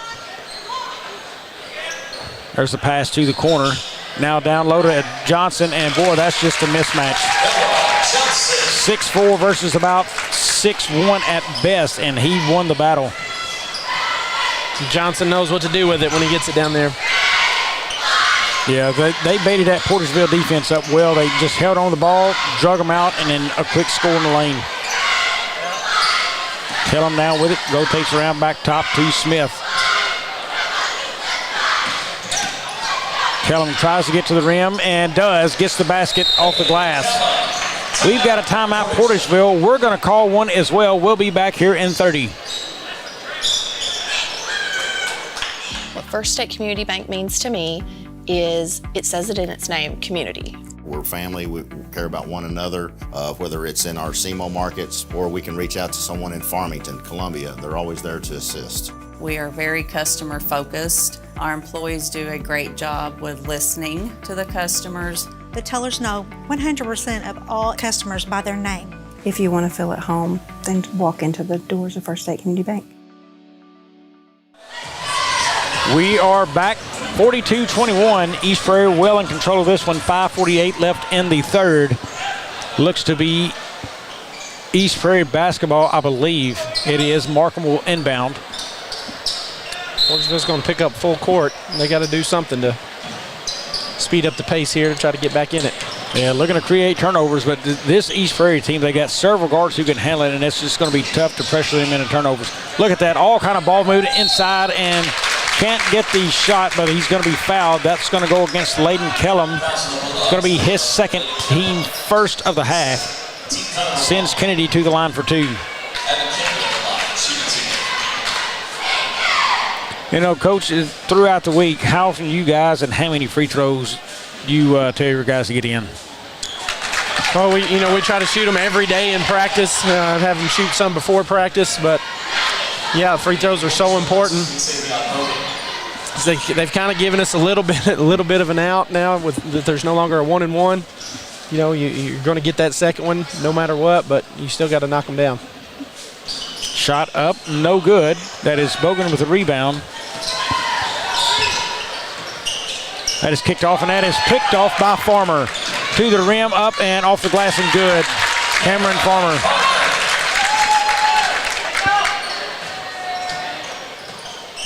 But coming into this one, I thought Portersville probably deserved some of the games they played, the performances. I thought maybe closer to a 4 seed. And the same pass, Farmer almost picks off again. I thought they was closer to a 4 seed, but you know, right now, if they're a 4 seed, there's a large gap between a 2 and a 4. So 2 and 7 may be about right now in the seedings. Yeah, and I mean, East Prairie, they've got it going. They're looking really good, really strong on defense. They're using their defense to create offensive opportunities. Well, and they've got 45 points. And look, this is still decently early in the third. That's a nice play inside the paint to Jeffries in a score. They've got 45 points, and we're still before halfway through the third. I mean, and this is a slow-paced game, so we know that they can score. And that's Noah Johnson up and good. You know, you said it earlier, Bobby. East Prairie can beat you in many different ways. You know, they're breaking the press, having no trouble with the press. They're getting in, they're scoring on the back end. They're good in the half court, executing half court offense. And there's Smith, loses his dribble. Ty Wallace picks that up just before it went out of bounds. Wallace down the corner, Farmer up, and he is going to be fouled. I think they're going to get Mason Adams on that. His hand was over the top. It's a choice. It is going to be, looks like number 15 maybe. That is Connor Jeffries, his second, team second. Farmer to the line for two. East Prairie is 7 of 9 on the night. Make that 7 of 10 on the night. You never talk numbers because you surely jinx the team once you do. Every time. So remind me if I ever do a game of yours again, don't talk free throw numbers when you guys are shooting them. Right. Farmer misses both, and that's going to be rebound Connor Jeffries.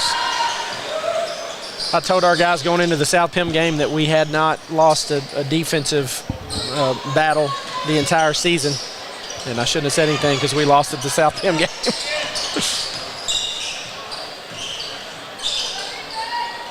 Here's Adams in the corner with it. Long skip pass there to Kellum. Now to Bogan. Down low to Jeffries. Back into Bogan. What an offensive series that was. Well, Coach, I said earlier, you've got to beat a zone by speeding up passes. They had quick passes there, accurate passes, and an easy layup. Good cut, too. Good cut to the basket.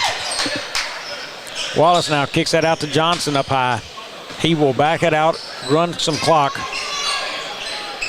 47-25. East Prairie well in control here. Now off. Markham will start the offense. Pushes up off to Farmer. He's going to drive into the elbow. Kicks it off to Markham again. Markham drives baseline. Wallace. Spin out to Markham, and they are just eating some clock. Markham in the lane, a little floater and good. Good two-man game there with Markham and Wallace. Markham was 7 in the game.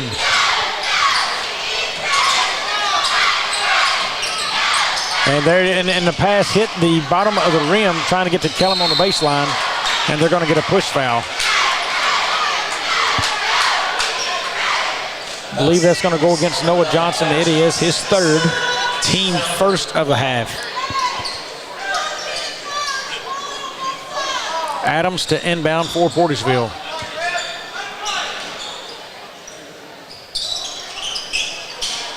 Kellum back to Adams on the corner. Adams surveys the floor. And there is an out of bounds right there. That's going to stay with Portisville. Farmer's been a menace over there on defense. There's Dunlap off to Jeffries, off the glass and good. I can tell you, I think the whole team from East Prairie has been a menace on defense. Yes. They fire that up the court to Johnson. He'll bring it across.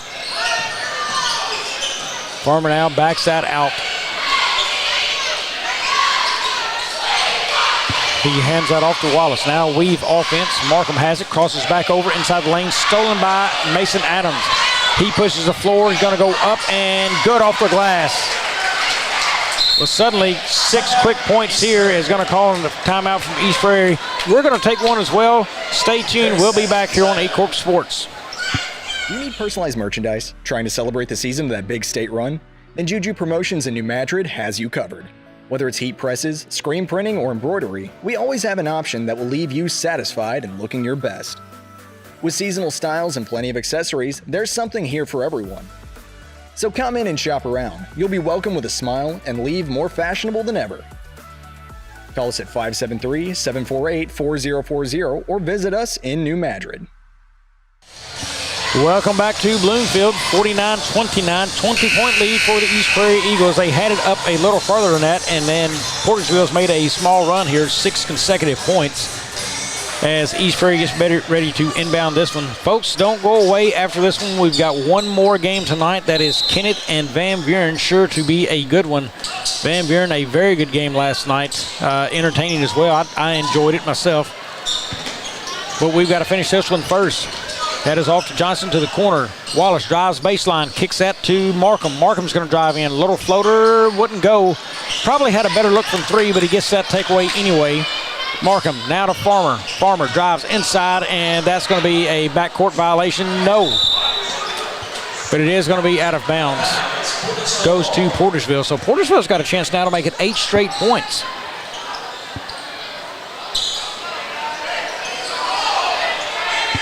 Dunlap inbounds that. And back to action is, again, a 5-out offense. Here goes Kellum. He has it. Breaks inside the paint. Jumper off, no good. Rebound, Noah Johnson. Pushes it to Markham. Markham in the paint, hands it off to nobody, and that is going to be picked up by Markham himself. Evan Kennedy up and good. Well, you're not going to body up Evan Kennedy and win very many battles. He is a big, strong kid, and he goes right to the rack and scores. It was a good, strong move. Went in, finished with the left. Several substitutions into the game. Looks like Braylon Cade, Tripp Schumacher waiting to check in for Kennedy. Also, Jernigan Where, and that may be it. Free throw is good, so Evan Kennedy takes a seat, and in comes Tripp Schumacher. Bogan now brings it up and crosses half court. There's Kellum. He looked, nothing there for him. Back over to Bogan for three. No good, front rim. Jernigan the rebound. Pass out. Farmer has it now. Ware keeps control of that one. Almost slipped off the fingertips. Another loose pass there from East Prairie. East Prairie just running a little offense and trying to make sure they maintain possession of the ball right there. Farmer now will back that away to Ware. Ware into the paint. Skip, hop, goes up, has it stripped. Bogan running the floor. Bogan into the paint. Shot up and no good. Rebound, Jernigan. Now up to Cade, and that is knocked away briefly as he recovers. Farmer with the basketball. Clock ticks down under 15 seconds now. Look for last shot here.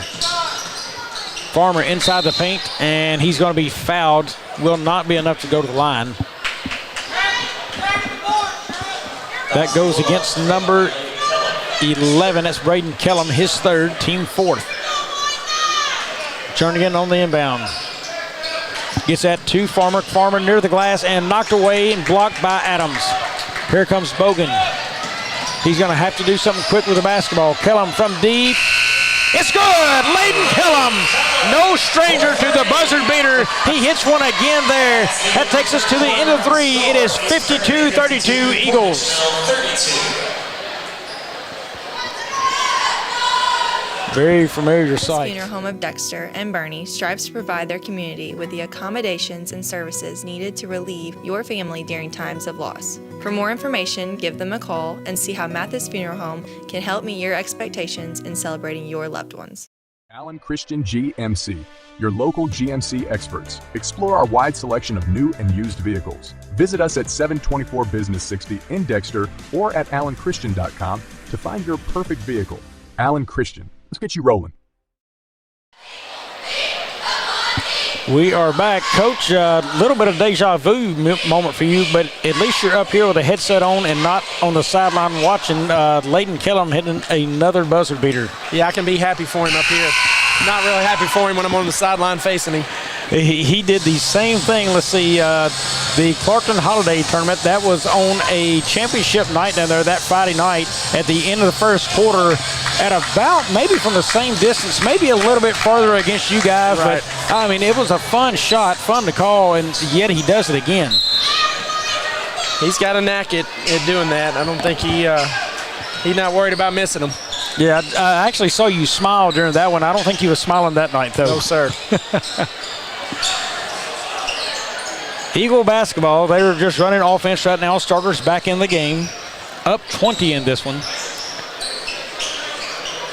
A lot of good motion and easy perimeter passing to wear out some clock.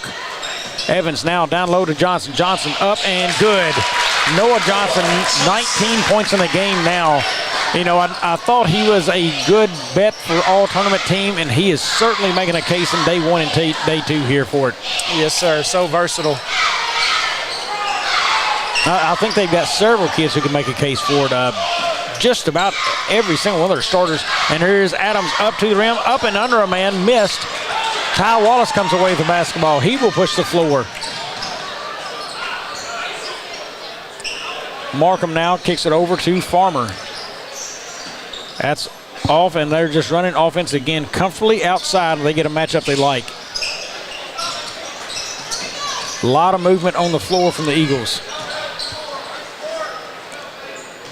Extended man-to-man out there. Really empty in the zone or in the middle of the paint if they want it.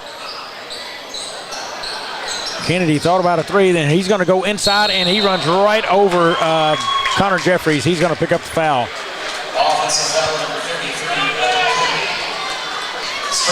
Kennedy's first, team's first of the fourth. And here we go with Smith bringing it up. Lead at 22 right now. Smith out to Kellum. Kellum covered up by Markham. Smith has 0 points in this basketball game. There is Adams up and good off the glass. If you'd asked me before the game, I'd have never guessed Jamarion Smith was 0. That's exactly right. He just hadn't been in too much of the flow of the offense.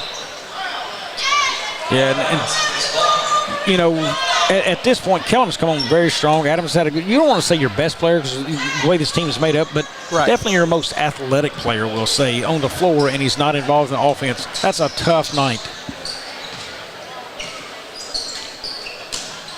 Johnson off to Wallace. Wallace tries to drive, cut off. East Prairie content with running offense. Well, Bobby, then that's especially the case too because, you know, East Prairie's not focusing specific attention to him.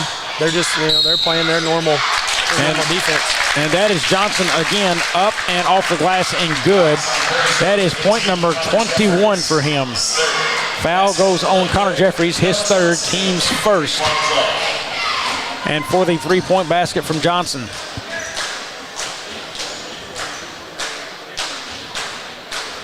He is good from the line.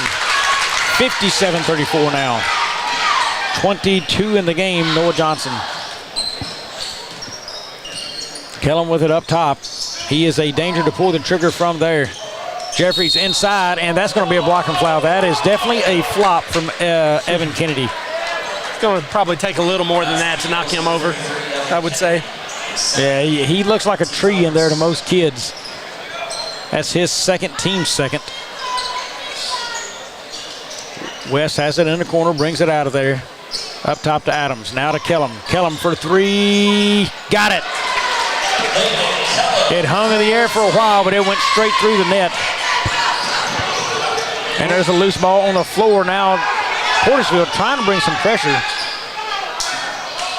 And that is Wallace to the rim, no good. Johnson, he's going to be whistled for the foul.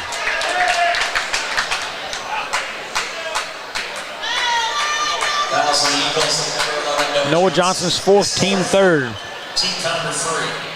And that's going to get Johnson pulled from the game for right now. Yeah, you probably needed to see this kind of activity from Portersville a little earlier than now. You know, the worst thing for Johnson there, you saw him react, I think, foul number 3. Then he reacts to foul number 4. That's a sign you want to get in that kid's head to me, you know. If I'm paying attention there, and there it is, Kellum up and again making his presence felt. Rebound goes back up and is fouled. Basket counts. And if you see that as a coach and it's a star player on the team, if you can get in his head, now all of a sudden you can disrupt, you know, more foul trouble or scoring abilities right there, disrupt offensive flow. There's a lot in defense. He's a guy that plays at the top of the zone in the 1-2-2. Right, you know, so much of coaching, I think, is not just the X's and O's and strategy. It's the mental aspect of the game, how to handle things like that, and that goes on Adams. You know, how do you react when things don't go your way? That last foul from East Prairie, that went on Farmer. It was his first. That foul is on Adams, his fourth. Jernigan to inbound the basketball. He looks, gets it to Ty Wallace, up an easy basket there. Wallace really sealed his man off well right there around the block. You know, sometimes as coaches, we're not always the best example of how to react when things don't go our way. Well, and I think, you know, Smith into the lane and no good there. I think Kennedy the rebound, and we're going to have a foul, and it's going to go against Kellum. I think that's a good point you make right there. You're not exactly the best example, but let's talk about that, son. Why is that? I think, from my opinion, you're trying to work officials for calls. You know, show your emotion you wanted something. Maybe in that official's back of his mind is, well, maybe he is right about that. He questions it. Maybe you can work that in your favor later. That's the deal there. It does not need to turn into a fan deal or a player deal. Let the coach show emotions, and fans and players need to keep them in check. Right. Because there's always an angle you're working with that. And, you know, you maybe want to get teed up to see if you can fire your team. That's true. Wallace to the line. Foul goes against number 15, Connor Jeffries, his fourth. Game sits at a 61-39 advantage for the Eagles.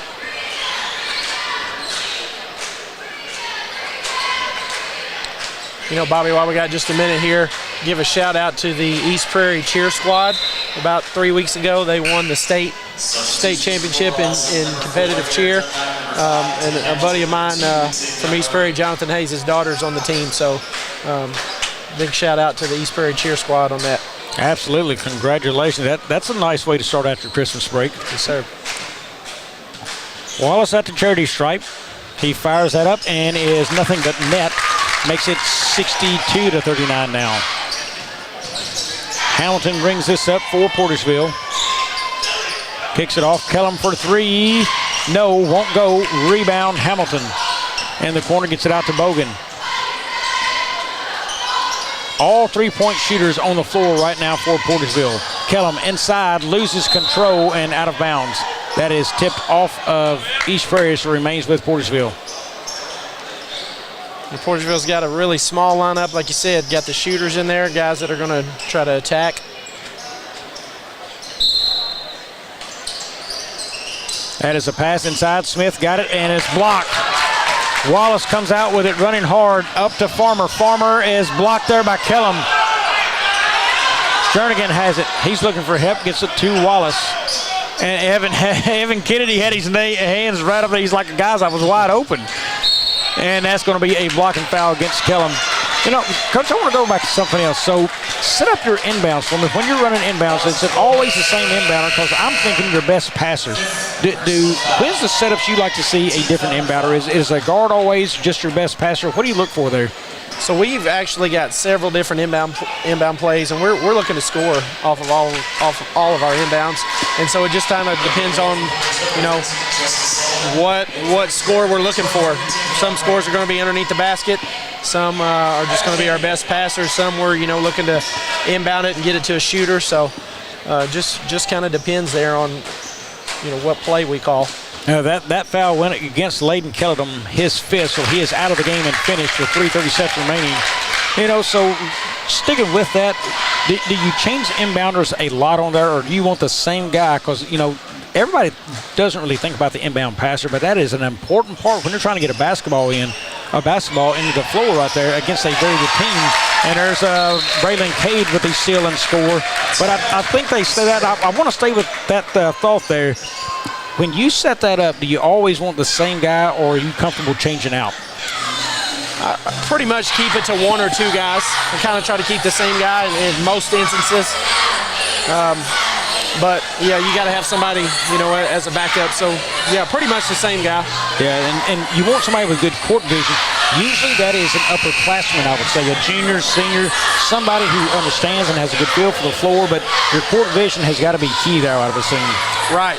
And, you know, somebody who knows all the spots on the plays and knows what you're looking for on the play and knows also the counter to it, because sometimes, you know, teams will take away the primary option and there's a secondary option that they got to know to look for. So yeah, and also they got to have that clock in their head of, you know, the 5 seconds, you know, they've got to get it in. Right. I think that's overlooked a lot. As well, you got to get the basketball in. You'll hear that in the crowd sometimes. You got to get it in. You know, they're really kind of harping on it, but I don't think they understand what goes into that guy's responsibility just trying to get the ball in play. I mean, really, throughout the course of a game, I think you should score anywhere from 8 to 12 points a game off of inbounds. You know, wow. Whether it be a sideline inbound or a baseline inbound. That is interesting analysis. 8 to 12 points. I'm going to try to follow that the next game maybe and see if I can keep up with that. I don't have the ink pen up here to do that, but that's interesting to see what the teams can do from that standpoint. I mean, if you're not trying to score, I think it's a missed opportunity. There's a three-point shot, no good there from Portersville. And I agree, you know, you try to score off of them, but it's all about the way the setup is and the defenses as well. And I'm not going to ask you certain plays because you don't want to give that information away, certainly. But interesting thoughts there on how you want to set that up and the points you think should be there per game. There is a steal from Portersville in the front court, all the way down and knocked away. That steal was by number 13, Justice Sullivan. Stays Portersville basketball. 2:36 to go, 65-39 your score. Markham back into the basketball game for Cameron Farmer as he exits. Farmer's night likely over 4 points in this one. 2 rebounds. That is from the corner. Bogan has the 3-shot, no, and that comes down. Schumacher with a rebound. Jernigan now will walk this up. He'll be met at half court. Hamilton back out to Markham now. Over to Schumacher. He'll swing that all the way, skip pass across to Jernigan.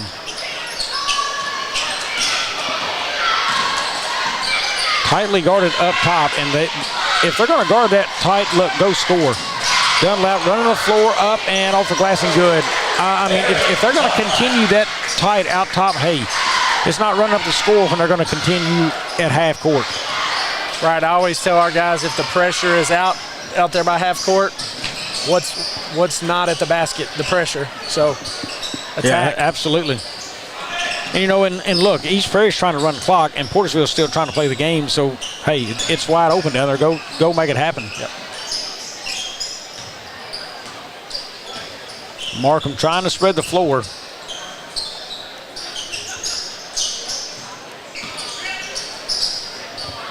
There goes inside to Ware. He's inside the paint. Tries to go up and off the glass. No good. Tipped around and going to be... that is going to be pushing foul. And it's going to be Portersville basketball. So, you know, if you're trying to eat clock at the end of the game, there's any kind of offense you like to set up, spreading the floor and say, hey, we're going to run this. And anything that really appeals to you there. Yeah, so a lot of times it'll be against man-to-man pressure. You know, we like to do some type of either dribble weave action or, you know, we do one. A lot of teams do it. So there's one where you kind of double stack there at the elbows. You kind of dribble weave, and then you loop a guy back to the top of the key. And you can burn some clock with those. First is good from Bogan. Minute 14 left in this one, 65-42 ball game. Just having your kids understand time and score situation. You know, just understanding, hey, we got to lead. We don't want to take a dumb shot. We'll take a layup. But, you know, we don't really even have to shoot the ball here. And I'm guessing, so all those things have got to be discussed when you're sending kids into the game the next time out of what you're wanting to set up, and here's the only time you try to score, correctly? Yes. You know, and hopefully you have time in practice to go over time and score situations, you know, put a certain score on the clock, put 2 minutes up and say, you know, we're going to work on this in practice. Ball moved around, still 5-out offense. That is Hamilton running the baseline. Bogan in the paint, up and good off the glass. Pass all the way down the floor. Schumacher has it now. He's going to dribble inside the paint, goes up for the score, no good there. Gets his own rebound, up, no good. Tipped around. Schumacher and Dunlap tie up. 25 seconds left in the fourth here. All a matter of time now. So in this one, East Prairie will move on, and they will play the winner of our next game tomorrow at 8:30, it looks like. And that will send Portersville. I'm going to have to wait because I can't follow my schedule that closely enough to figure out what's going on in the bracket. We will get that to you momentarily, though. Hamilton has it out top. Dribbles down to the corner. Sullivan has it blocked. And 1.3 seconds left. And all a matter of time now before Portersville will inbound. And this one runs out. Coach, what do you have there? Portersville plays at what time tomorrow? Portersville will play at 5:30 tomorrow. So Portersville at 5:30, they will take on. They'll play the loser of the next Kennett or Van Buren. So 5:30 into the next game of these two is at 8:30. So Portersville at 5:30 tomorrow. We'll have East Prairie at 8:30. They've got the nightcap. So that's going to set up as a East Prairie, possibly Kennett Van Buren one. And that's going to set up the, championship night from there. Real quickly, we're going to get to the score books. 8:07, Van Buren and Kennett. Folks, stick with me just a second here as we get to them.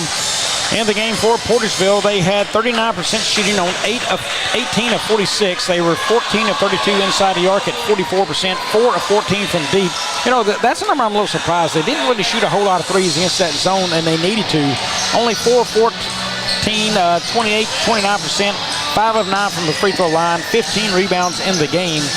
Scorebooks looks like this for them. Xavier Bogan had 9 points. Aaron Dunlap with 2. Connor Jeffries with 2. Mason Adams 10 points on 4 of 9 shooting. Layden Kellum with 12 on 5 of 10 shooting. Justice Sullivan none on that. It was also Jamarion Smith, 0 points tonight on 0 of 6 shooting, just never could get involved in offense. Yep. Brandon West, 8 points tonight. That makes up their 45. And quickly, Coach, I will let you run through the East Prairie Eagles on their scorebooks. For East Prairie, the big night was from Noah Johnson with 22 on 9 of 11 shooting. Just had a fine game. We had Ty Wallace there with 12. Evan Kennedy was big inside for him with 16. Big man inside. Cameron Farmer with 4. Connor Markham with 7. Made a lot of good assists there. And made a lot of stuff happen for him. And then Jernigan with 2, Tavion Ware with 2, and Tripp Shoemaker with 2. They won the rebound battle pretty significantly, 32-15. So East Prairie dominated on the boards. You know, and let's look at some numbers real quick. It's almost a mirror image of yesterday. You look at the numbers, their field goal percentage. They shot 51% from the floor. You'd like to see that closer to 60, but 51's not bad. They were 52% inside the arc. They were only 2 of 5 from deep, but 40% and 69% free throws. I'm a 75% guy in high school. If you want to be a really good team and win championship, I'm at 75. They're Right. close to it at 69%. I'm telling you, Coach, they are doing all the right things to say they show up to try to win a championship on Friday night. Oh, exactly, yeah. And their defense was phenomenal tonight. It caused a lot of steals up top. And they just played a great all-around game. Yeah, they put up 67 points in a slower-paced game that Portersville tried to make happen and just couldn't control them because of the defense they applied. But what a showing again. 2 nights in a row for East Prairie. Definitely a team to watch tomorrow night. You don't want to miss them to see if they can get to championship night. Coach, any final thoughts on this one before we close it out? No, just a good game by East Prairie. I'm looking forward to that Punxsutawney-East Prairie matchup. If they get to do it. Yep. Coach Blankenship, thanks for joining me tonight. I thoroughly enjoyed it calling the game with you. Folks, up next, we have the Van Buren Bulldogs. They will take on the Kennett Indians. It's going to be our last one of the night. Game 8 of 8. Don't go away. I will be back here to join you for that one here in about 9 minutes or so here on A-Corp Sports.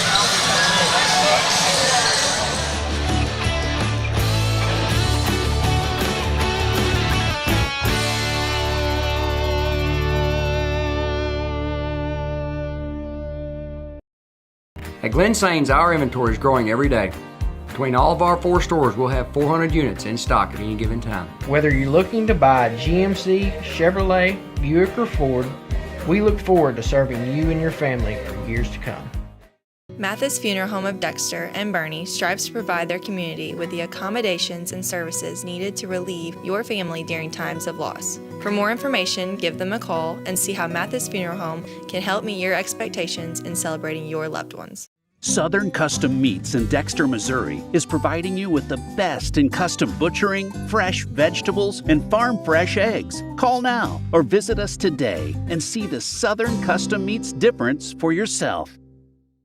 Fast break, cold beer, pork steak. Fast break, the best chicken in the whole state. Fast break, woo doggies, I think I need a fast break. All right. Fast Break in Bernie, Missouri. Fresh food, lottery, gas, and more. Fast Break.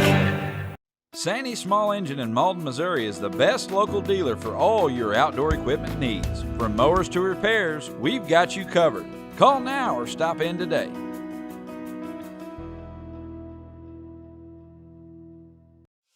What First State Community Bank means to me is it says it in its name, community. We're family, we care about one another, whether it's in our SEMO markets or we can reach out to someone in Farmington, Columbia. They're always there to assist. We are very customer focused. Our employees do a great job with listening to the customers. The tellers know 100% of all customers by their name. If you want to feel at home, then walk into the doors of First State Community Bank. Do you need personalized merchandise? Trying to celebrate the season of that big state run? Then Juju Promotions in New Madrid has you covered. Whether it's heat presses, screen printing, or embroidery, we always have an option that will leave you satisfied and looking your best. With seasonal styles and plenty of accessories, there's something here for everyone. So come in and shop around. You'll be welcome with a smile and leave more fashionable than ever. Call us at 573-748-4040 or visit us in New Madrid. First State Bank and Trust wants to thank the Dexter community for 20 years in business. We're there for you for your first paycheck, buying a home, opening a small business, starting a family, or planning to retire, and everything in between. We're the local bank you know and trust for all of your financial needs. Visit fsbtrust.com or stop by our Dexter branch to explore all your financial options.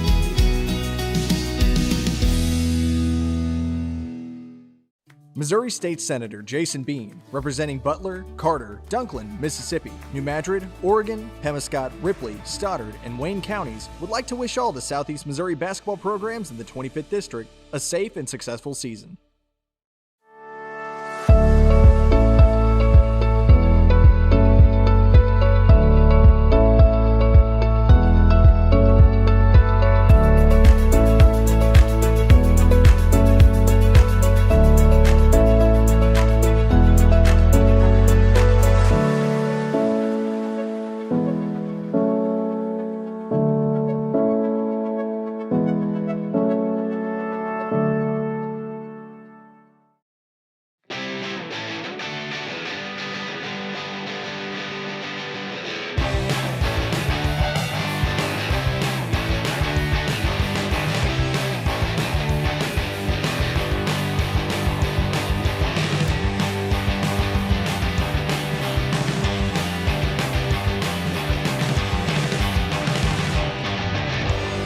Just remember, if Autry Moreland is not on the back of your vehicle, you paid too much.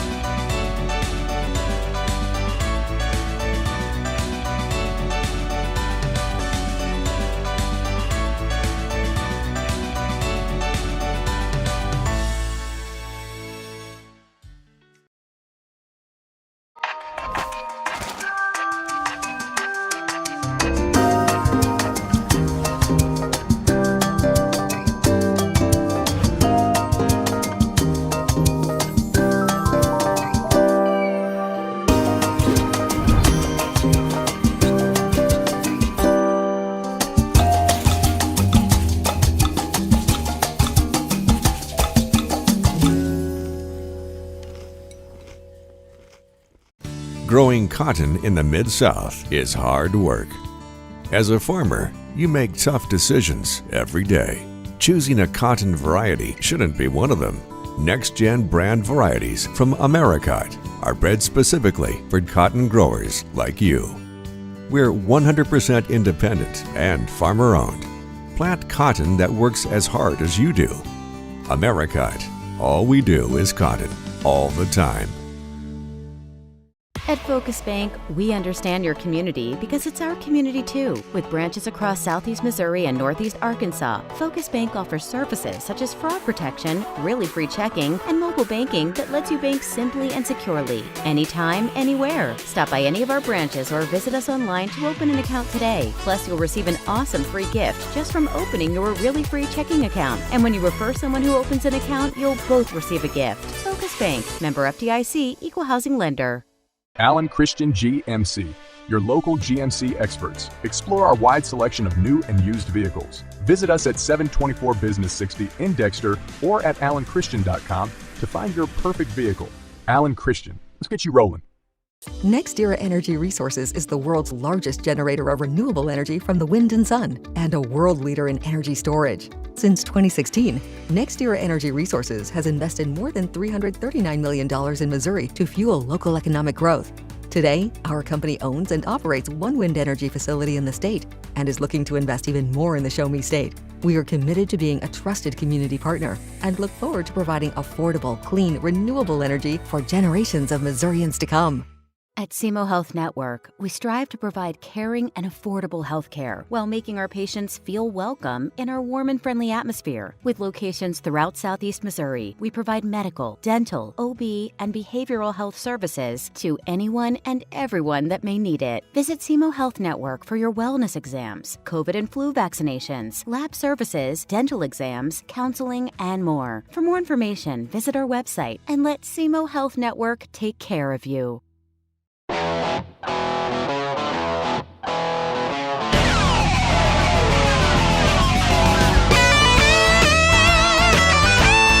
We're right here at King Jerry Lawler's Hall of Fame Bar and Grill on world-famous Beale Street, and as you can see, oh my gosh, we have the best barbecue ribs in Memphis. Oh my gosh, the gumbo is out of this world, but you gotta try the King's Triple Decker Slam Burger. You'll love it.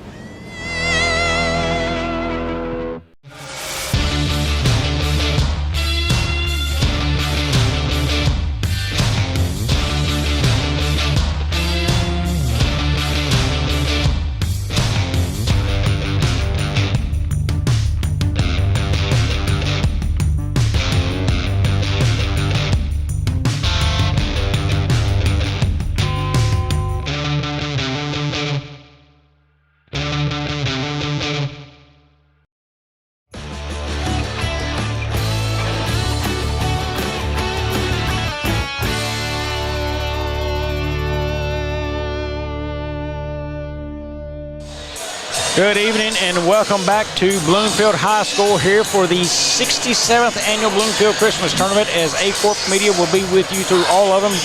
We have reached game number 8 of 8 on day 2, and we have the Van Buren Bulldogs, and they will be taking on the Kennett Indians. I'm Bobby Alford, your host, joined alongside my good friend now, James Hodges. James, game number 8 here. We've made it to this point, and these two teams coming in, it's a battle to get to championship night, but they've got to win this one first.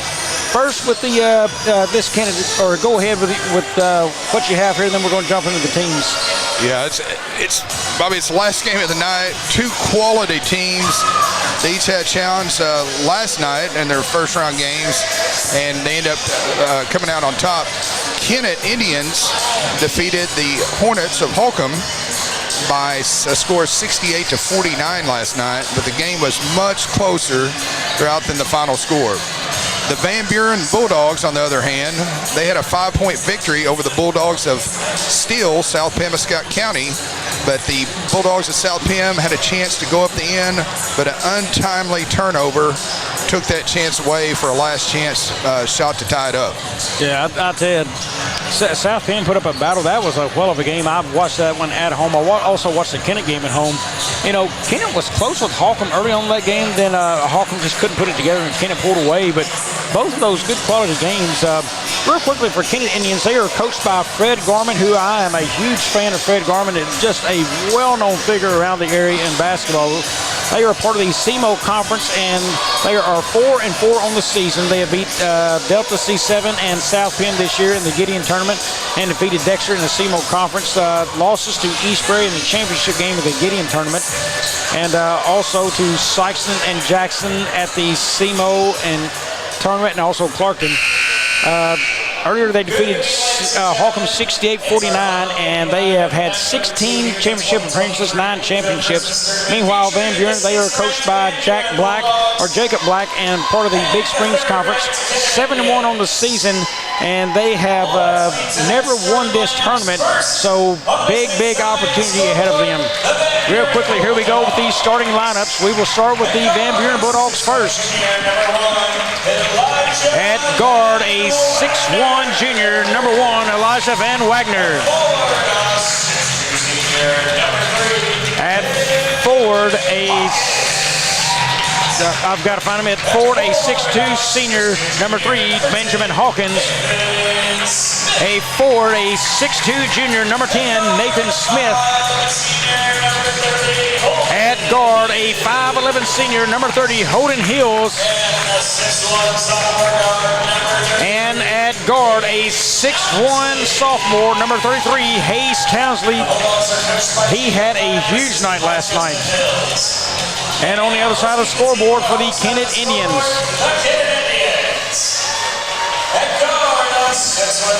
At guard, a 6-foot sophomore, number 2, Ashton Demukes. At guard, a 6-foot junior, number 3, Dyson Watson. He had a big game for Kennett last night. At forward, a 6'2 senior, number 21, Hunter Kirk. At forward, a 6'1 senior, number 22, Chris Jefferson. And at guard, a 5'9 junior, number 25, Deshaun Watson. Officials for tonight's game, I will try to figure those out really quickly if you will stick with me, folks. It looks like Jay Piles, Tim Harmon, and I will have to look up my other official here really quickly. Yeah, that's the only one I didn't. I recognize him, I just don't recall his name.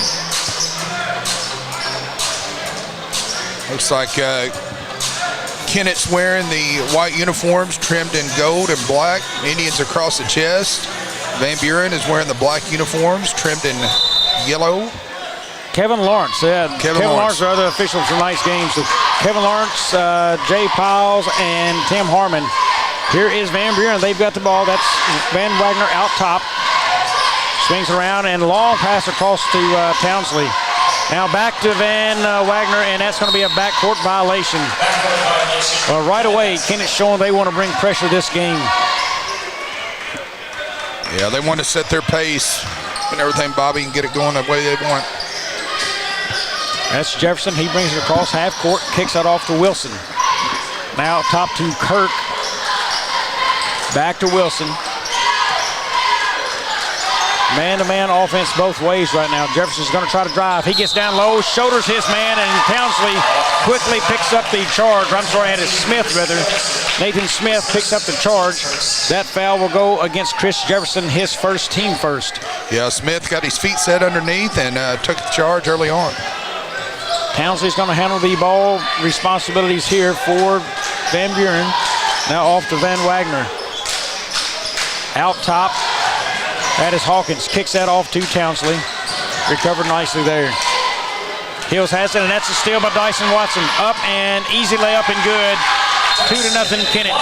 We have got a quick timeout from Van Buren, and they want to talk things over quickly as Coach Black has a lot to say to his team right there. Doesn't like his ball handling efforts. I'm sure they'll talk about ball security and handle the basketball, run your offense. Yeah, he's extremely animated in that huddle, and he's taking his turn with the chewing over there.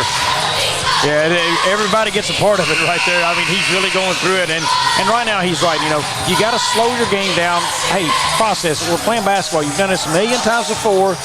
Just know that the guys going to be playing tight defense on you right here. Don't panic. Yeah, this team has a lot of talent, and they're looking to pull an upset and take it back west tonight. Yeah, and you only have so many timeouts, and that is tough to have to use one this quickly. You weren't in a full minute yet into the basketball game. Townsley now crosses half court, picked up at Jefferson. And that's going to be out of bounds going the other way, and that is going to be Kennett basketball. And he just comes out of a timeout talking about turnovers, and yet they turn the ball over again. Yeah, it's tough to see, and like I said, I'm sure he's frustrated. Ball kicked around here by Kennett. Back out top to Kirk. Swung over this way now. Demukes with it. Kennett running offense. There's Watson. Little floater in the lane. Won't go. Front rim. Rebound Hawkins. Van Wagner now pushes the floor. He's going to kick that off to Townsley. Townsley looks baseline. Spins back. Nothing there. Hills drives baseline. Nothing there for him. Pass inside to Hawkins. Up off the glass and good. That was a good look with Hillis. He penetrated hard and found his man. Well, Hills waited, and Hawkins made the perfect cut straight downhill. That is Demukes up. No good, but he will be fouled and go to the line for 2. Good body control there by Demukes. Hung in the air and drew the foul. But Demukes an all-tournament team selection last year and just a sophomore this year. He loves to attack downhill and at the rim. That's something that I think Van Buren's going to have to embrace tonight. Somebody's going to have to stop in front of that bulldozer and take a charge. Yeah, they took one early on. Let's see if they continue to try to take charges on the Indians. First one from Demukes is good. The second one off, no good. Rebound, Van Wagner. Townsley now up to Smith. Smith drives down. He is picked up. Hills with it. Tries to get inside the lane. Does. Jump shot. No good. Rebound Demukes. They come out of here pushing the floor. Now Demukes inside the paint. Kicks it out. Wilson thought about the three. Didn't take it inside to Kirk. Kirk spin move. Nice pass into Demukes in the basket. Oh, great no-look pass there for the and one. Coach Garman pointing at him. That foul goes against number 33, Hayes Townsley. It'll be his first, team second. 5-2 to lead for Kennett and shooting free throws. Yeah, Townsley's going to take a seat there. Yeah, that's his second foul and one of his big keys to the game. So Townsley on the bench with 2 fouls. And that rebound goes to Nathan Smith. Comes out running the floor into the lane. Layup off the glass, no good. Tipped, and that is Wilson coming out now. Runs it to Demukes. Demukes inside, and that's going to be the charge. Got another. That's what they needed right there. We just talked about it. Run on cue. Well, Demukes only knows one way to play full speed at the rim, and it got him in trouble that time. Yeah, Coach Black, the book's open on Demukes. He's got the scouting report. I'm sure he coached him up on what to do this evening. So now here is offense being ran now. Different point guard. That is number 2. That was Bryce Hawkins in the game. And that's a tip and a steal for Kennett. Looks like Coach Blyce, that guy's a little hobbling a little bit. Sub coming in. And there's a shot for Wilson. Good jump shot. Kind of had a little fade to him there, Bobby. Yeah, I commented on him. I really like his jump shot inside the arc. I think he struggles a little bit outside the arc, but he is really good. You know, you get him inside there, that 12-footer or so, he is dangerous. Yeah, he feels comfortable, you can tell. And that's going to be a walk on Hills. Yeah, it looked like he switched his pivot foot. He was kind of looked confused, but he definitely traveled. All right, Coach Black is bringing in a couple of subs here. That is number 0, Danner Nicholson, and also number 22, that is Devin DeWolf entering the game. So Van Buren, a lot of subs early. 3 starters on the bench right now, Van Wagner, Townsley, and Hills. There's Demukes with it up top. Tries to use the screen. He does. Kicks that off. Baseline run up off the glass and good. That is number 10, Zakarion Taylor. That's where he loves to operate, is baseline runners. Nice move to the left side. Ball shot to the corner. Hawkins. Reverse layup. No good. Rebound Dyson Watson, and he loses that out of bounds. That will stay now with Van Buren. Yeah, the help side defense caused him to go up and under on that. Otherwise, he would have had an easy left-handed layup. 9-2, Kennett leads right now early in this one. About midway through the first quarter. Inbound pass is looking. There it finally is in. Rotated out top. That's Hawkins. He drives into the lane. Up off the glass. No good. Rebound Dyson Watson. Watson pushes it up the floor. He is a shooter. You have to be careful with him. There it is. Shots up and bottom. Yeah, you can tell as soon as he elevated it, you tell that one was going in. Well, he hadn't hit a 3 yet this game, and he said, let me fire one up. Pass out and knocked out of bounds. That will stay with Van Buren. Ashton Williams now checks in. That is Kirk out. Well, Ashton's put together. You can tell he's found the weight room down at Kennett High School. And there is Nathan Smith with a score there from the inbound from Nicholson. Garman's going to take a timeout there, Bobby. Yeah, he's going to take one. We're going to slide a 30 in as well. We'll be back shortly.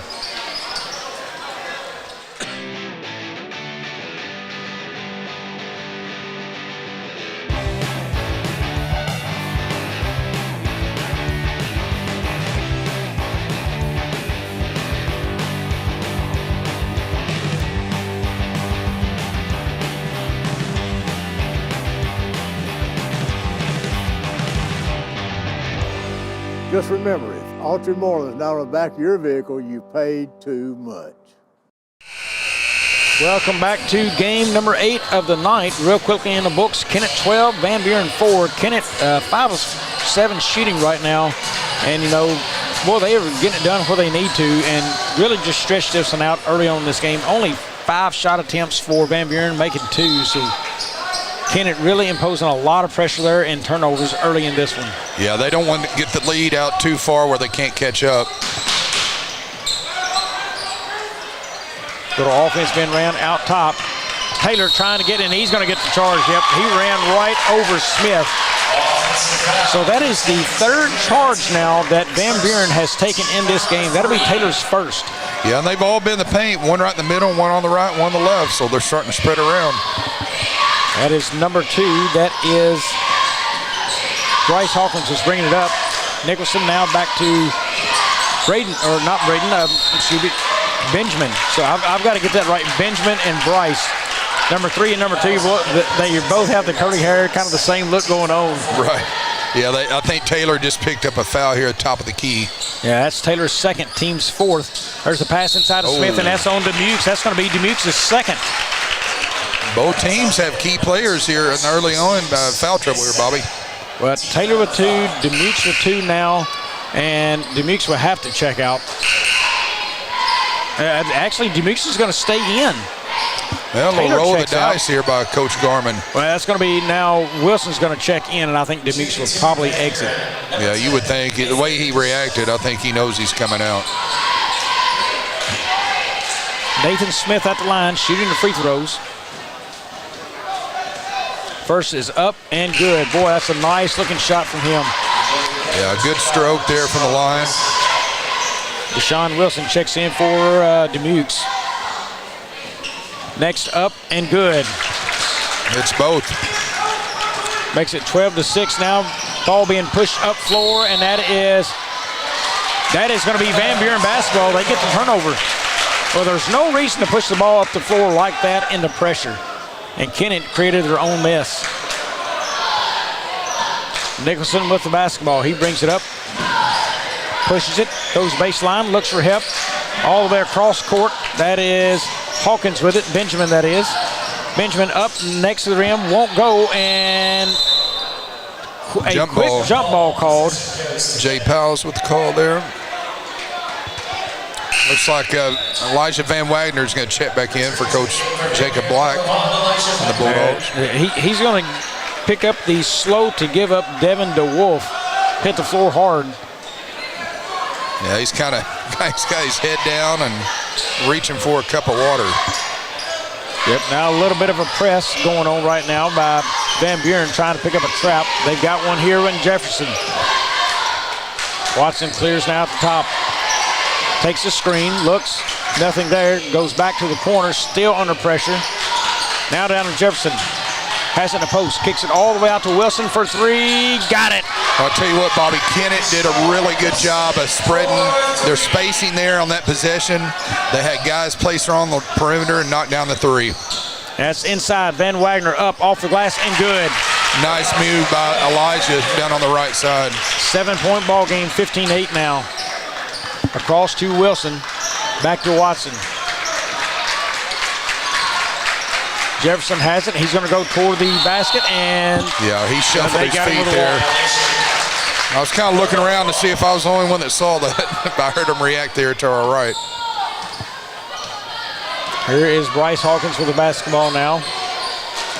He crosses midcourt, speeds and loses basketball. Here is Wilson trying to get down the floor, and he's going to be fouled on the floor.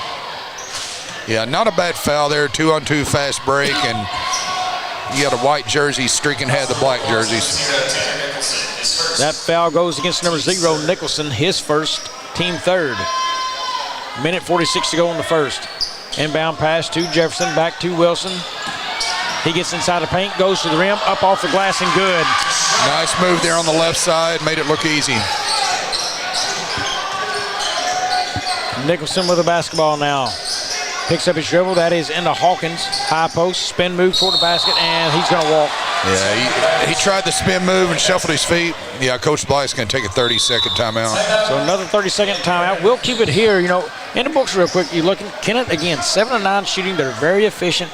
Van Buren only 3 of 7 shooting. Van Buren's got to find better ways to get to the basket and score right now. Yeah, they're not getting very many shots put up, and to knock off a team the caliber of the Kennett Indians, you got to be more creative there on the offensive set. Yeah, just really getting struggles there, and really the pressure that Kennett's bringing is speeding Van Buren up more so than they'd like to be right here, causing a lot of offensive flow issues for them. Yeah, that's what good teams do, especially teams coached by Coach Garman. He's been around the game a long time, and they'll make you look silly at times and force you into things that you're not accustomed doing. Yep. Talked about him yesterday being here at the games. A big hello across the way to my good friend Ronnie LeGrand.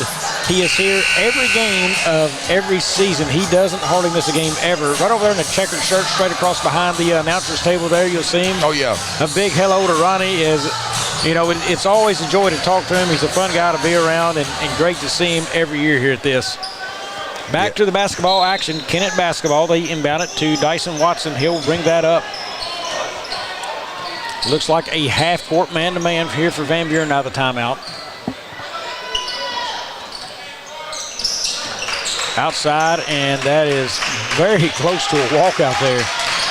That's going to be Jefferson. Feeds to Dyson Watson on the baseline. Shot no good. Rebound Nathan Smith. He comes out pushing the tempo. Down inside the lane. Gets a chance at the basket. Up and good. Good body control there, Bobby. Got him up in the air. Drew the contact. Went up with the right hand and converted. That foul goes against number 24. That is Caden Taylor, his first, team fifth. A minute to go in the first. Free throw, rims out, no good. And taken down by Jefferson. Yeah, Ashton Williams knocked it right to Jefferson on that. And the corner to Ashton Williams. Now it's going to be rotated out and around. Wilson tries to drive, and he's going to be fouled on the floor. That is likely going to go against Bryce Hawkins. Yeah, I believe you're right. Going to be his first, team fourth. Hayden Hills checking back in for Van Wagner. Elijah's going to have, well, Coach Black said, no, you sit right there. And that's going to go against Kennett. That's an offensive foul. I guess that's the fourth one, huh? That goes against number 14. That is Ashton Williams, and that is team foul 5. And I think that's what Coach Black is asking. He said, hey, is that not free throws? Yeah. He's talking to Jay Powell's there. So no, that's only their team fourth foul. But I'm sure they had them at 5 earlier. That's something we'll let the officials take care of and figure out. But they're going to be shooting free throws now because that is a hold against Kennett. That goes against number 25, Deshaun Wilson. Yeah, a chance to close the gap here to 5 with 28.2 left in the first quarter. And definitely the guy you want shooting right now, Nathan Smith. He's been hot from the floor. He's got 6 of the 10 points scored so far. Free throw on the way and off. Boy, it's been a tough start for Van Buren. Their best player, Hayes Townsley, on the bench. He's got 2 fouls. And if they can keep it close enough, I'm sure he will be there all the way till halftime. Yeah, he's going to have to be very careful in the second half. Smith gets the roll on that one, so he cuts it to 6. Under 30 seconds to go here in the first. Wilson now, Watson for 3. Front rim, no, won't go. Rebound, Hills. Hills will push the tempo now. He's got a man open as Hawkins too late to get the open look for 3. Smith drives, tries to get in the paint, spin move, up and good. Well, Nathan Smith. Nice spin move in the lane, in traffic. His back shows no signs of hurting, but he is still carrying his team. Watson kicks it down low, and the bump, that's going to be in the quarter before the bump. So that takes us to the end of the first. It's Kennett 17, Van Buren 13. Back in a few. SEMO Health Network, we strive to provide caring and affordable health care while making our patients feel welcome in our warm and friendly atmosphere. With locations throughout Southeast Missouri, we provide medical, dental, OB, and behavioral health services to anyone and everyone that may need it. Visit SEMO Health Network for your wellness exams, COVID and flu vaccinations, lab services, dental exams, counseling, and more. For more information, visit our website and let SEMO Health Network take care of you. Welcome back to Bloomfield. Getting ready to start the second quarter. Right now in the books, Van Buren shooting 5 of 9. Kennett 7 of 11 from the field. But Kenneth's had 2 threes to fall in this one. Right now, Van Buren hadn't even attempted a three-point shot. Something to keep a note of. Can they and will they shoot very many threes in this basketball game? Yeah, they may not. This is my first time seeing them play. I know we played them in baseball. There's a lot of talent over there. You would think they would have a few, at least one if not 2 3-point shooters on that bench. Yeah, and they haven't got to go there yet. They're only down 4. I don't mind it at this point in the game. You're only down 4. You certainly can get back in it. Look, both teams have star players out with foul trouble. Townsley with 2 fouls on him for Van Buren, Demukes, and also there was one other over there with 2 fouls on him. I think it's Taylor. So Demukes definitely a big loss there. And there's a long 3 by Watson. Does not go. Bryce Hawkins now pushes the tempo. Gets it down. 2 Hills on the baseline. He's looking for hip. Spin move inside. Spin move again. Inside to Hawkins. Up and good.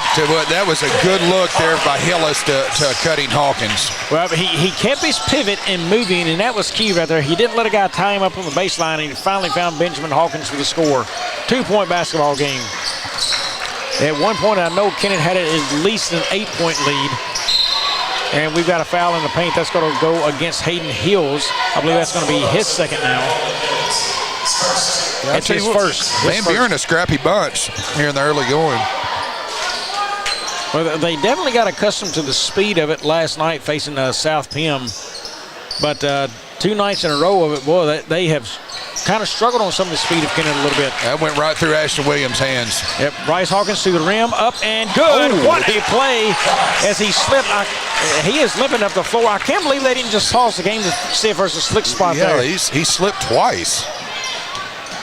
Yeah, that is to the rim by Watson, no good. Jefferson rebound, up and good. I want to get officials timeout and check that. It could be dangerous down there. Yeah, definitely come out and slipped hard. And after 8 games, you could figure there could be a slick spot or 2 on the floor. Nicholson out top with the basketball. I know championship night that could come into play. There's going to be so many people in here. Well, that ball's fumbling around for a second. Hills now still fumbling around some. And Hills, boy, that's an unnecessary pass. You were that close to your offensive guy. And here comes a roll of the dice. We've got number 33, Townsley, back in this basketball game. I don't like this move for Van Buren. It's a 2-point basketball game, and you're risking picking up a 3rd foul. Look, if the game's about to get away from you and you got to make a move, it's different. You haven't got to make this move here. I'm interested to see how it turns out with 6:30 left in the second. Dyson Watson now kicks that around. Kenneth trying to run a little offense. I would go right at the man, and there's Watson up and around the rim, won't go.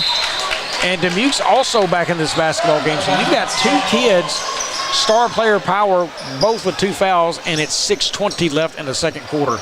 Yeah, nail on the head. Like I said, with the score, if you have to, you have to, but at this point you don't. And that's going to be an offensive foul. That goes against number 21. That is Hunter Kirk, his team first of the quarter. Van Buren kind of exploiting Kenneth's aggressiveness here in the early going.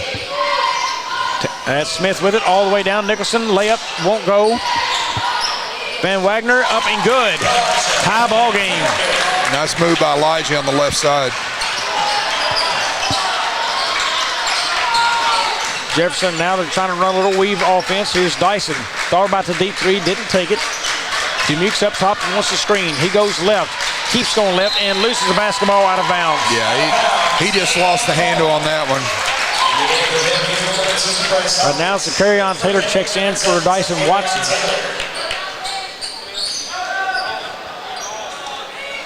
Benjamin Hawkins gets a break over there for Van Buren. Nicholson brings that up. He looks and knocked away by Deshaun Wilson. He brings it up the floor, all the way up, layup, good. Well, that's smart by Townsley. He knew he had 2 fouls and did not try to swat that. Yeah, you got to play smart at this point or you're pretty much done second half. Offense starting now for Van Buren. They've got a little motion going on. There's Nicholson out top. Off to Townsley, and that's going to be a backcourt violation. Coach Black getting a little animated over there on the bench. So Kenneth will inbound. They lead it 21-19. Taylor will bring that up and across the carry-on, Taylor, that is. Now off to Jefferson, back to Taylor. He'll drive left, goes to the rim, up and good. And one looks like a foul on Hawkins. Yeah, that is going to be Bryce Hawkins on that one. His second, team second. Looks like Hillis is getting ready to check in for Coach Black. Hillis, only one foul on him, so they've got to get Hawkins out, Hillis in. Boy, foul trouble is starting to mount some for Van Buren. And that is good for Taylor. Both teams really got kids with several fouls on them. Here's Smith, spin move. Picks up his dribble, has to there. Looks for hip, gets it to Townsley, and that's off his foot and out of bounds. Yeah, Coach Garmin didn't like that one iota. Here is Wilson. He brings the ball up. Off to Taylor. And he just right through the hands of Kurt, and that's bobbled around. Hillis now back to Van Wagner. Van Wagner off the glass, and good. 3-point ball game now. Demukes will bring it up. Demukes tries to go toward the lane, cut off. Long three by Wilson, and no good, and that's going to be a push in the back. Yep, 22, Jefferson. Jefferson now, that will be his second, team second. You know, and I don't like the shot selection because you didn't need to fire up a deep three from there. Got a timeout on the floor. We're going to slide one in as well. We'll be back in 30.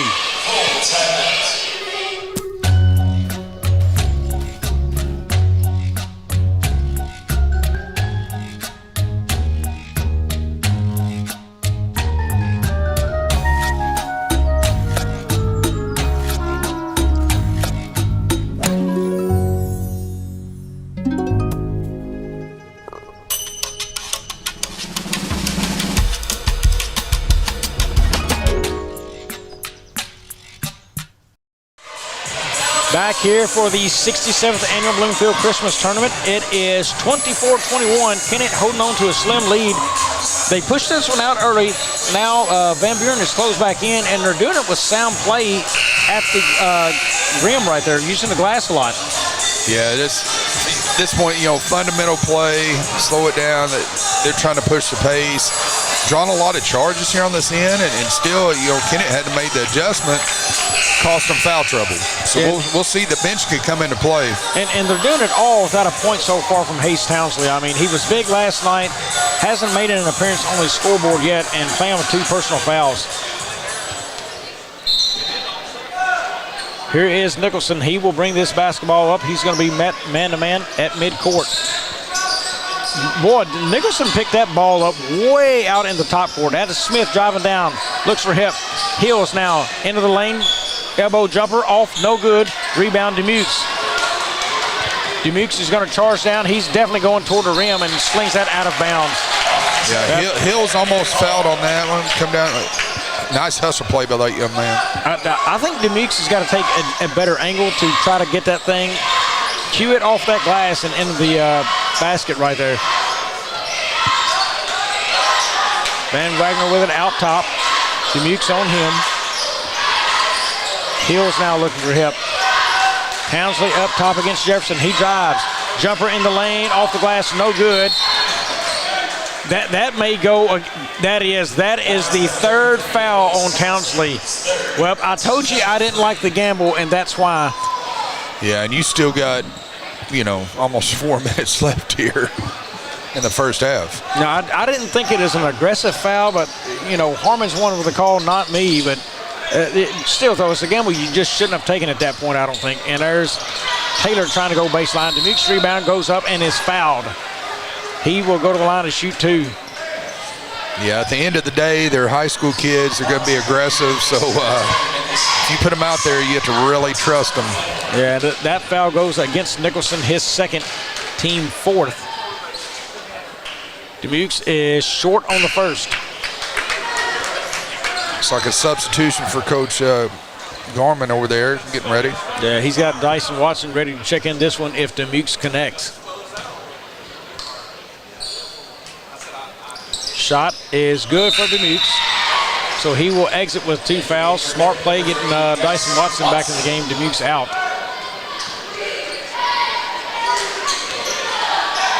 And they're still big down low. They've got Hunter Kirk in the game and Chris Jefferson down low, so big bodies in there. And boy, there's a turnover. Wilson down, up, and no good. And that's going to be a foul on Van Wagner. Yeah, they're going to call that on the floor. He went over the back, just a little overzealous there. Rebound. Well, they should. That should be team foul number 5 there. It is. Yeah, that goes against number 1, Elijah Van Wagner. That's his first, team 5th. So to the line for 2 is Zakarian Taylor. He misses with the first. Here comes Devin DeWolf. Check it in for Coach Black. Taylor's second on the way, and no good there. And that is going to be a foul against Jefferson. And over the back there, good box out. Yep, so the push foul, that is Jefferson's third. So Ashton Williams going to check back in. Yeah, I mean, this game has gotten very sloppy on the fouls. You know, you don't see either team making it very deep into Friday night playing like this. They've got to clean up the fouls. Yeah, at this point, boy, that's a good move by Dyson Watson on that defensively. Wilson ahead to Taylor. Taylor up and the basket, and he draws a foul from Smith. Just kind of a silly foul there. He already had position. I don't know. You're already in foul trouble. Yeah, the worst place you can find yourself as a defender is on the backside of the ball handler. It's a foul coming 99% of the times. Zakarian Taylor back to the line, and that is Caden Taylor checking into the game for Hunter Kirk. Free throw up and good from Taylor. Hawkins now off to Smith. Smith tries to drive, spin move toward the lane, jump shot up and no good. Rebounds to Zakarian Taylor. Boy, look at him get at him defensively, and they call a hold. Oh, wow. Coach Black's beside himself. I don't know. It looked like Nicholson had him tied up there, Bobby. Well, that ball is on the floor, and both people now going for a ball that is not secured. I'm not a fan of it, but I don't have to be. Yeah, he's pleading his case to Tim Arnold. It wasn't Tim Arnold's call. Now he's talking to Kevin Lawrence. Taylor back to the free throw line. Kennett only 4 of 9 from the free throw line tonight. 4 of 10. 40% doesn't get it done on most nights. Here comes Hills back in for the Bulldogs. Yeah, I believe Hills comes back in. He has 2 fouls. He's coming in for Devin DeWolf. He's going to have a seat. We only show Hills with 1, so we're going to go with that. That free throw off, rebound by Hills. And he just put both hands on the basketball. And here comes Smith up to the rim, off the glass, no good, a little bit of a wild shot, and that's going to be a foul on Wilson. Kind of out of control after Coach Blight just told him to slow the pace. That's Wilson's second, team 4th. Van Wagner comes in. I want to say I watched Hills dribble that basketball, put both hands on it, take one more dribble, and then pass it, but I guess for the flow of the game, and I could be wrong, but I thought the full game was just missed there. Right. And there's a battle for the ball, and that is off of Smith.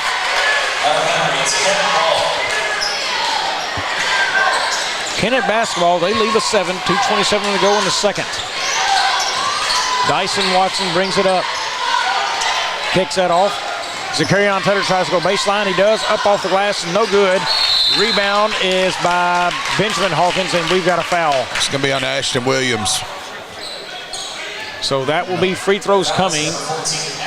Foul on Williams is his second.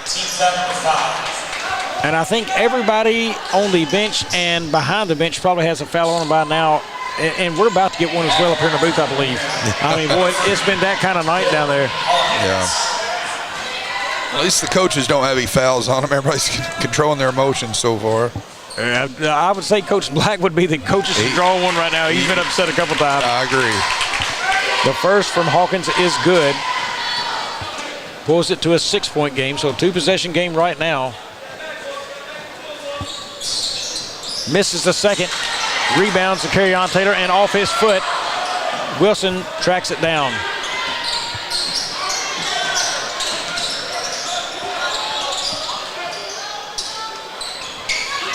Carry-on Taylor going to bring that back out top. And then Williams now. Taylor goes to the basket, up with the left, and no good. Rebound Hills.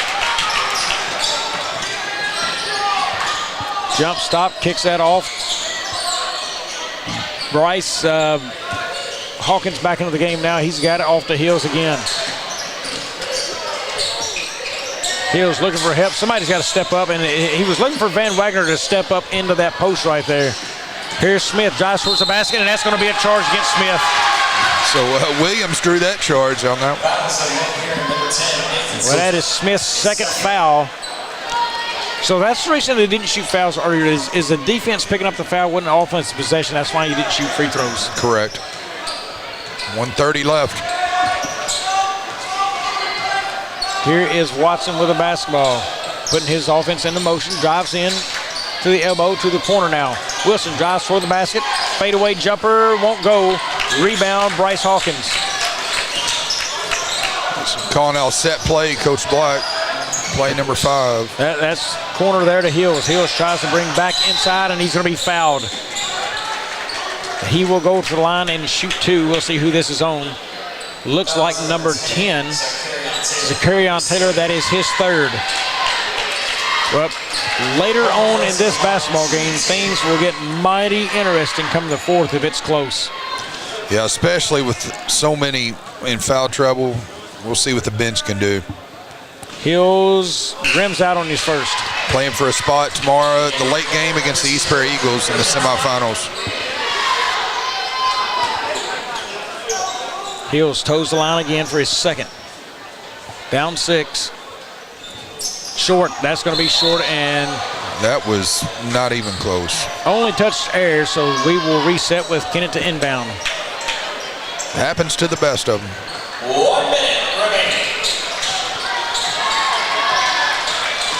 Here is Watson. He comes near side, kicks it off to Williams. Williams for 3, long, won't go. Rebound, Van Wagner. He's out, pushing the floor. Right down the lane, and a huge collision. Going to be a blocking foul on Williams. He just moved late. He saw it coming, and he tried to get there.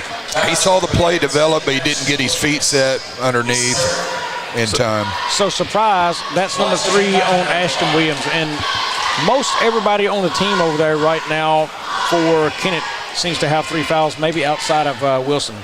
Yeah, Coach Garman looked at Coach Kevin McKegg. He said, heck, I don't know. He just threw his hands up. Free throw is good by Van Wagner. 5-point game now, 44 seconds to go. Hunter Kirk checking in. Cooper Heffling in the game. First time we've seen him tonight. He doesn't have a foul, I don't believe. No. The next from Van Wagner is also good. Cuts it to 4. The closest the Van Buren Bulldogs have been in a while. Watson now, you've got to watch him. He is a scorer on the floor. Gets it inside, loses it, looks for help, goes up toward the rim and scores. Look at there. You know, he's making me look good because I'm talking about his scoring abilities. He can shoot it from the perimeter as well. Smith has it. They're going to take one final shot, down 6. They would like to close out right here. Hills with it. Goes left, now back right. Looks, and he backcourts it. Just let it roll. So that will be an inbound over there on the sideline with 8.6 seconds left for Kennett. Boy, you just went from bad to worse. Now you made it a lot closer to the basket. Just don't foul. Yeah, you don't want to give him. Williams in the corner. Now to Taylor. Caden Taylor tries to go baseline. Does. Off, no good, and going to get his own rebound. Up again, and good! At the buzzer to take us to the half. It's Kennett 32, Van Buren 24. It's been the tournament of buzzer beaters. We'll be back here in about 7 minutes to catch you up on the stats and take you to the 3rd here on A Corp Sports.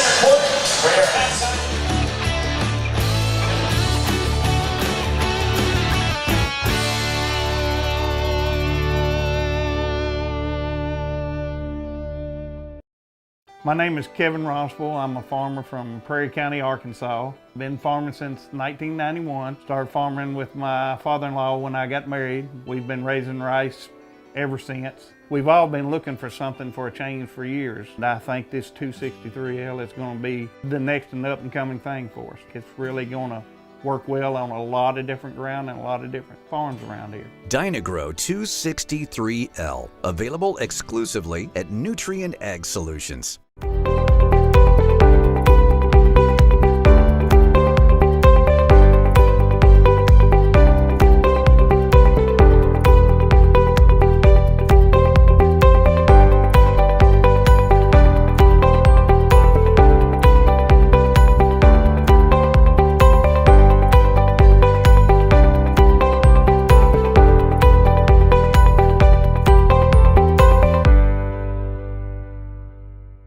At Young Real Estate, we're Southeast Missouri, just like you. We are parents. We support local education. We are grandparents. We are active in our community. We are patriots. Serving all of Southeast Missouri, and we are here for you. We are Young. Check out the Pro Shop at the Kennett Country Club. Special rates on 18 holes get you a 10% voucher to putters. We also have great apparel so you can always look your best. Golf and apparel, all at the Pro Shop.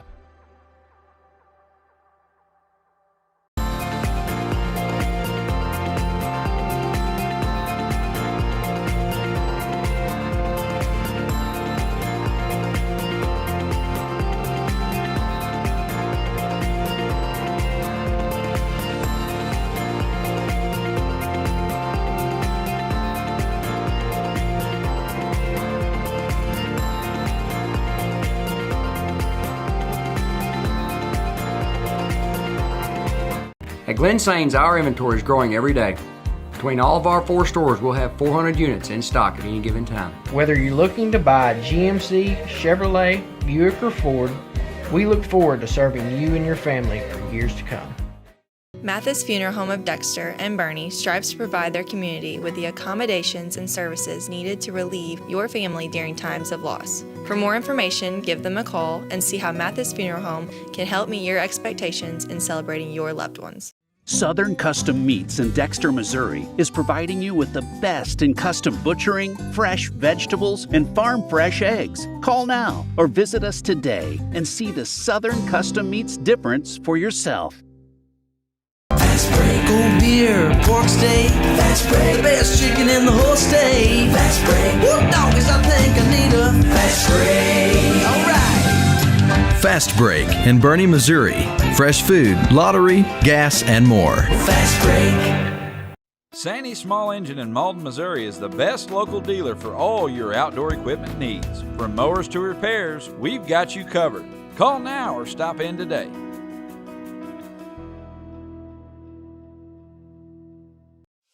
What First State Community Bank means to me is, it says it in its name, community. We're family, we care about one another, whether it's in our SEMO markets or we can reach out to someone in Farmington, Columbia. They're always there to assist. We are very customer focused. Our employees do a great job with listening to the customers. The tellers know 100% of all customers by their name. If you want to feel at home, then walk into the doors of First State Community Bank.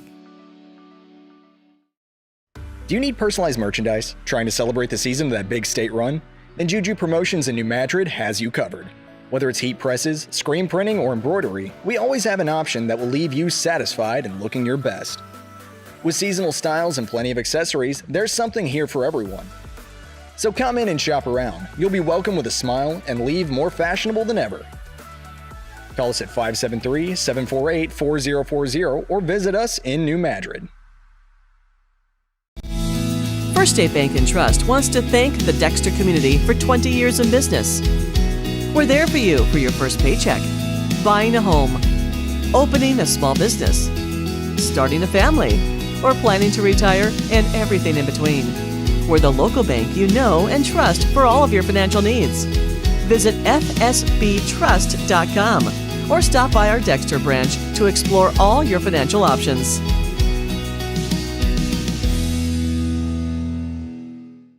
Missouri State Senator Jason Bean, representing Butler, Carter, Dunklin, Mississippi, New Madrid, Oregon, Pemiscot, Ripley, Stoddard, and Wayne counties, would like to wish all the Southeast Missouri basketball programs in the 25th District a safe and successful season.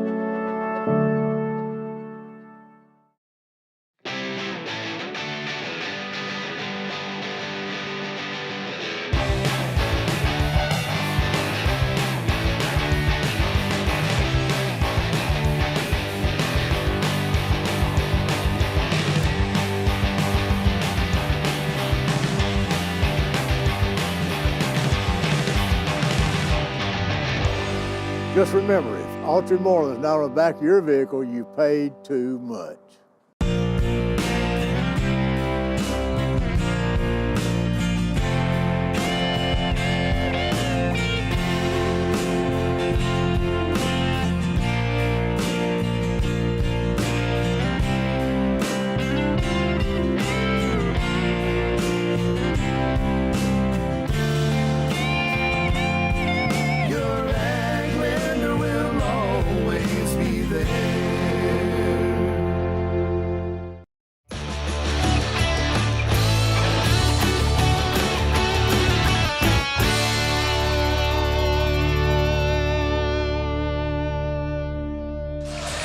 Welcome back to Bloomfield here. 2:50 left in halftime. It is 32 Kent, 24 for Van Buren. James, right now looking at this game, looking at some of the stats in it, the biggest number that jumps out to me for both teams is free throws.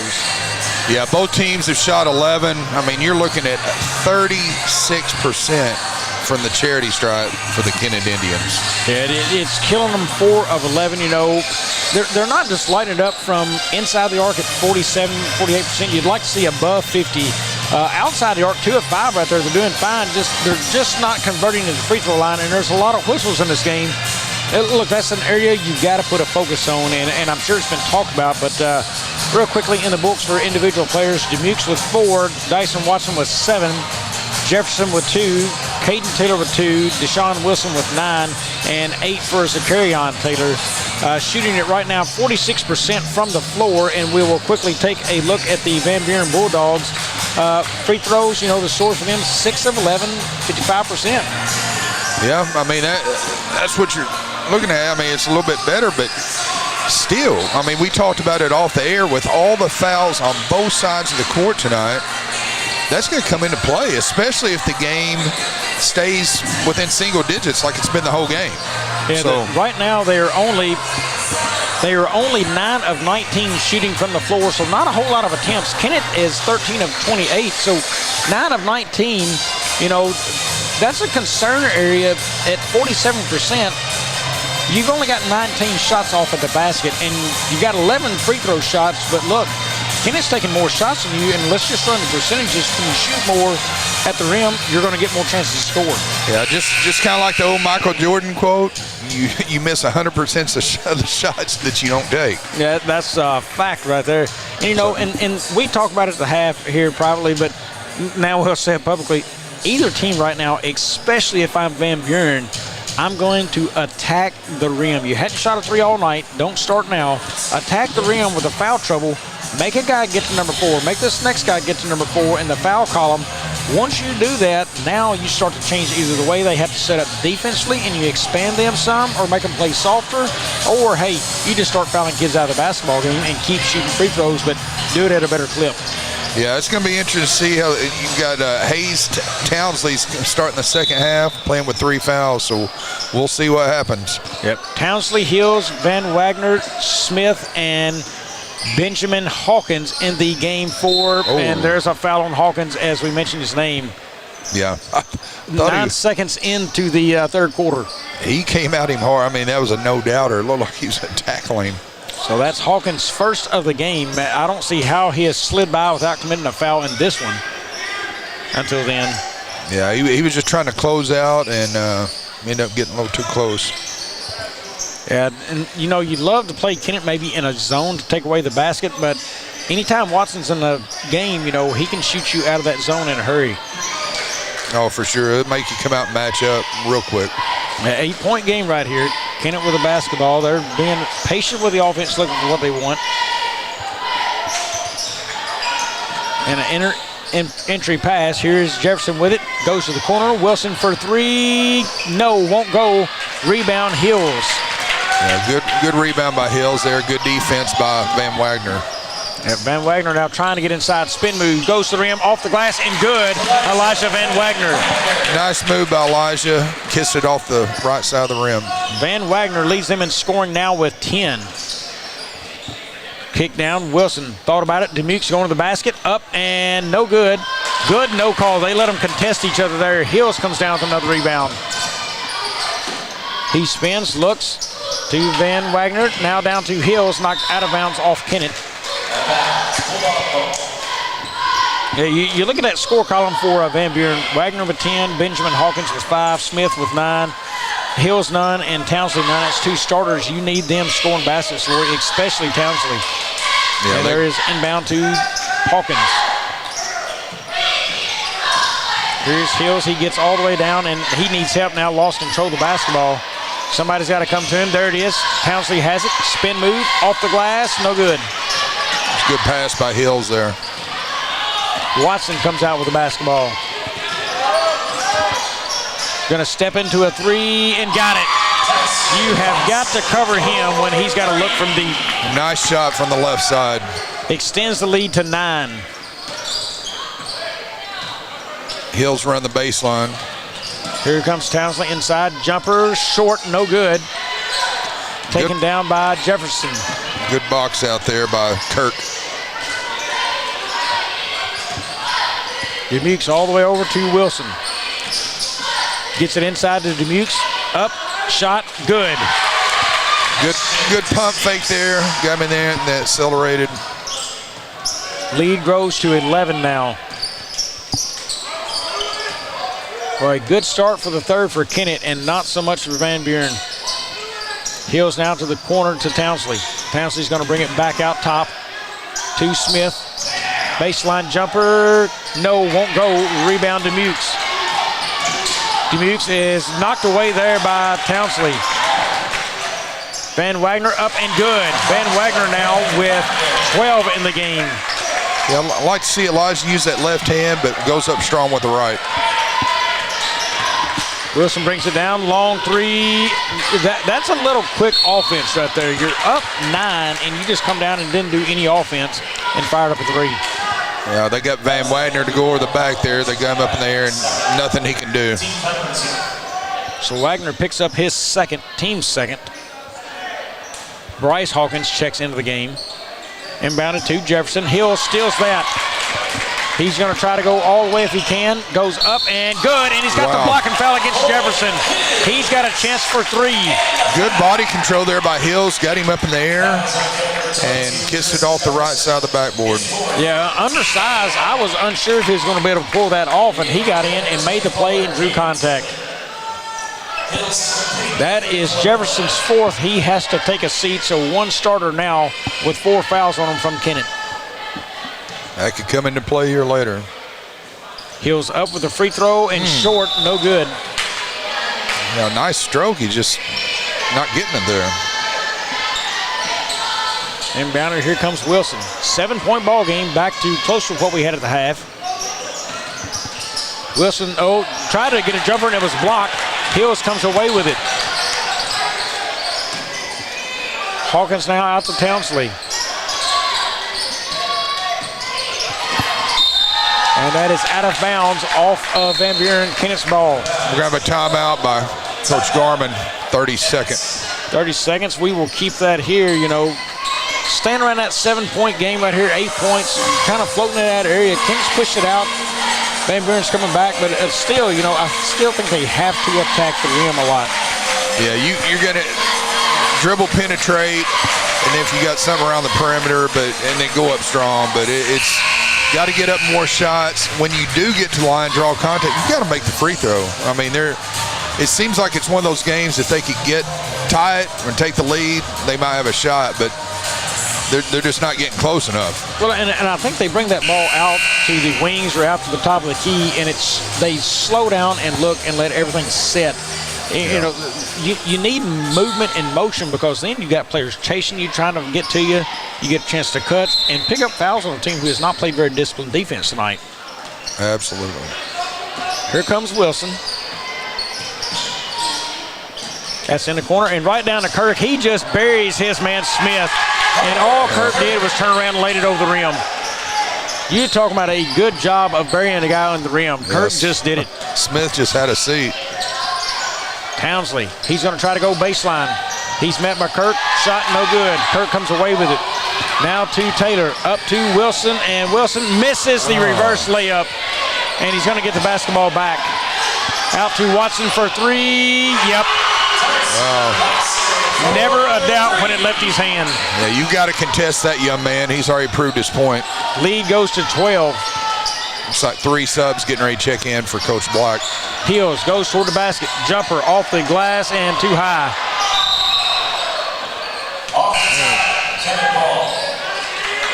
Here comes Elijah Van Wagner.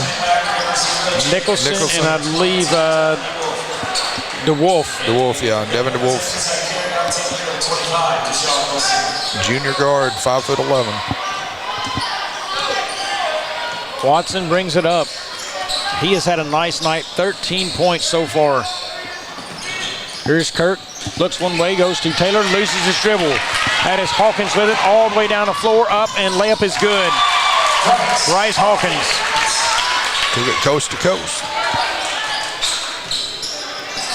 Watson now, he dribbles inside, kicks it off to Taylor. Taylor goes in, looks for something, lefty up, no good. Rebound, Kirk, back up, blocked by Van Wagner. And Jay Powell says, nope, that's a foul. Yeah, Elijah thought he had the block there. I thought he might have, but Jay was a lot closer than I was. That is the third on Van Wagner, and Kirk to the line. I do not believe Kirk has shot a free throw until now tonight. It's on the way, flat, no good, back of the rim. 10-point ball game right now. Kennett in control, has been the whole game. The next on the way, and good. Rattles it in. Nicholson now crosses. His team down 11. Picks up his dribble, needs help, gets it. Here comes Hawkins up, and shots no good. Rebound, Hawkins back inside. DeWolf up and in. And there's DeWolf right there on the block and gets a score. Nice look. That is going to be a timeout by Fred Garman, and he has upset his player there. We're going to take a 30 as well and be back here for the rest of this third.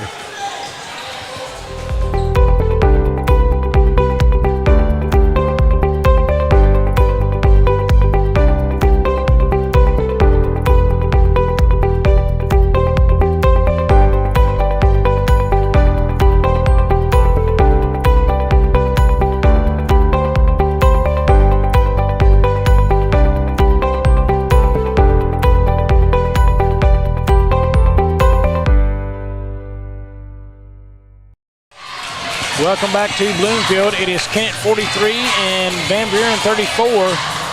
Fouls have not been as many here in the third. It's slowed down a little bit, but Van Buren's just not closing the gap any in the scorebooks. Yeah, they're getting out rebounded 21-16 here again. And on the offensive boards, it's an 8-4 advantage by the Kennett Indians. They've got to do something to separate themselves. You know, right now you're looking 9-point lead. But we're on the other half of the third quarter, so we're getting close to crunch time if you're the Van Buren Bulldogs. Yeah, and it won't take but a couple shots being knocked down, but they've got to get them to go. And more importantly, they got to get a defensive stop down here without committing a foul. Yeah, you got to have play scoring stop from this point on. Townsley still no points in the game for Van Buren. That has been a big issue as well. That's a big-time player for them, not able to get in the books. Watson dishes that out. Wilson now has it. Tries to cut to the lane. Wild shot, no good. And Wilson just turns that over. He tried to throw it back in, and Hawkins gets it now. Up to Nicholson in the paint. Van Wagner up off the glass and good. Well, that's what we talked about. They got the stop and the score. Bobby, he's really good at his spin moves down low. A little bit of noise there is Watson. That is a bad shot selection. Yeah, he was at the spike line. Yep, here's Van Wagner up again and scores again on the layup. 2 defensive stops and 2 scores in a row has got them right back into a 5-point ball game now. Elijah keeping them close. The lead had grown to 11, now it's down to 5. Kennett needs to settle. Wilson, and a wild shot by Wilson won't do it. Hawkins comes out with it. That's coming out of a Kennett timeout, too. He thought about it. Yeah, I'm glad he pulled that back. Here is Townsley in their first three. Cuts it to 2, Townsley.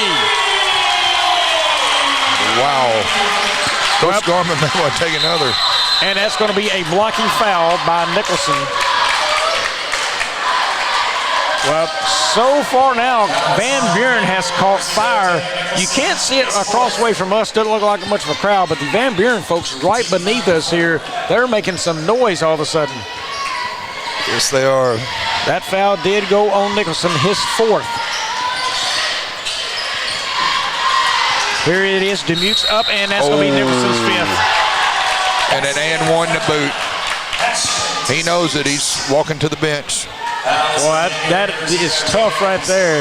Nicholson did not start this game, but he played a lot of major minutes for them and played well. He exited this game and no points, but man, really tough defense and played a lot of minutes for his team. Yeah, excellent role players. Nathan Smith checks back in. Demuke's off with the free throw. Again, the struggles for Kennett is real from the free throw line tonight. It has been atrocious at best. Here is Smith underneath, and Demuke's with a steal. Demuke's now pushes the floor up to Watson, up and reverse layup. What a shot! Yeah, his long arms helped him do that, Bobby. I'm telling you, Watson has put on a display with 15 now. Lead has grown back to 6. Over the top, Demuke's comes in. Smith grabs the throw up, and Smith scores. Back to 4. That was even beat the help side defense on that one. Nice move. Watson slows this down some. He'll go left, now back right, trying to get inside near the rim, up, and they called the foul on DeWolf. Blocked. He split 2 defenders, and Wolf came to help side and went for the block and drew the foul. I'm telling you, Watson right now is making a case to be a good insurance guy because he is everywhere you want him to be. Yeah. And he's good on the free throw. He's one of their few free throw makers. Ashton Williams is going to have a seat on the bench for Coach Garman.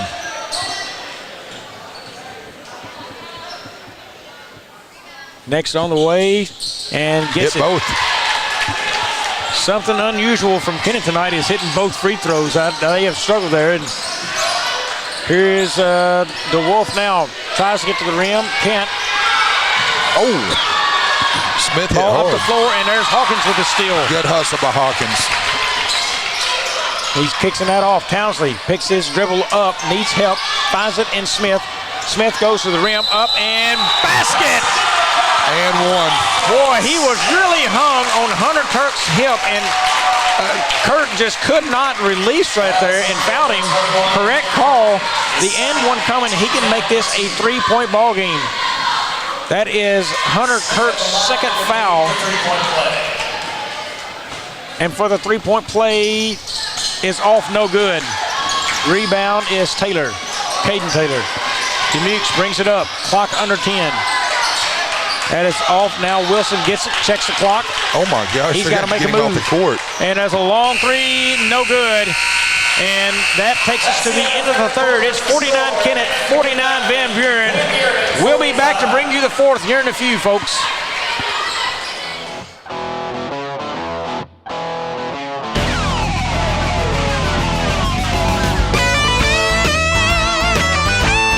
We're right here at King Jerry Lawler's Hall of Fame Bar and Grill on world-famous Beale Street, and as you can see, oh my gosh, we have the best barbecue ribs in Memphis. Oh my gosh, the gumbo is out of this world, but you gotta try the King's Triple Decker Slam Burger. You'll love it. We are back for the 4th quarter. James, this game has gotten fun all of a sudden. Yeah, I tell you what, the Van Buren faithful come alive here, wanting to take a semifinal appearance against the East Prairie Eagles back west with them tonight. Again, I think Elijah Van Wagner's been the kind of the spark plug. Just like you mentioned, the penetration, it's worked. And then when they finally start collapsing, they finally knocked down their first 3 of the night. They did. You know, I think the big watch-out area right now for Kennett, they win the game on speed alone. They're winning there. They're winning on rebounding. They're only 7 of 16 from the free throw line. That is below 50%. I mean, you know, that is getting down to Little League level shooting free throws right there. They've got to be better there. I mean, there's no excuse to be 7 of 16 from the line tonight. That is something that does not take you to many high place finishes in tournaments. 7 of 16. That will stick in Coach Garman's mind, I'm sure, as he looks at the numbers after this game and whatever they finish. But that is a big watch-out area as you go into a fourth and a close game. Yeah. Hawkins now, he gets out to Van Wagner. And Van Wagner, spin move in the paint, off, no good. Rebound, Demukes. Book on Van up Wagner. the floor and up and scores. Yeah, the book on Van Wagner is he's going to spin when he penetrates. Lead back to 6 now. Smith, jumper in the lane, and a basket by Smith. He was off balance too, Bobby, and with the fade too. Smith with 15 right now in the game, and he will go to the line. The foul goes against Tyson Watson, his team first in the quarter. Yeah, and Smith. Jefferson now returns with his 4 fouls. He came off the bench when Nicholson fouled out. He's been a spark plug. Smith has got the free throw. Back to a 3-point basketball game. Demukes brings it across. Now up to Watson. A lot of basketball left. I like that decision by Watson. He says, you know what, I'm not going to force a pass. I'll just walk it back up top and reset. And he loses the dribble, and that is out of bounds. That would have been Van Buren basketball. Yeah, I'm not for sure why he went to save it. I'm assuming that Hawkins thought it got tipped by a teammate. Well, that and use your body as the screen right there. You know, he went for the basketball because he was about to be in a bad spot. Yeah, just screen him off and let it go out. Demukes looking for an inbound, tries to throw it over the top to Taylor. Can't go, and there's large contact. Hawkins got to pick one up. He's going to pick up the foul on them. Yeah, that's going to go against Dyson Watson, his team second. Hawkins got the worst end of it, though. Yep, earned that one. Hawkins with the basketball. Bryce, that is. He brings it up, crosses midcourt, picked up by Watson. And pass, and he just threw it into no man's land. Up to Dyson Watson. Tough play, smart play by Watson. Boy, he's played a very good mental game, too. Jefferson to the rim, up and scores. Well, the shirt tails out for Coach Black. He finally just gave up on tucking it in. Smith with his basketball, tries to spin, picks up the loose ball. I guess, and the basket again! Well, Smith has been unbelievable! Coach Garman has called for a double dribble, so Coach... But Watson has picked up 3 fouls in a matter of less than a minute, it seems like.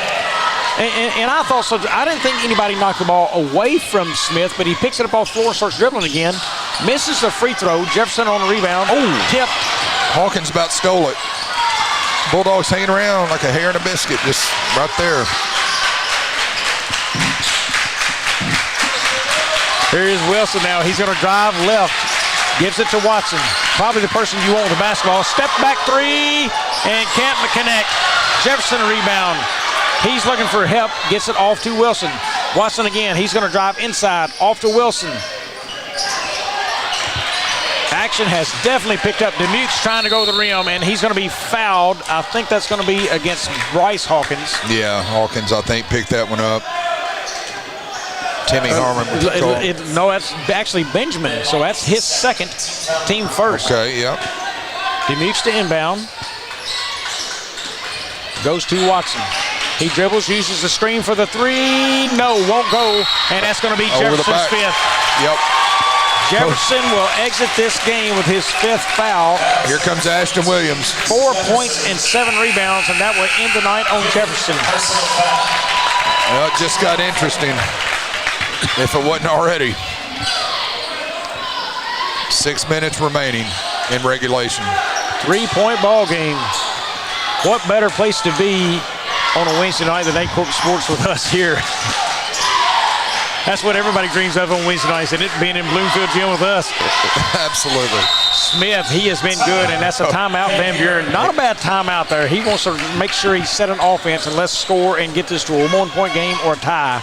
4 timeouts. Folks, please don't go. There's still more show.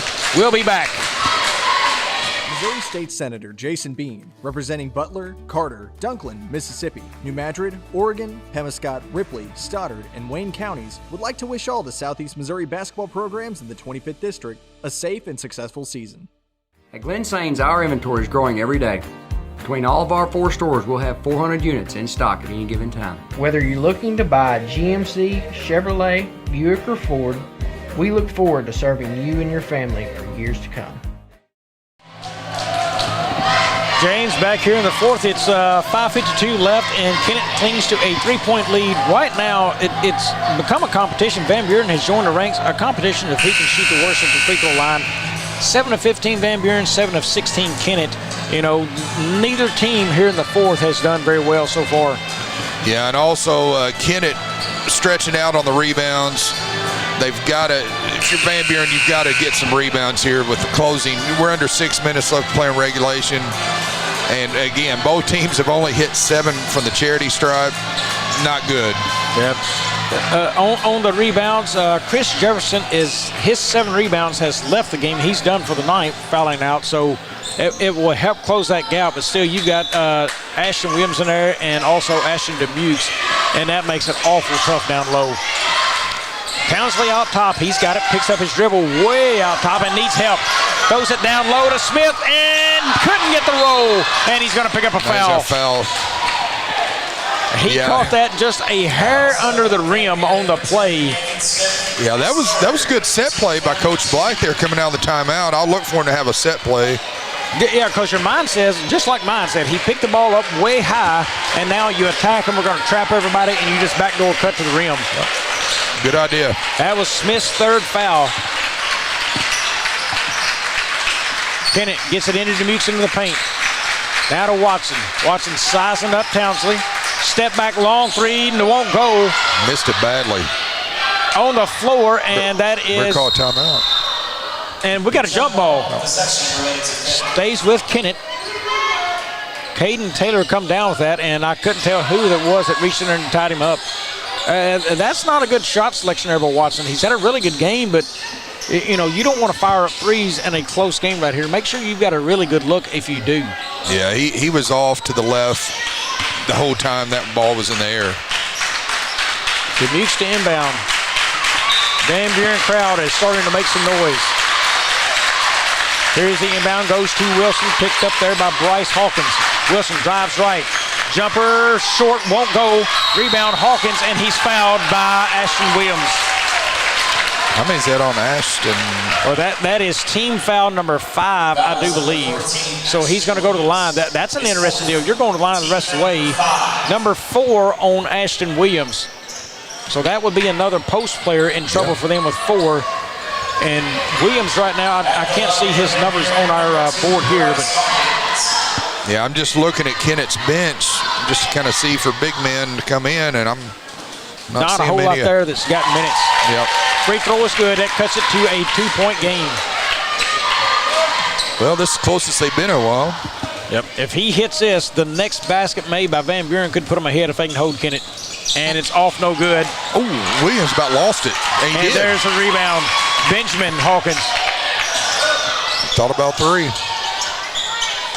Smith looks for room, shot up, and good. Yeah, that was a nice time to use the glass there, Bobby. Nathan Smith with 20 points in this game, and we're now tied. Coach Garman's sending one in here. Watson kicks it off to Wilson. Wilson to Demukes.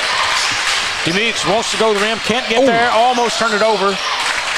Wilson's going to bring that out top. Now he's going to attack rim, goes up, dumps it to Williams. Williams up and no good. Missed it. Rebound Smith. Van Buren has not had the lead all night long and are tied, and they're going to the rim. Smith up, and he's fouled going to the line. Looks like Caden Taylor will pick that up. It is. 6-foot senior forward. Well, Smith has been everything for him tonight, and he's got a chance to put him in the lead. That is the second on Caden Taylor. Smith for the lead, and no. Again, free throws. It's been a fun one. In is Zakarian Taylor, out is Ashton Williams. Smith, one more try for the lead. It is on the way, and good. First lead of the night for the Van Buren Bulldogs. 4:20. What a time to grab a lead. They've been down as much as 11, and there's a foul. Oh, and it's the other way. I thought that was going to be a charge because he lowered his shoulder into the chest. Yeah.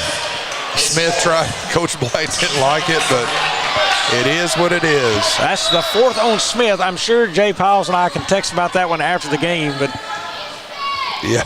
Jay and I are good friends, but I thought it was a charge because the shoulder went to the middle of the chest.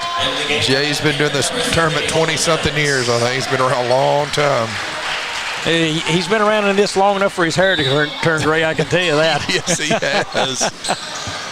Watson with the basketball now out there on the perimeter. He looks patience with it. Demukes now swings that around. Taylor on to Taylor, now to Wilson. Underneath to Demukes, and right where he needs to be, near the rim, and scores. Kennett reclaims the lead. Clock under 4. We've got an odd number. We'll see what happens. Here comes Stanley. He charges. Benjamin Hawkins shot up and basket.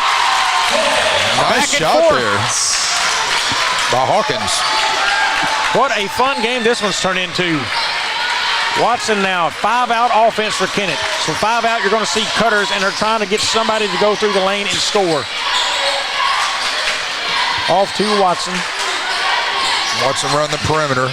Watson to the rim, and he's going to be fouled on the floor. It's going to go against Van Wagner. That should be his 4th. Coach. It is Van Wagner's 4th, team 4th. So one more, and they will be shooting free throws. This last 320 might be a little bit longer. Demukes gets that into Watson. Watson, a long 3, and good! Wow. He shot that from Fred Gorman's hip pocket and buried it. Van Wagner, spin move, shot up off the glass, and good! Nice we touch. are tied. 3 minutes remaining, regulation. Watson brings it up. He's going to be met by Townsley.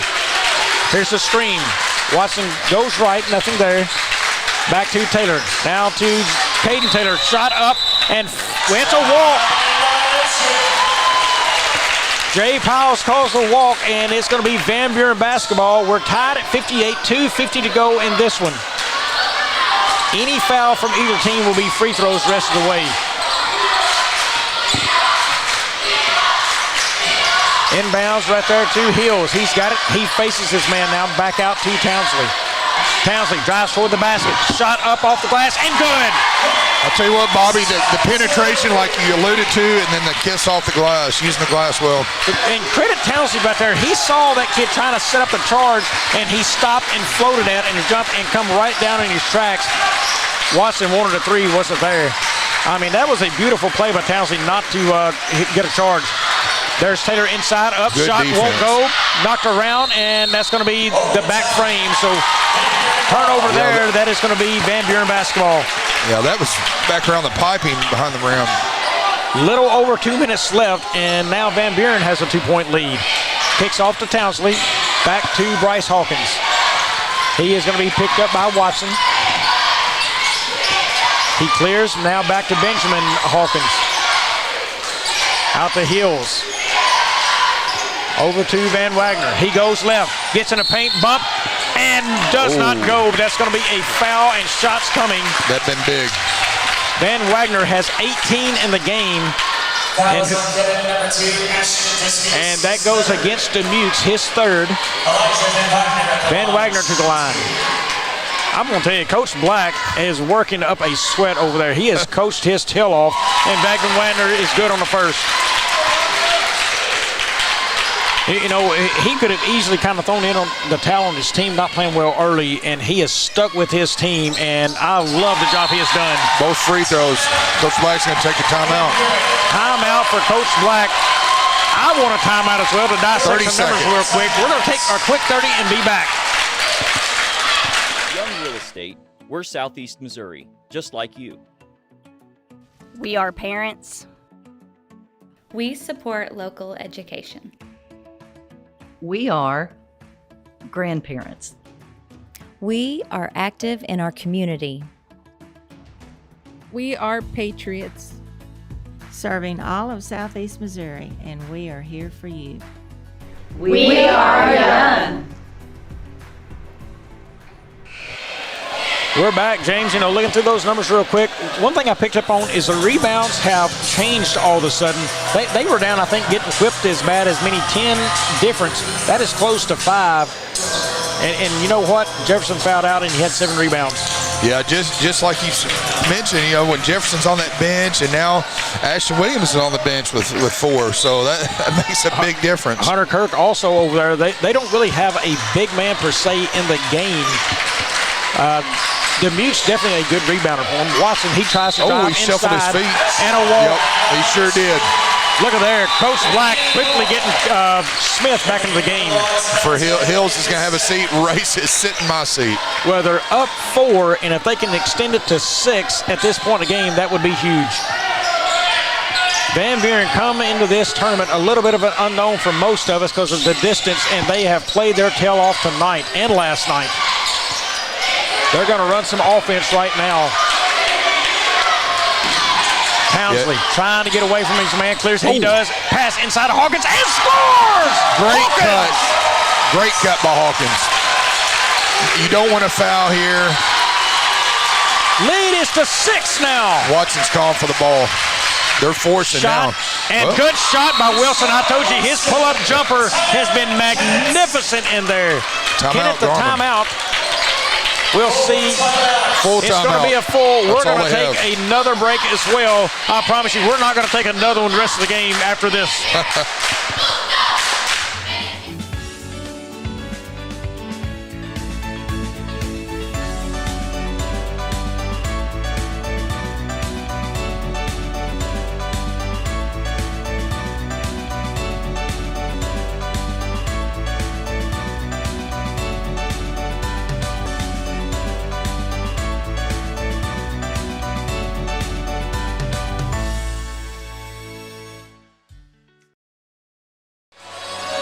We are back, and everything says that the way Van Buren has played, they have earned the chance to take this one.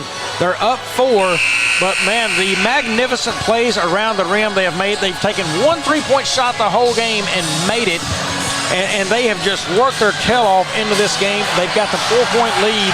Kennett will not go away. They trailed all the way up into the 4th, took the lead, and then Kennett now is trying to fight back and regain a lead. They're down 4. Van Buren basketball. Looks like Kennett will try to pick up full court pressure here. Yeah, if you get in any trouble, you want to call a timeout if you got one here. Yeah, Kennett's going to look for the trap. They haven't really played trap yet, so they're trying to get it. Uh-oh. And it's passed and picked off. Kennett got it. Oh. Taylor turns it over. Van Wagner's got it now. They need to push. Don't let Kennett set up a trap. Here comes Townsley. He gets it across. Kicks it outside of Van Wagner. Over to Bryce Hawkins. Hawkins good pass. Into Benjamin Hawkins. And no good, but he will go to the line. 40.8 seconds, and Hawkins can extend this to, it will still be a 2-possession game, so it'll be 2 threes instead of inside scores. Yep. Kennett does have shooters outside, notably Watson and then Wilson. They're 5 of 16 from deep shooting the 3 tonight is Kennett. Yeah, Hawkins good on the first. Bobby, I don't think it's any coincidence that Watkins wears number 3 to you. No. Hawkins good on the first. He would like to bury the second. And straight butter. 6-point lead now. Guard the perimeter, don't foul if you're Van Buren. Wilson trying to find Watson. Watson thought about the 3 deep, step back 3. That's in. No. Rebound Smith. Van Wagner now, and he's treated like a hot potato. Townsley's got it, and that's a foul. Yeah, Watson got him from behind there. 25.3. Coach Blythe's calling for intentional. He's going big in there. You're not getting intentional foul on that. Well, if he can just knock down 2 more right here and ice this game, it would be tremendous. They have now shot 23 and 24 and 25 free throws forthcoming. You got a few heading for the X's. I don't think I would. Let's stick around here. First is good. And what did we say? Not come down to free throws. Absolutely, and it did. And here is Van Buren. I'm telling you, this place, for a small crowd left, it is electric in here. The next is good. Well, those are huge. They've got to push here. Expect a quick one. He's got to shoot. He's got to shoot. Long 3, off the mark, no good. Rebound goes to Van Wagner, and That's the foul. I'm telling you, I can't believe what I've just seen here tonight. Van Buren was down as many as 11 and looked to be just getting whipped all over the floor, and now up 8 and looks to walk out of here with a victory with 12.8 on the clock left. I see East Prairie assistant coach Deverance Jones is over there. He's taking mental notes for Coach Gary Scott for tomorrow night. 8:30 game. It has been a fantastic game here as crowds now begin to file out as up 8 in free throws coming from Van Wagner. You know, and your main player got in foul trouble early. Hayes Townsley, he got in foul trouble, sat most of the first half, then picked up his third, so he's played all the way to 30 fouls and still has 3, so good defense second half. He's only got 7. You had to do this without him in the basketball game. And I'm going to tell you, the way the kids from Van Buren have stepped up and played tonight without him on the floor, Van Wagner so key early on. Nathan Smith, man, he put on a display. That's the two. Good. That's the two that come to my mind as well. I agree. Van Wagner, 22 points tonight. Double-digit lead. Here comes a shot up, and he's fouled. And Van Wagner just fouled out with 6.9 seconds. I heard somebody from the crowd holler, "What are you doing?" Let him score. It doesn't matter at that point. Just wanted to have his name called, I guess. Well, they can only close it to 8 points, so it's still a 3-possession game with 6.9. Hills check back in. We're not going to say impossible, but boy, I mean, it's near that area. I think you'd have to go there. It's slim to none, and Slim's walking out the front door up there. And they just missed another free throw, Bobby. Yeah, that's been a painful thought. And another one. Hills got it. Just hold it, Hills. Yep, there's Townsley. All right, they're feeling it. What a night for the Van Buren Bulldogs. It was questionable in several minds, including mine, if they were a 6 seed. And, man, they have earned the right to say, hey, we're not a 6 seed. We're better than that. They have played 2 fantastic basketball games 2 nights in a row. They will await another team. I'm going to let you run through the individuals here, James, and the stats. I'm going to look at the schedule for tomorrow. Okay. Individual scoring here for the Van Buren Bulldogs with 22 points. Elijah Yaya Van Wagner. 5 points for Bryce Hawkins. 11 for Benjamin Hawkins. 21 for Nathan Smith. 2 for Holden Hills, 7 for Hayes Townsley, who is in foul trouble, and 2 off the bench for Devin DeWolf. And first time in the history of the program here at the Bloomfield Christmas Tournament, the Van Buren Bulldogs are going to go to the Final Four. The Kennan Indians scoring.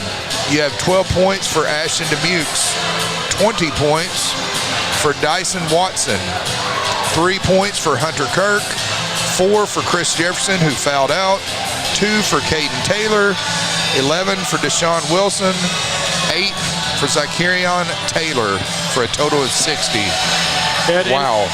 Go through some of these numbers. We're going to look at these numbers for Kennett, and here's why you lose a basketball game. You're 24 of 60. You're at 40% from the floor, 45% inside the arc, 28% outside of the arc from 3, 7 of 18 from the free throw line at 39%. Look, you're in the 40s in every single one of these numbers, and even free throws dropped to 39%. There's no way you win basketball games doing that. I mean, that just destroys your team. You didn't shoot it well inside. You dropped below 30% outside, and the free throws was the key factor, only at 39%. Look, that will put you in the loss column faster than anything. Yeah, especially here in the winner's bracket here at Bloomfield. I mean, top to bottom, this tournament is solid. I mean, I'll listen to you guys on the selection show. I mean, coming into the tournament, just about anybody could have won this thing. I mean, it's you can't have a night like that. Yeah, and you know, Van Buren didn't shoot it well in the first half either, but they closed the night at 58% shooting, 57 inside the arc, and 100%, only 1 3 taken. They were smart on shot selections, not shooting themselves out of the ball game, shooting threes. They stayed at a good composure there. 63%. That happened really, I think, somewhere in that third quarter. They missed some free throws in there late in that third, but they picked it back up there toward the end. So 63% in the night, into that. And they just did what they needed to do in this second half. Again, down 11 to come back and win that basketball game. Yeah, and like you said, I think Coach Black, he coached his tail off tonight.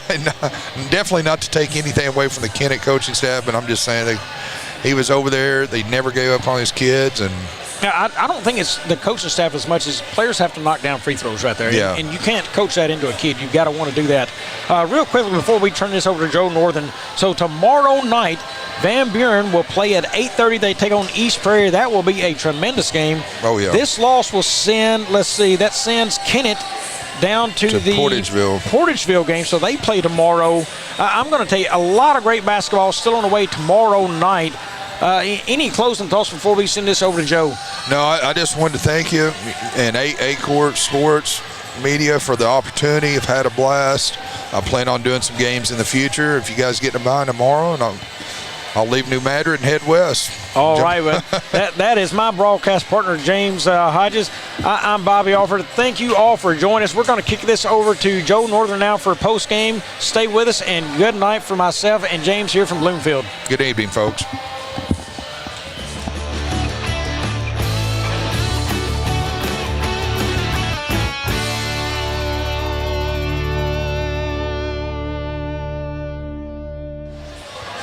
For a game that really was just boring and such All right, folks, welcome back in. The Bloomfield Christmas Tournament, quite simply, does not disappoint. As tonight, for the first time in program history in the game you just watched against Van Buren, the Bulldogs, yes, the Bulldogs are headed to the Christmas Tournament Final Four. They knock off Kennett, who had been in the Final Four for the past 5 years. It will not be in it for the first, or 4 years, we should say. They won't be in it this time. Elijah Van Wagner, one of the heroes, Nathan Smith as well, 22, 21 points respectively for the Bulldogs as they get the win over Kennett. Who will they be taking on? They'll be taking on a team that has been to the semifinals, but hasn't been there since 2018 in the East Prairie Eagles. They took care of business tonight over Portageville, 67-45, the final in that one, and a team effort that got a little sloppy in the end for the Eagles, but found a way to pull things off thanks to Noah Johnson leading and scoring. Meanwhile, for the 2 early games, Malden came out with a statement and doubled up on their statement against Bloomfield. They knock off Dexter in very convincing fashion, 80-27, the final, and that one, again, Malden having the all-around team effort from Trey Miller, Quamarius Farmer, you name it. The team has all the offensive power that can really take anybody any day. And who will they be taking on? That is going to be the Puxico Indians in which is a thrilling matchup. Closer than the score suggests, 85-71 the final in that one. But Richland hanging in there, letting the early goings of that first half, or in the first half of their game. But Puxico eventually pulling away. Landon Burchard getting some key late buckets for the Indians. And so for the first time since 2007, the Puxico Indians are in the semifinals. So taking a look at the semifinal brackets for the championship, quite simply, the most recent time that a team has won a tournament was the Malden Green Wave in 2006. Puxico right before them in 1989. Van Buren and East Prairie. One thing is certain in that semifinal. One of them is going to the title game and will have a chance to win their first ever Christmas tournament title. Of course, some of the other games that are going to be happening tomorrow could be very, very awesome games too. Bloomfield and Twin Rivers is going to kick off our coverage at 1 p.m. We go on the air at 12:45, of course, at the Nutrient Ag Solutions pregame. And then following that, we'll have Hayti and South Penobscot at 2:30. Then a very intriguing 5th place bracket, which is awfully going to be intriguing with potential SCAA foes. Well, officially SCAA foes, but a game that was close last week between Dexter and Richland. Another rematch that Dexter is facing off on the floor tomorrow. That'll be our 4 o'clock game. Then at 5:30, it'll be Kennett and Portageville, a game that many had seen as a championship game in years past, but now it's a winner-go-home game for the Indians and the Bulldogs. That'll be our 5:30 game. Then we'll have Puxico taking on Malden at 7, and then Van Buren and East Prairie at 8:30 p.m. Of course, the games went awfully quick today, but it's all about the action that happens at the end, and tonight Van Buren just showed that and how they've always found a way to come back and forth and they've continued to do just that here tonight over Kennett. 70-60 the final on this one. We will see you right back here from the arena in about 15 hours or so as we roll on with the Bloomfield Christmas Tournament. For all of us here at A-Corp Sports, Joe Northern saying so long from the arena. We will see you tomorrow. Good night.